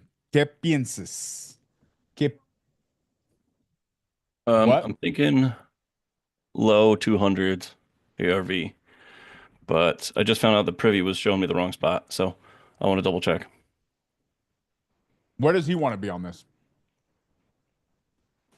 That's where I'm unsure because I took notes on my like on this notebook paper and I apparently wasn't writing the names down. So I think he told me 2:30 and it was it was like a 30-minute conversation that I had with him. So but I'm pretty sure he's the one that was at 2:30, 2:40.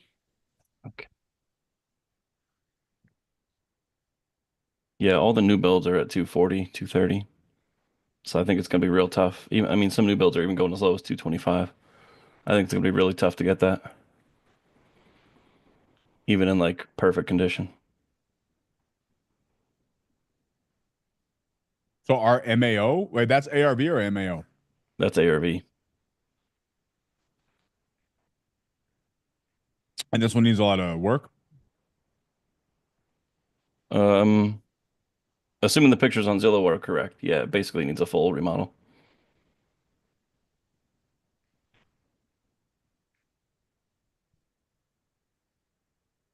Oh, look at that. Set that aside, please.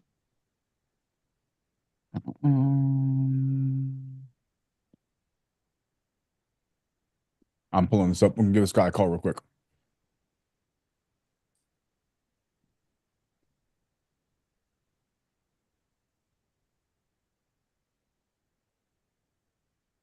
So wait, Matt, you were saying the houses around look newer? No, they are newer. They're new builds, like 2023, 2024 built. When was this one built? 1993, I think. Why does this look newer on the Google Street View? Am I looking at the right one? This is the one I'm looking at.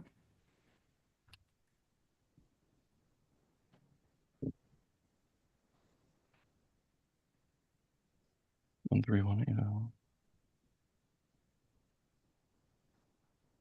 That's the new one or the old one?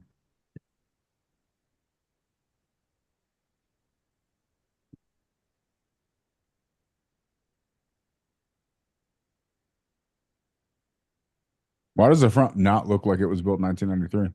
Is it the yellow? Is the yellow throwing me off? Now that you mention it, it does look, yeah, it does I look mean, the pretty inside good. definitely looks 90s, but Yeah, the front definitely does not. Sharon Lee, share the link so people can come hang out with you. Wholesale hotties. Am I allowed to say wholesale hotties? It's almost 2025. Are guys allowed to say that, or is that chauvinistic? I don't know. It's unclear. Tell me the rules.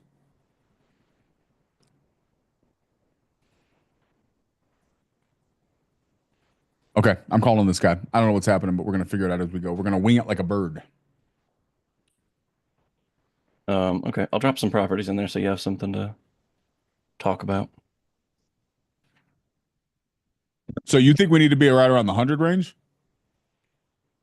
Yeah, probably.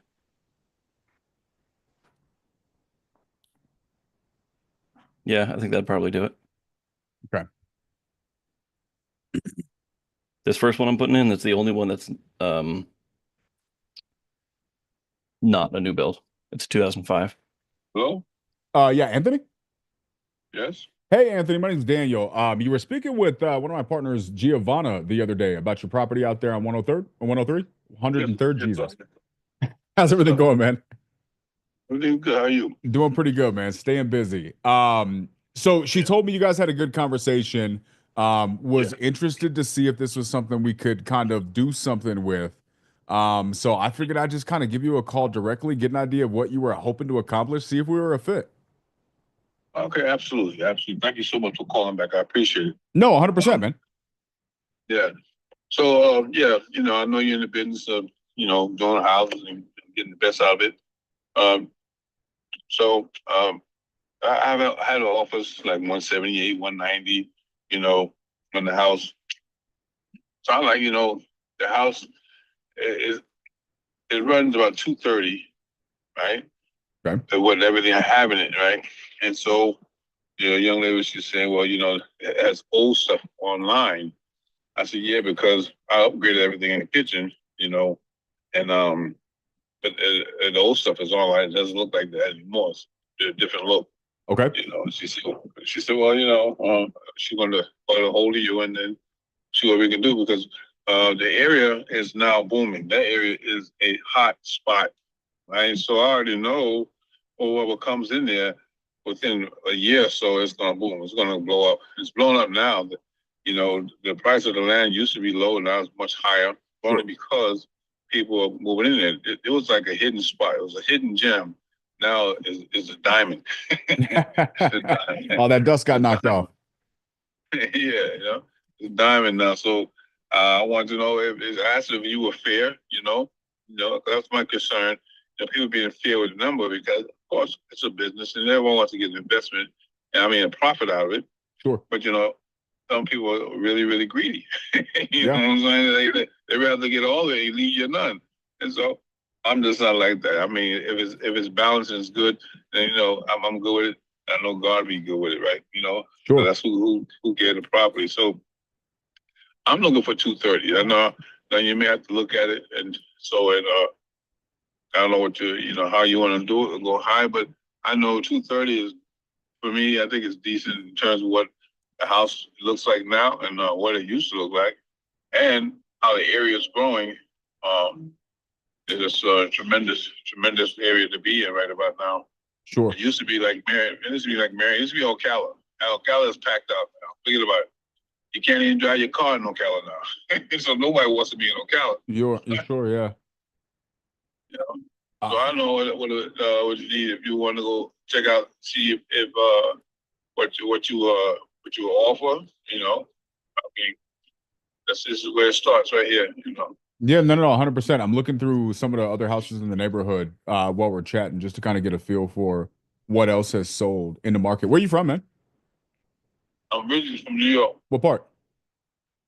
Queens. Oh, nice. My lady's from Queens and Brooklyn. My father's family's from the Bronx. Right. How long you been in Florida? So I was. You're in Pennsylvania, right? No. So I was in Orlando for about 13 years, but I'm way out in the West Coast now. I'm in New Mexico. No way. Yeah. Man, you got land out there too. Sure. Yeah, it's a little bit different. Thinking about going back to Orlando, all my father's family is out there. Like they took the typical Puerto Rican migration route. They went from Puerto Rico to New York, down to Florida. That's the move. That's how it goes. Yep. So everybody's out there. So we were out there last year, and everybody's like, "When are you moving back?" So you know how it is. Family's like, "What are you doing? Why aren't you here?" That's it. Once you leave the island, everybody leaves the island, they go to New York, then they come down south. My That's mom, exactly they're from Barbados. They're from Barbados, New York, down to Florida. Yes, I guess they realize, all right, we got away, but now we need some of that heat and some of that tropical back in our life. What you used to. Yep. Yeah. Let me ask you this. Do you have the updated pictures that maybe you could text me so I could see that? Because obviously, like you said, what I'm seeing online doesn't reflect what's accurate. Right. That's what I'm out right now. As soon as I get to the house, I'll take some pictures. Boom, boom, boom. Okay. Okay. Let's do that. Let's start there, right? Because I agree with you. I want to shoot you a fair offer. Do you mind if I'm super transparent with you? Absolutely. Okay, so when we're dealing with this business, I say this all the time. One of the things I love about real estate is real estate's really easy to be a good person and do business well. And here's what I mean. Because the real estate market doesn't care about what I want for a property. Real estate market doesn't care about what you want for a property. The market tells us what a property's worth. And the only question is, are the people involved willing to listen? So when I come and I'm talking to somebody and they have a price, if their price is listening to the market and there's room, like you said, to be fair for all parties involved, I got no problem giving their offer. But if they're asking for something because that's what they want, but the market's like, nah, you're crazy, that's not what the market's going for right now. Well, now we have a discrepancy and we have to decide if we can get on the same page, or not. And sometimes I can, sometimes I can't. But that's kind of where I do business. So when I'm looking at the market, I'm excited to see what you've done to the house, because one of the things that could work against you is you got, to your point, you're right. Like this thing's blowing up and you got a bunch of brand new builds. So you got a 93 build property against 2023, 2024 build properties. And so you got to do a lot to keep up with that. And if those properties are selling for 230, 240, well then the buyer, right? The people that I'm going to be looking for are going to say, okay, well, why would I spend 230 for this house that's 20 years old, 30 years old, when I can get one that's a year old for the same price? Right. So this is what we'll have to factor. So I'm interested to take a look at your pictures. Let's see what we can figure out. And honestly, man, if I can help you, if I can buy your house, fantastic. But even if I can't, I do this every single day. So I can make some connections for you. If I can point you in the right direction, maybe give you some pointers that'll help you out. You know what I mean? Obviously, you've rehabbed this thing, so you obviously know what you're doing in that regard. But if there's anything I can do to help, even if I can't buy the house, I'm happy to do it, man. So Dale, you said that was very smart. I mean, some really nice and being transparent. The market talk. If you got a home that's brand new at 230 versus a home that's built in 93, who's over 20 years old, that's a big competition. Just stiff. Yep. But you got to look at how they built those homes. Those homes are not built with the same material my home is built with. There you go. I guarantee you that it's different. Those homes are built. It's one guy told me they were so shabby. He said it was shabby. Yeah. He said, and then some of them, they put the good stuff in. They paid for that. But Yep. the ones that are shabby, they're about 230, but they ain't like what I got. Sure. And that's true too. That's also a factor. And if you did the rehabs and the rehabs look, yeah, let's look into it, man. Send me the pictures. And then if not this afternoon, maybe if you're around sometime around lunchtime tomorrow, we can do a follow-up call. We'll chat a little bit and just see where we are and see if we can do business on this or not. Sounds good, man. Thank you so much. Appreciate you, man. Bye.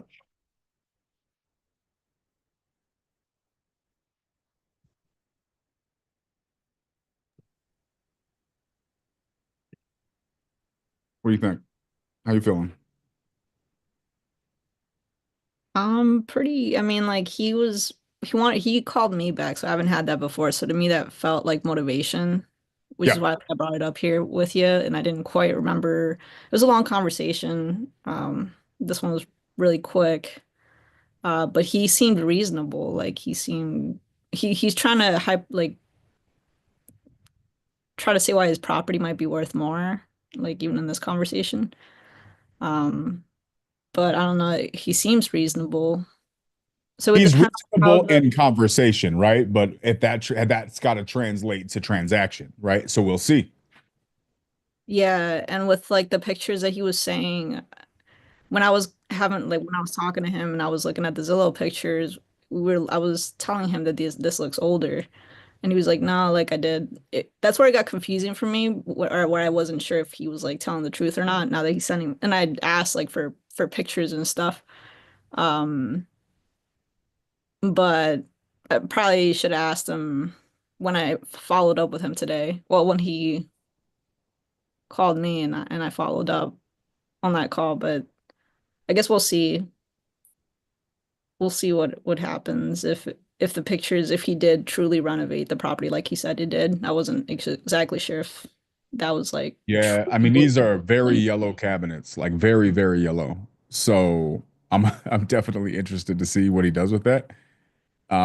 Here's the thing. What a lot of people do, and with my expectation, and I could be wrong. I don't have the expectation that this guy went and did a 2025 remodel. That's just not my expectation. My expectation is this guy did what a lot of people do who should look at this. So there's different kinds of people when it comes to properties. There's people who look at it as, let's make it look shiny, let's make it look 2025, let's make it look all the bells and whistles, right? Then there's the people who say, oh, you don't need all of that cosmetic crap. Yeah, it's got good bones, right? And look at that. The roof is good. And so what was it Vance about his mom's house? That house looked, and I mean this respectfully, like it was a couple of degrees away from a hoarder house. Now, it wasn't a hoarder house, but it just was that old of a property. It had not been rehabbed. And why should it? His mother was not well. It was an older property. I respect that. That's fine. But people who look at properties like that, they'll sell things like, oh, it doesn't need all the cosmetic stuff. It's got a new roof. It's got good AC. It's got a new electric panel. So they're concerned about the essentials, not about the cosmetics. Cosmetic people are usually also concerned about the essentials as well. So it's not like they just want it to look pretty, but they're cool with the hole in their roof, right? So you got cosmetics people, you got essentials people. He's an essentials people doing a rehab. So what is that rehab probably going to look like? More essentials, right? Or slightly more polished essentials. So they can say it's been renovated recently, but renovated to what standards? Usually the standards of a person who only cares about the essentials. And the sink has been washed. Yes, the sink has been washed. They bleached the floors. They put new carpet. So what I'm expecting, and I could be wrong, is that this is a rehab for a person who just cares about the essentials. So it's going to be basic. Maybe he just paints the cabinets, right? He doesn't change the cabinets, he just paints them. This fridge is probably 20 years old and it doesn't have handles. Maybe he puts handles on the fridge. Maybe he puts a new dishwasher. Maybe he doesn't. That dishwasher is definitely 20 years old, right? So a lot of this stuff is original. And matter of fact, I would argue, like, look at this kitchen. The majority of this kitchen is original. 1993, this stuff was there from 1993. Right? Like, this is exactly it. Now, to be clear, this is clean for a 1993 house. This is very, very clean. An essentials person is going to say, no, it's clean, it's nice. And then I just redid all the stuff. Redid means they just sanded down and painted up the cabinets, or maybe just painted the cabinets and changed out the handles. Right? So this is what we'll see, Giovanna. If he really did a nice rehab, then maybe he could talk about that, and then we're going to be telling him to list it. But if he did an essentials remodel, then I think we're going to just it's can we have a realistic conversation, and we'll find out if what you said is how accurate it is. How reasonable is he? We'll find out. He's a nice guy though, super nice guy. Yeah, he was. And yeah, like you said, like from the conversation, I wasn't sure if he truly did like a true remodel, so I don't know, there's potential there. And if there's a reasonable conversation when it comes to that, if it's not the full remodel that I mean he thinks it is, then maybe there's something there. Yeah, let's see. This is a good lead in that he's a person that's willing to have a good conversation with. That for me is a good lead. Whether the property is a good deal is a different conversation. We'll find that out. But yeah, we can follow up with him tomorrow. Maybe hop in a quick Zoom and see what he says. Okay, sounds good. Word. All right, let's wrap this up. Gianmarco, Alessandri, what you got? All right, we lost Thanks, Matt. he down in the process. Well, he thinks because he's in Israel, he can just do whatever he wants. I think it's like 7 in the morning at this point there. I don't know. Like, is it really? What time is it in Israel right now, Al? It's no, it's not that. It's like no, 1:30. 1:30 a.m. What's it? Yeah. Okay. Yeah. So but anyways, so we have we have a maximum allowed offer for this one. I sent you the address on WhatsApp. So this guy's a tire landlord. All right. So I basically spoke to him, and he needs to bring the maximum. Okay, let me write it for you. According to Idan, we gotta offer him 50K, 55K. The guy asked me 225, but it's been before that he was a 425. So we got him down 200,000 because 8 months have passed from the first time we approached him to the second time. And yeah, so we're trying to see if it would be reasonable because he cannot afford the property. He's losing money every month. Nolan. And he doesn't want to deal with it. Jafet? How do you pronounce that name? Yeah, Jafet. Any Haitians in here? Jafet. No, Jafet is Spanish. It's actually Puerto Rican. Jafet is not Spanish. Yeah, bro. I got like 3 friends that are Puerto Rican called Jafet here. I mean, I guess. Seriously? Yeah, Jafet's pretty. Yeah, man. I've never seen this name before in my life. It was, a learning curve for me too when I got here, but it's definitely Spanish. I would have went Haitian And he's in New Orleans? Maybe he's also Asian. I'm not putting it out of the picture. Maybe he's also Asian. We're gonna find out. All right. So what's the MAO? According to Idan, it's 55. The guy asked me yesterday 225, right? And before that, it was a 425. The property doesn't need any work. I thought we were more around 160, but he says if he needs work, you know, it's very conservative with his numbers. I don't know if you guys want to take a look into it again, but I Matt, ran you it want with to take a look at this, man, and tell me what you think? Nolans. Nolans. Have you ever been to New Orleans, Gianmarco? No, I'd love to, but I haven't. It's a very interesting place. I know that Jess started there, so that's interesting. Now, the property is a duplex, right? So, and the comp around it, I can send you the comp if you want it. There is a comp at 120 from last year. That's it. That's all we found. Because then there are crossways, highways, and so in that little pocket over there, there's only one at 120, and it was a 4-bedroom, 1 bathroom. You guys see this? I know you're not sharing. I think I'm about to. Hold on.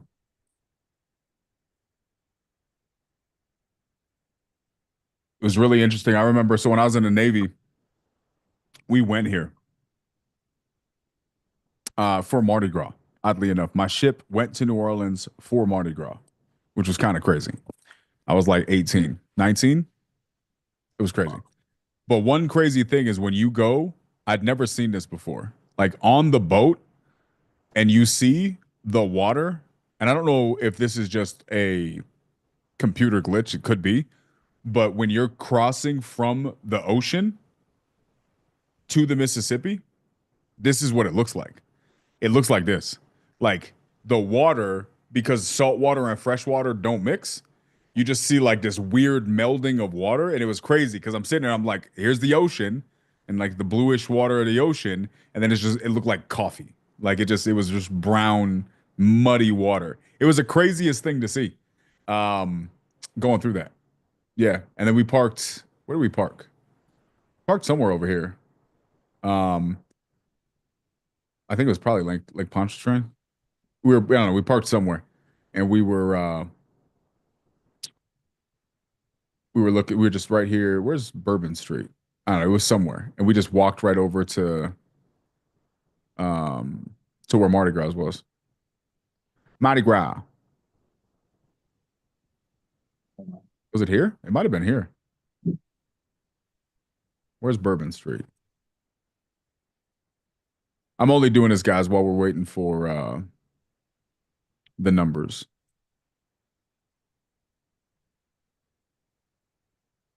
Where's Bourbon Street? Have any of you guys ever been to Mardi Gras? Nobody? I'm looking to go, but never been. I've been to Mardi Gras celebrations, but not the one. Not actually at Mardi Gras? Not actually at Mardi Gras. I don't know how. I would be interested to see your reaction.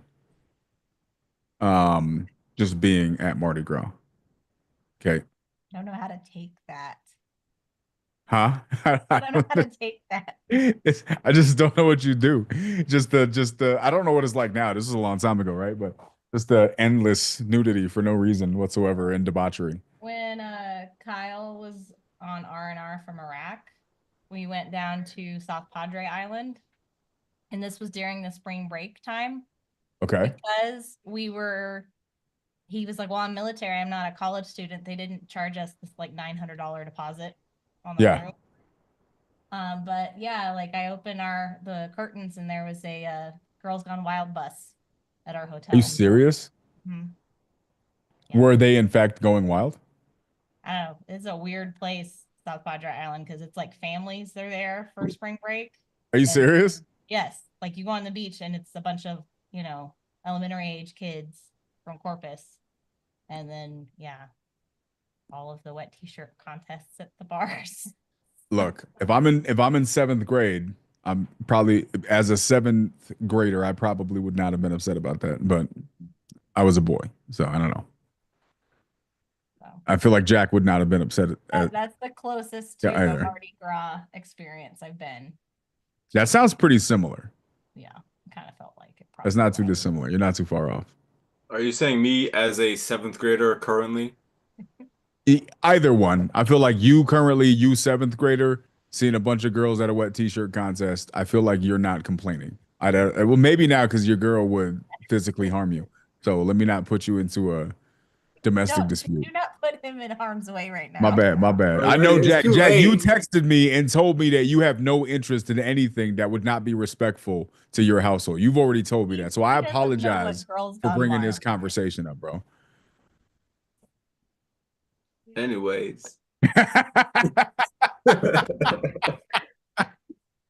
bro, I started the conversation by saying seventh grade. You should have just let seventh grade slide, bro. I should have. I got these blinders on, so I can't see anyways. It's all good. Yeah, I get it. It happens. Yo, did you see the information I sent? Yeah. Oh, I forgot about you again because you were unprepared. Right, unprepared. Yeah. No. I don't know anything about this house. Does it not pull up on Zillow?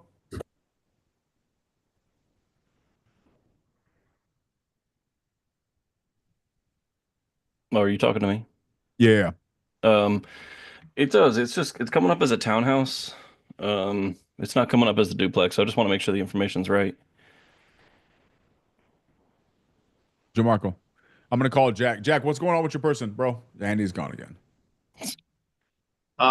So, I mean, he told me it's a duplex yesterday on the phone, but even Idan told me. I mean, he says you can see the two doors, right? There's two different doors. Yeah. So. Yeah, it definitely does look. It could also be a townhouse, right? They could just own half of it. Maybe, but I think it was the whole package when we spoke to him. Do you know what those are? Originally, Like what the square footage, bed bath count would be for those? Just to know. Well, it says there's three bedroom, two bathrooms. Yeah, and because that was all focused on the motivation because it was the second call, but I would say typically this isn't an issue. Like normally public data is just fine, but it seems like New Orleans especially is a really tough place for public data. Gotcha. Yeah, so he was having difficulties as well this morning. I want to say I think total is a 3-bedroom, 2 bathrooms, like between the two properties. Looking at the pictures.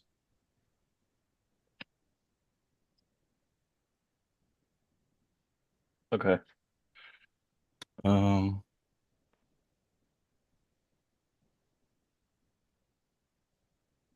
did find a couple. Yeah, I think you said there was one that you found that was like 155. That was sold for 120. 120. 120, yeah. I have the address. I can share it here. Hold on. Yeah, that's cool. I found a couple. I found one at 155, one at 390, but that one's giant, so I'm not really considering that one. And then another at 225. What's the situation with yours, Jack? What do you mean? So here it is. I shared the comp. What's the situation with yours? Congratulations on providing me a name and a phone number. Do you want to tell me what is your interest in this property? What is your interest with my daughter? What are your intentions? She's a nice person. Bro, stop getting hand up. Nah, it's just a distressed property, and I want to wholesale it. Okay, so what do you want to be? Do you know where you want to be? No, that's what I need help with because there's not many comps, to be honest. But it's in a decent area. Like Dunedin is a good area. So you didn't think that throughout this entire time you could have maybe asked the lovely Matthew with the great haircut to assist instead of just sitting here quietly and awkwardly with your cool sunglasses? He was busy. For an hour? Yeah. Jesus Christ. But always make time for you, Jack. Oh, thank you. I feel like we need to do a counseling session with your girl and ask her how she feels. Like, just is she okay? Just a wellness check overall. What about me? Nah, you good, bro. You it's just, so we need to make sure she's good. Uh, Does she get nervous sometimes and just like lose you in the grocery store for no reason whatsoever? And she gets freaked uh, out if like we're she in lost. public, she kind of freaks out if she gets lost, but she gets nervous at home if that makes things better. Okay. All right. I'm not sure if it makes things better. It might. Nah, bro, I just need help. I need help. My guy's in a whole communication course. Okay, so I got some other notes. Maybe that this can help Matt. Sure. What's up? So he says the other property is renting it out for 1350. So I looked around for the area. It looks like a 3-bedroom, 2-bathroom. That's probably the whole complex. Okay. Yeah. Gotcha. I got 19 minutes to wrap this up. So whatever we want to do, I want to do before 19 minutes. Boaz, what you got? All right, you remember the guy that told me what to text and all that deal there? Uh-oh. What happened? Look, I put him on a contract for 38. We went there. I understand I need to be my maximum is to be there in 15. I talked to him this noon. I lowered him to 25 from 38. And now I'm kind of stuck. I don't know what to do. Like, What are you stuck at? Did he agree to your drop? no, he told me that his lowest is 25, but the thing is that the property looks so trashy that the city can take it from him. He said he has other buyers that could sell it for that, but he doesn't have like a cash buyer, so I don't know what to do with it. And I was like, maybe if you want to talk with him. What am I going to talk to him for? What's that? Didn't you say you lowered him to 25, which is the number that he would accept? Yeah, he would accept 25. I would not accept 25. What do you want? 10, 15 max. Wait, did you not already make an offer? I did. I'm already on a contract with him right now. And so you're trying to drop your offer from 38 to 10,000? That's right. Do you realize you're the problem here, right? He was buying the property for 7 years. They gave me like details about the property. I was like, all right, that's fine. I sent my friends there like an hour after we signed, and I was like, dude, the property looks like trash. Like, it's so bad. Like, it's so much worse than what you explained it to me. When is your inspection period end? I have like 10, 15 days. Left? More even. I have a lot of time. I did it really quick. Okay. My concern with that is, do you know you could move it if you get it down to 10 or 15? Probably. I have until January 10th for the inspection. Wait, what? I have the inspection days would be in January 10th. Oh, so you have a long time. Yeah, here's my concern, bro. If I'm you, I would try to pre-shop this thing. What? Pre-shop it. Try to find a buyer. Make sure you have an actual number for a buyer. Because otherwise, you're going through all this effort for a deal you may not even be able to sell. If it's that bad, you need to be under contract at $10,000 or $15,000. You got to ask yourself, what's the likelihood of you finding a buyer that's willing to take that on for 2025? Right. So I sent people there. Like, I kind of got offers now for 20. It's I just would get a firm offer. Here's my advice to you, bro. Get a firm offer. You're under contract, so you can shop this thing. Get a firm offer. Get multiple firm offers. Get exactly where you need to be. Find out what that looks like. You just reminded me I need to hire a dispo person. Get firm offers, right? And then once you have a firm offer, then renegotiate, because you're renegotiating in vain. You're going to go through all this effort for something that still may not sell. It's like, why even go through that? Yeah. That's my opinion, man. You don't have to listen to me, but I don't think your solution is renegotiating it. I think that's the cart before the horse. I think you're already under contract. Your solution is find a buyer for sure.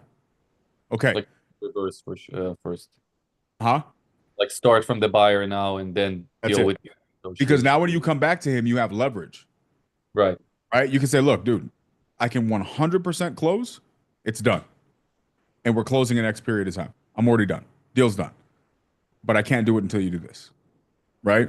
And so you can approach with more leverage when you know you can buy it. But more importantly, you're doing the hard part, which is renegotiating him down 50% of his price, 60% of his price, for a hypothetical. Right. So I have that would just be me. situation probably. Like I will have more confidence when I will have a buyer. That's what I would do, man. I think that's the way to go. Get the buyer for sure. Sounds good. Thank you. Boom. All right, Jamarco, what are you doing? What are you doing with your deal, bro? So I looked everywhere. It looks like a 3-bedroom, 2-bathroom total. So that's Matt, do you agree that the MAO is around 55, 60? I think it could possibly be higher. I think that one comp that you found it's not great. It's definitely not an ARV comp. It's pretty old and dated actually, and it's from March, so I really don't like this one very much. Yeah, that's the one we found. That's the 120, I think. It was in Yeah. March too. There are so in our same subdivision, or there's one for 155, and there's another one for no, 390. I'm kind of ignoring that one. I think that one's going to be an outlier. Okay. The 155 also doesn't look amazing. So, just crossing over the major roads, not ideal, but there's a couple that are like 210, 225 that I think we might be closer to. So, yeah, I mean, I think maybe change the windows. There's a little bit of rehab to do. It's pretty fixed up. It's rentable, but I think some work would be needed. So, Edan was very firm on 60 to 55 because he didn't know how else to this point. Do you agree? What do you think? I mean, it definitely wouldn't hurt to be that low. Well, let me put some numbers in quick here and see if we just put the 210.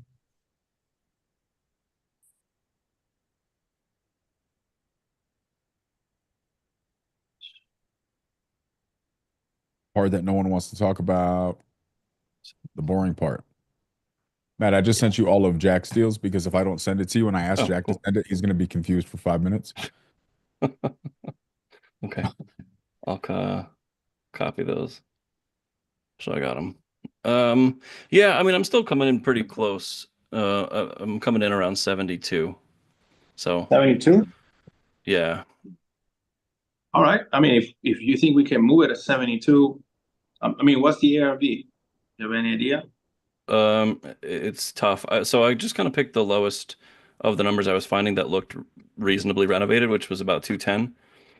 It actually looks pretty similar to ours condition-wise. I think if we put in like a little bit of work, we'd probably be pretty much on par with that. Okay. Yeah, its estimate is like 205, so I guess that's fine. So I still wouldn't say this is ARV 100%, but this is probably around what it would go for if we just put in a little bit of work. Okay. So So doing 72. that. Yeah, if we put in a little bit of work, I'm getting about 72. Okay. You ready, DQ? Got you. The pop up on my computer screen right now. Remy Ma, is she a hip hop legend? If you don't get those notifications, are you even a G?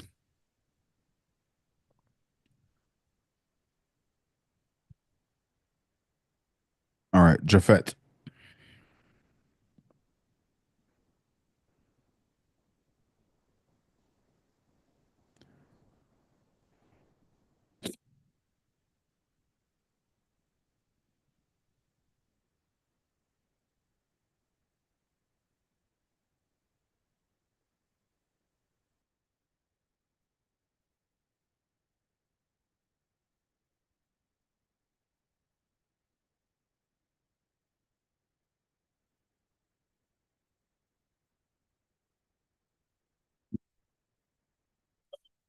Yeah, is this Jafet?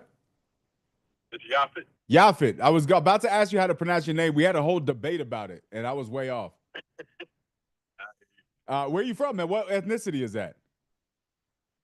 I'm from the States, but it's just a different name than my parents' name. Okay, is there a ethnicity about it? Is it like is it I mean, it's actually Hebrew and it means handsome. Hebrew? I mean, bro, I got 3 people in this room right now from Israel, and nobody told me that. For real. Yep, bro, you guys are dropping the ball. What are you guys even doing? Sorry, man. I'm telling them why they dropped the ball. They could have had my back on this, and they didn't. There you go, Yafet. Yeah. Yep. Okay, I told you it wasn't Puerto Rican, Jamarco. Anyways, man, so I apologize. We had to get that cleared up. So, Jamarco had spoken to you about your property. I guess you guys had talked for a while about you were looking to possibly sell it. You were just trying to get a good number, so on and so forth. Yeah. Yeah. Okay. Have you made any progress on it? Have you gotten any good offers? Can you guys catch me up to speed on kind of where you're at with things? Yeah. I mean, I've been dealing with about 2 or 3 people right now. And basically, I'm just looking at like everything. I mean, well, I got more than 3 people, but like a bunch of them was like really lowballing, so I didn't really deal with those anymore. But Sure. Where were they coming in at, if you don't mind me asking? like I think 160, 180. Gotcha. Okay. And you didn't want that because you're wanting probably. So where is it that you're hoping to be? I was looking at like 250, 260. Okay. Interesting. And it sounds like you've been going at this for a while. What do you think is stopping it from moving at that price? I mean, well, actually, I haven't really been going at it for a while. I just stopped, taking calls for a minute, and basically, I just started back a little while ago, just taking calls again. I mean, like I said, I wasn't in a rush to sell it, and I said I was going to deal with investors first, and if not, I'll just deal with a realtor and put it on the market. Okay, that makes sense. Yeah, full transparency, man. I think that's going to be the way to go because if you're stuck on in the 200 range, when I'm looking at this, like I've seen cash numbers. Just to be clear, you mind if I kind of like? Do you do real estate for a living? No, but my wife's a realtor. Oh, gotcha. Okay. So, like, you guys probably at least understand conceptually when we're looking at this, I'm looking at this from all of the different angles because we buy properties a lot of different ways. We'll buy them creatively. You can buy them to hold, you can buy them to flip.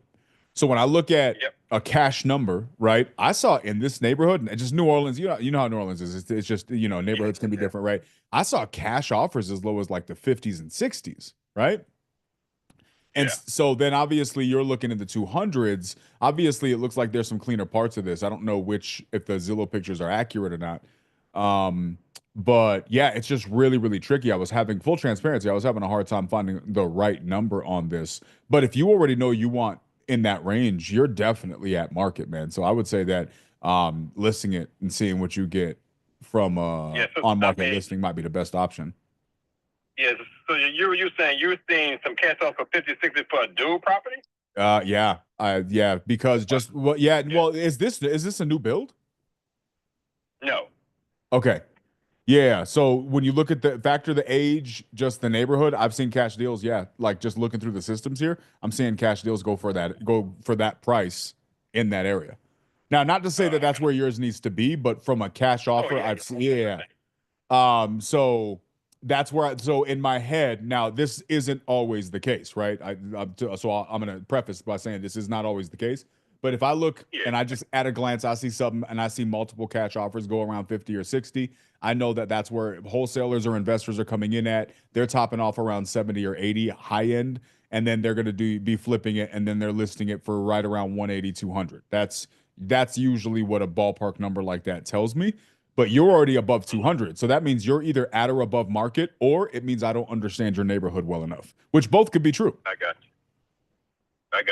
you. So yeah, I would say, yeah, if you don't mind me asking, is this a property that you own? Was this a primary residence? This is a property I own, like through the family. You know, I mean, it's like a family home. Gotcha. Okay. Is it just vacant right now? One side is rented, and then one side is vacant. Gotcha. Okay. Well, I mean, have you guys, one thing to think about, I would say you can list it and see what you get. That's probably the best way. But if you don't want to go that route, I mean, there's probably a lot of people out here who would consider doing a creative approach. They'll pay you more, right? Than a cash offer would for sure. They're gonna just ask to pay it over time, right? So if that's something that you're open to, that could be a good option too, especially with it being a duplex. I could see a long-term investor coming in here and buying this from you, and then you guys would make cash flow off of it, but you wouldn't have to worry about the headache of owning tenants. And I'm sure there's a lot of people who would buy it like that. Have you guys considered that?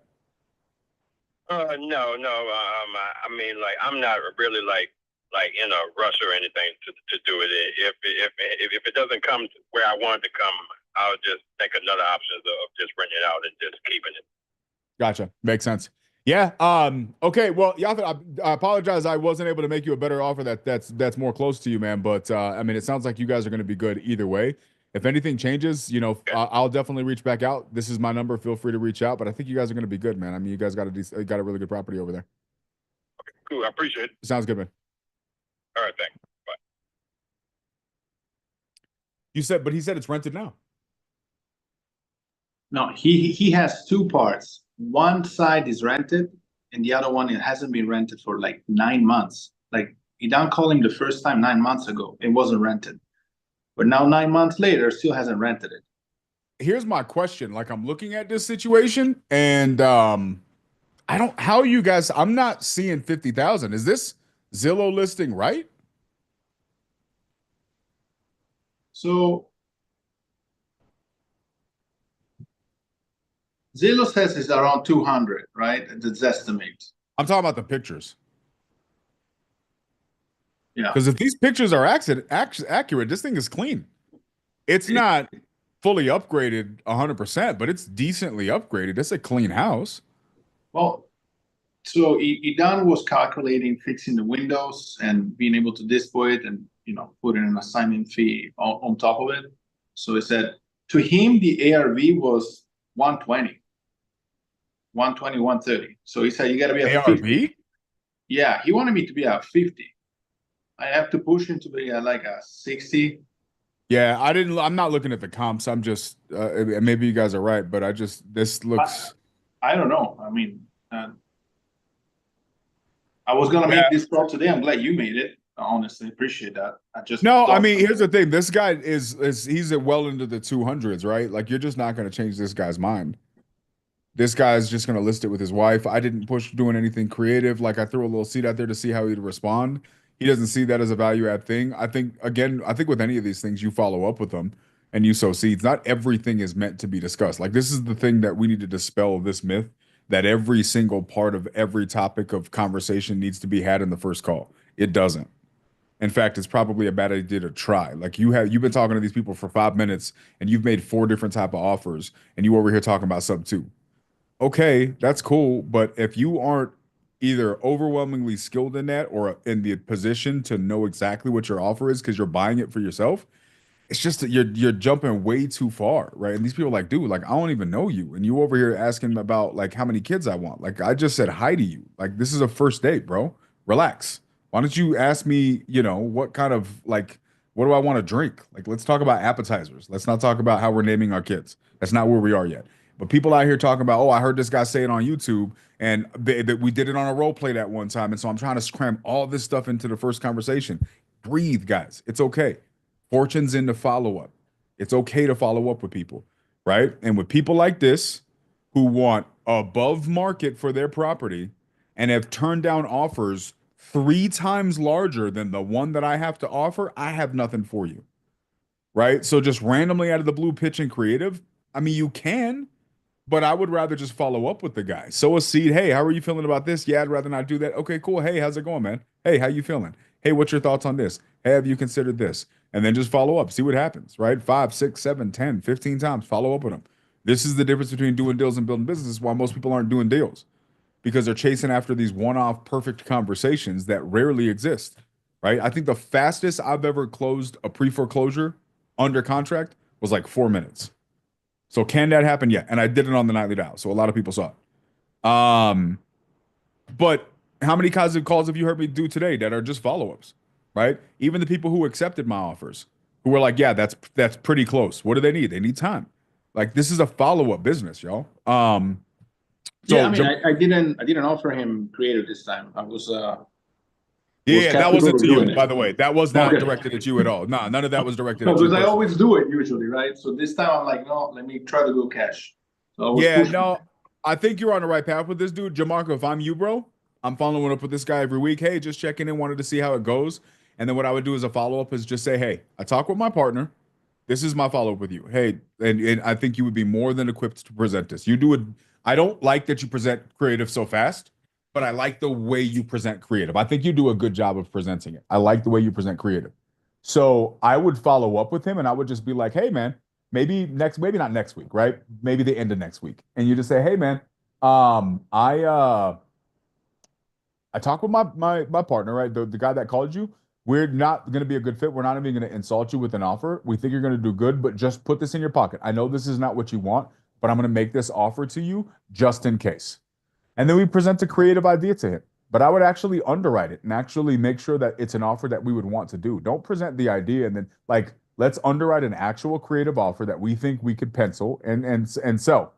Now, here's the thing. Here's the most important question. Here's another reason why I don't go straight to wholesale, to sub two. Guys, you hear these amazing closers, right? Out here pitching sub two and these fantastic deals. Guess what? They're also capable of doing. They're buying those deals. They're usually not wholesaling those deals. This is just my opinion. Daniel's opinion. You can ignore me if you want to. I'm not a huge fan of wholesaling creative deals. It's not a huge fan of it. There's a lot of risk associated with it. A lot of risk to me, a lot of risk to the buyer, a lot of risk to the seller, right? Now, can you do it? Yes. Can you do it safely? Yes. I'm not saying you can't. But a lot of the people that are out here trying to do it aren't doing it safely. They're just doing it because they want a deal. And so for me, because I know all of the nuance going into this is New Orleans, right? Like, who is buying out here that's going to buy a creative deal? All right, what are your credentials, bro? Are you following up with your properties? Are you managing the property? Are you keeping up with your bills? If you don't have a tenant for 9 months, are you defaulting on the previous buyer? What I don't want is Yafet calling me and being like, hey, bro, I sold you this property and you guys aren't paying the bills anymore. Now I got to go find Bill, who I wholesaled this thing to. I made $7,000, but now I'm screwing this property, this seller over. I don't want to do that. So we need to establish is it even worth wholesaling a creative deal unless you're trying to own property in New Orleans? What's his name? He came it's on Caroline Group. NJ, DJ. He buys creatives in Birmingham all the time. Like Birmingham, Alabama, and New Orleans, Louisiana are not the same thing. I know, pretty close to me. Okay. They're both in the South. They are in similar regions. They're probably about maybe, I don't know, an hour or two away from me, a couple hours maybe. Yeah. I put them in the same. They're definitely not the same place. I have been to both. They are not the same. Yeah, man. That's me. That's just my opinion on that. Yeah.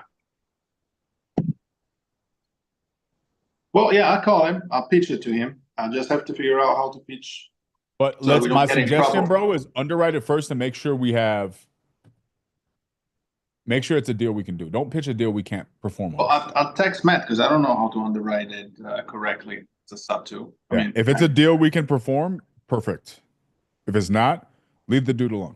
That's just my opinion. Let's find another one. Yeah. I have another one, but I'll bring it to you tomorrow because it's one of those guys that doesn't want to work with a wholesaler, but if you give him the number he wants, he'll work with a wholesaler. It was a funny guy. Okay. Okay. Jack, I gotta bounce, dude. Okay, before you go, are we gonna do a call like tomorrow or something with this agent? Let's figure something out. If it's just like a time sensitive thing. Let's connect. Yeah, if I can help. Okay. Lastly, did you get my WhatsApp? I mean, I saw that you messaged me, but I have not listened to it on account of Okay. 5 hour Zoom. All right. Why? Can Do I need to you? listen to it? I'll listen to it after Yeah. this. Okay. Eddie, what's up? Pumpkin. Rent to own situation. Who has what rights does the tenant have if he defaults? If he defaults, I don't know. It depends on the agreement. Those agreements are usually case to case. Okay, so it's weird. I originally started the conversation with the tenant. I got in contact with the person on deed to see what the agreement was. There's a big old mix up. The rent to own contract or agreement may not have gotten filed correctly. They don't know if they need to go through an eviction or if they need to go through foreclosure. Um, so I didn't even know who has the rights in the rent to own. So Yeah, usually it's going to default to the owner of the property, not the leaseor, not the leasee, okay, because they're building it to protect themselves against a default, right? If you own the property and you do a lease option to a tenant, you're going to protect yourself at the likelihood that they um like that they default. Now, legally, a contract has to be balanced and fair in order for it to be binding. So it shouldn't be overwhelmingly skewed in one party's favor or the other, but it would probably be designed to protect um the seller. Are you talking to the seller, the leaseor, or are you talking to the tenant?